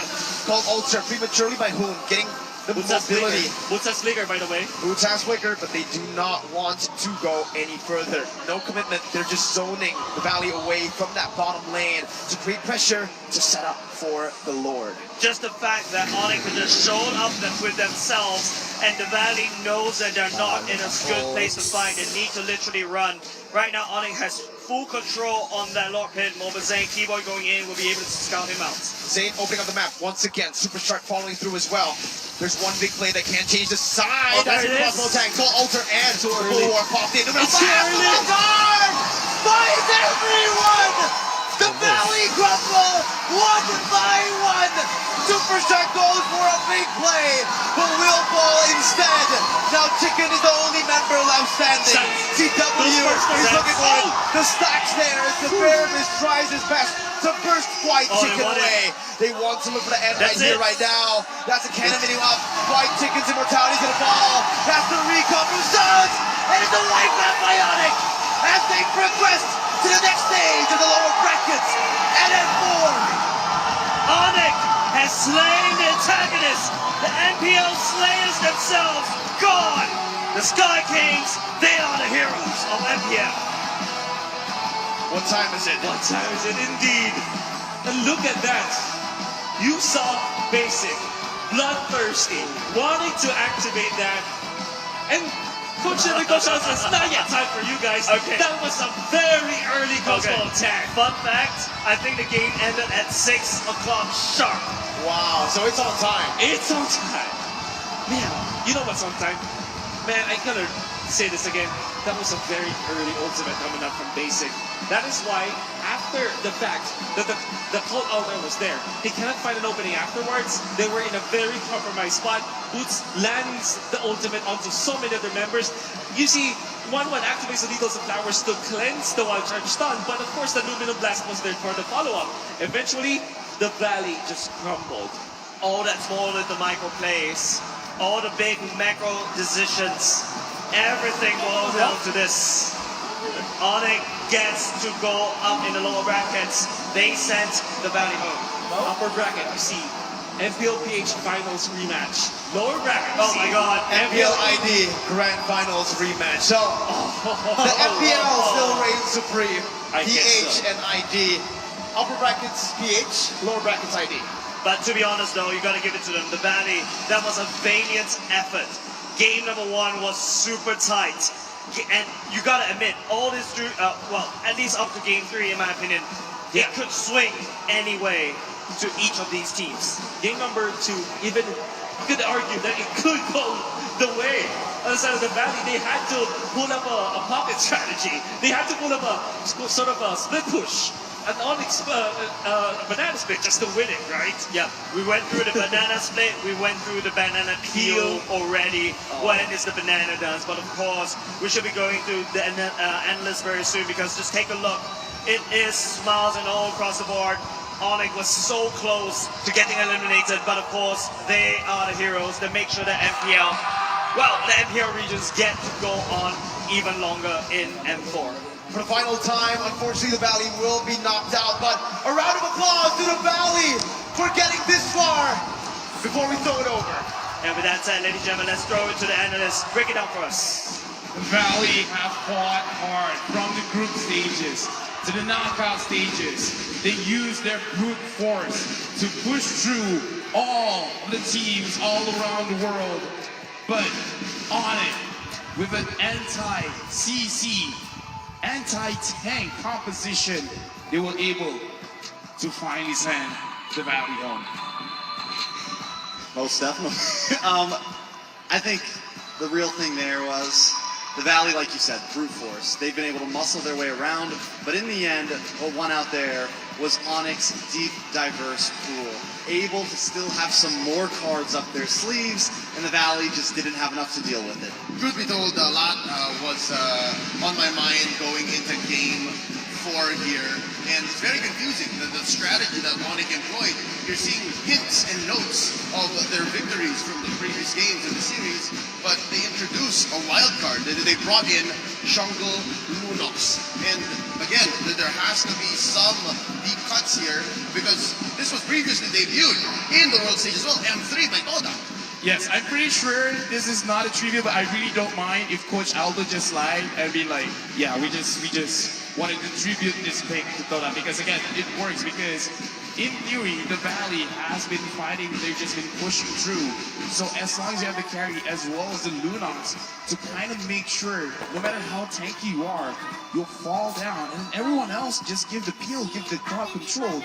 It makes this round very scary. Yep, from a meta perspective, again, just looking at what has been going down in the knockout stage of M4 so far, maybe even the group stage, the Valley had an awesome draft, right? The Cho has been a thorn in their side in this best of 5. They pick it up, they get the 1-1, which rarely shows its face here on the world stage, and they have the Glue, they have the Valentina.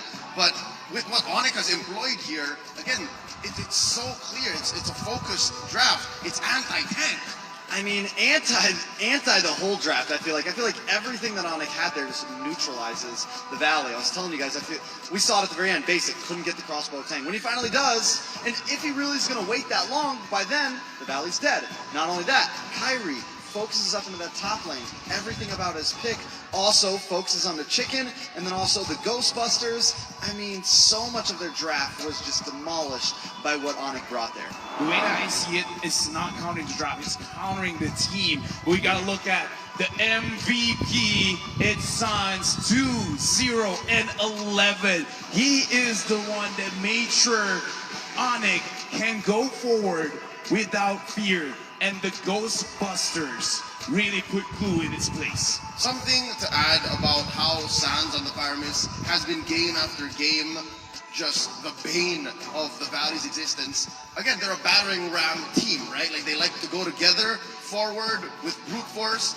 The Ghostbusters, yes, in addition to the Shadow Stampede that allows Onyx to catch off guard the rest of the Valley and put them in weird positions and compromise the whole strategy and just make Onyx execution all the more clean. I just did not remember Sans staying so much in mid. Oh, that's why, because it's the first 5 minutes. I mean, not only that, because Kyrie was going up to the XP lane for him. Kyrie was rotating around, and the rest of the team was controlling those side lanes. Sans, all he had to do was just hang out the first 5 minutes. I'm going to clear waves, I'm going to farm up, and then later on, when we actually get to these big team fights, that's when I am introduced. I guess when Kyrie uses the Lunox, it triggers memory of a previous life. As a mid laner, is like, I should be roaming around, I should get those kills. But yeah, Sans here, again, in the first 5 minutes, he just makes sure is that the Valley doesn't move a lot. We're gonna look at the highlights where, again, Onyx in this game, as we said before, the more games they play, the stronger they are. And it kind of feels like they completely understand how the Valley moves so they know how to charge in. Yeah, something else to mention about San's specific build of Paramis, right? The reason why he stayed and tried to farm and be as reliable as a mid laner is because he's rocking magic worship. So it's a magic-based Paramis. He really is putting down the AoE, putting down what essentially Kyrie will clean up, Boots will clean up in these huge team fights. Another person to highlight here, Keyboy, landing, 3 or 4 of those Human on Blast in the middle to early phases of that game. Every time the Valley wanted to advance in a fight, they were stopped in their tracks. This is that final moment where Basic, he pulls all the cards. He tries to use the crossbow tank, and is just denied. It is an amazing series. The Valley staying on the ground while Onyx Esport soars high in the sky. And apparently over here we can see attack from the sky. It's actually very, very dangerous. With that being said, right now, Onyx Esport, as we saw earlier, they have marched towards the host, towards Mara and Clara. I have no idea how you guys can conduct an interview above the clouds, but good luck to you guys. What are they seeing? In the front! Lower bracket berhasil disapu dengan 3-1 oleh Onyx Esports. What time is it, Mara? It's Onyx time! Okay, I really have to point out how great this guy is beside me, but we were surprised because we all know that you're really great using your assassin, but earlier we saw you use Lunox Jungle. That was such a surprise. Where did that come from? Why did you pull that out today? So it's from our high, and so I tried it in wrong game, and I think it was good. Then I asked coach if I can play it in Scream, if I can play it in Scream. So the Lunox pick was we always we trained it. I think it's good. Oke, jadi inisiasinya itu memang lihat dari tim Aura, dan setelah itu dia ngomong ke coachnya, boleh nggak sih kita coba, dan mereka udah coba, mereka udah latihan, dan ternyata it's good dan bagus banget dimainin oleh Kyrie tadi yang biasanya terkenal dengan assassinnya. Assassin, yes, you were great earlier with Link, but you know what? Last night I have to talk about what you did because I kept watching it over and over and over again. That play you did with Hayabusa, I didn't get to interview you last night, so I'm gonna do it today. You are now considered an assassin god. I just have to remind everyone that he is 17 years old. Back in the Philippines, we call him the future. And now he is proving why. Now you're getting a lot of recognition, especially here in Indonesia. And we all know, back in the article that was written about you, it was credited to your dad being a player in esports. He wanted to turn pro, and now you're living his dream at a young age of 5. When you didn't have Wi-Fi at home, your father would take you to the shop with Wi-Fi so he could play with you. Sometimes your mom have to fetch you guys to go home because you played too long. And I know when you have a big game, you don't talk to your dad to concentrate. And now I know he's in the Philippines. He's watching you right now. You're living his dream. For sure he's so proud. What do you have to say to your parents who supported you since you were young?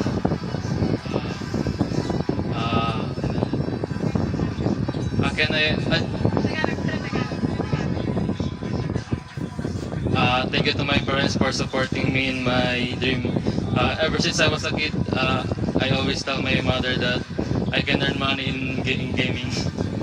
So yeah, thank you for believing in me, especially my dad, because he was a big inspiration for me to play video games.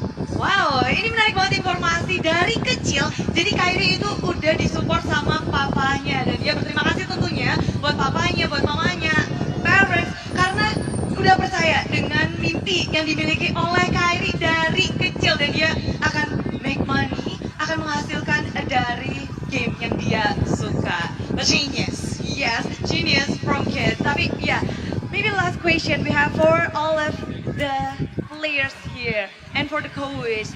We have a lower bracket match, and you are facing the Valley just now.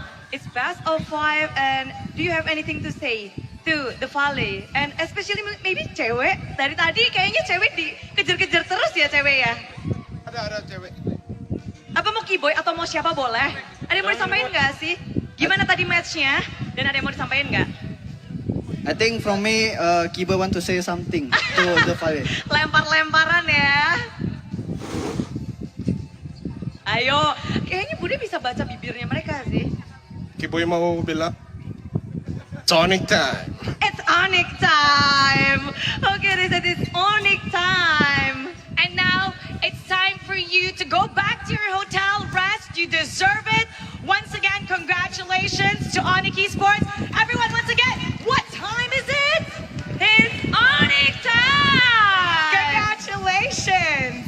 My goodness, it's such a great performance, and we can't wait for their next match. It's gonna be interesting. Indonesia versus Indonesia. RRQ Hoshi versus Onyx. What do you think is going to happen? Okay, I'm gonna put you on the spot. Okay. RRQ, Onyx, what do you think? Hard. It's in no pride. Both of them are just great in this M4. But I hope the best for both of the team, because Indonesia versus Indonesia for tomorrow. But today we have Philippines and Philippines for the upper bracket match. So let us know who you're voting for. Write it down in the comment section below, even on TikTok. Don't forget to use the hashtag #MobileLegendsBangBang, MLBBM4, and Dare to be great. Not only that, we're gonna show a QR code right here. We want to know your M4 experience. Let us know your feedback. Now, coming up next, it'll be the upper bracket finals between Blacklist International versus Echo. You don't want to miss this one, so keep it here on Mobile Legends Bang Bang M4 World Championship.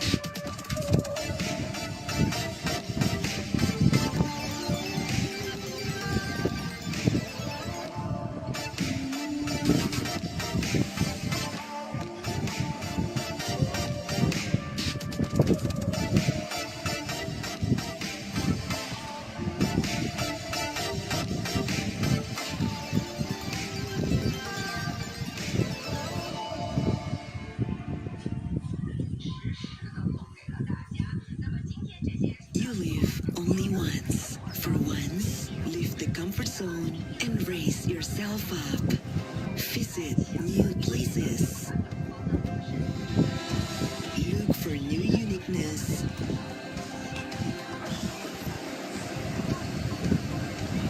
Take a new experience. Raise up your life through a wonderful journey.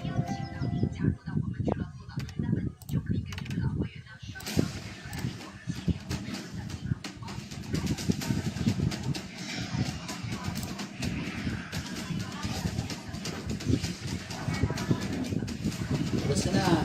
Ano? Kain ka na.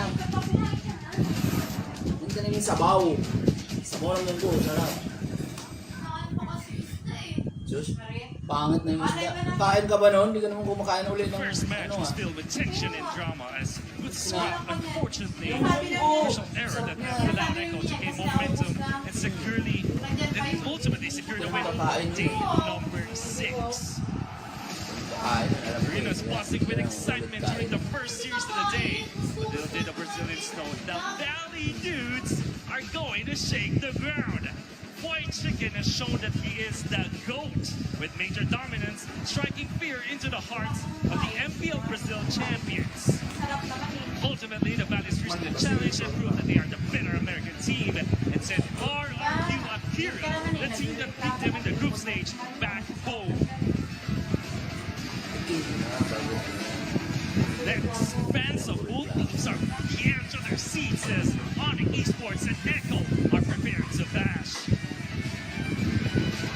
first match was full of tension as Footage Graph unfortunately made a crucial error that allowed Echo to gain momentum and secured the win. Arctic clawed one game back as Kyrie, the Sky King, stepped up his game. Ogi Shadow killed the Orcas with Hayabusa, leaving the crowd in awe. But with a calculated move, the Orcas banned all of Sky King Kyrie's heroes, bring matches 3 and 4, and in the end it was Echo who emerged victorious, effectively pushing them down to the lower bracket. With only 16 left, 2 more will be eliminated today.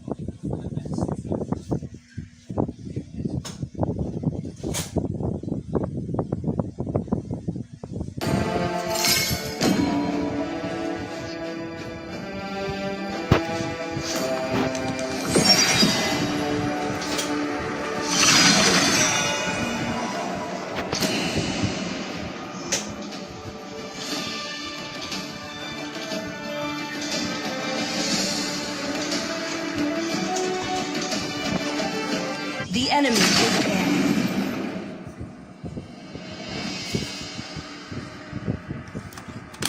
Do you want to make friends with Nana? Your team is banning.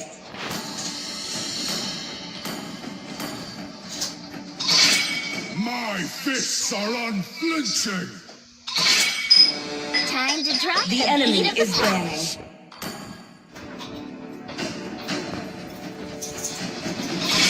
I am Yin, and always will be, no matter what.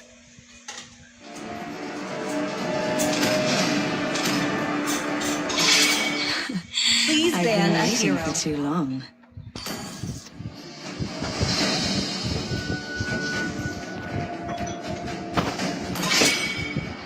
I'm bound by nothing. The enemy be it is family picking. or destiny. Ready, go! Your team is picking. No one can escape my iron fist.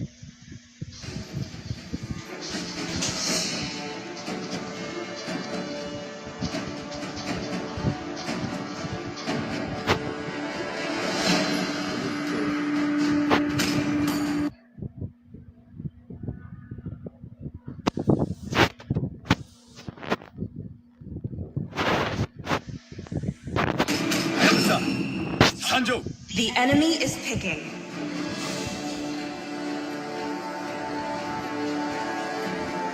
I see lots of prey. Welcome, my guest. Your team is picking. My friend.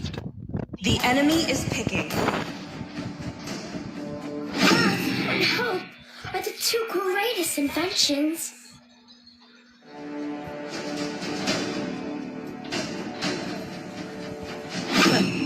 I do what I want. Please pick a hero.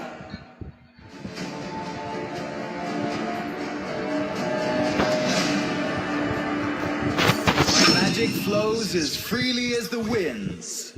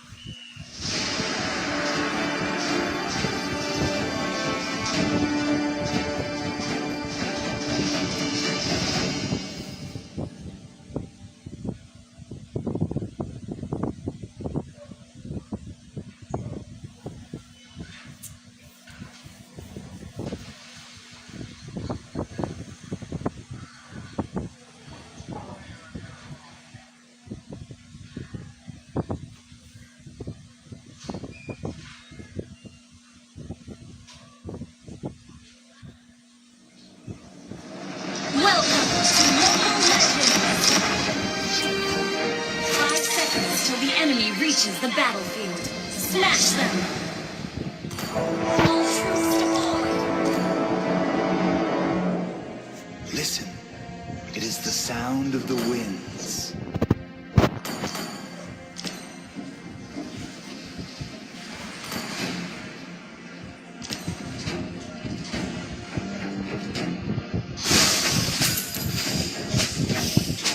storm is coming.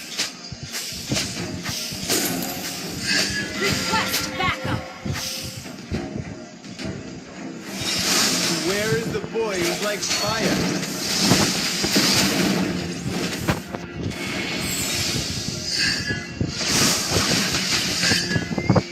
Nothing can stop me from soaring to the skies. Initiate retreat.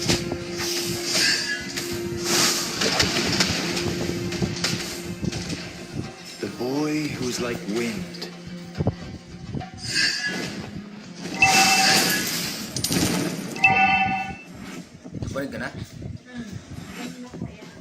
Launch attack. You can no longer move. Don't even try.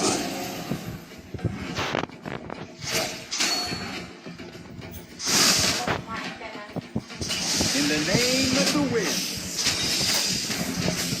Initiate retreat. First blood. Never stops.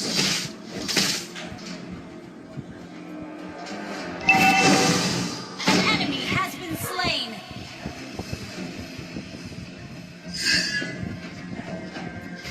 You can no longer move. Don't even try. I am lacking so badly.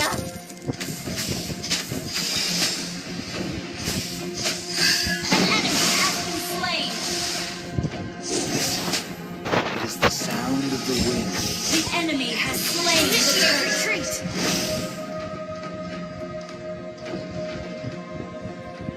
Nothing can stop me.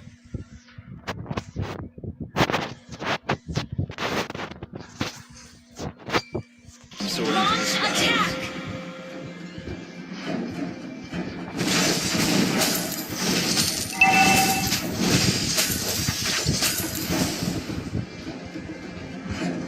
The boy who's like wind. Launch attack. Parang gumalaw badang ah. Parang pumasok. Where is the boy who's like fire?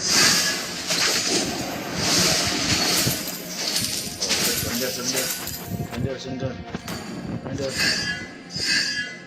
The storm is coming.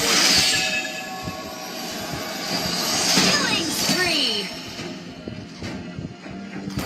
Ally has been.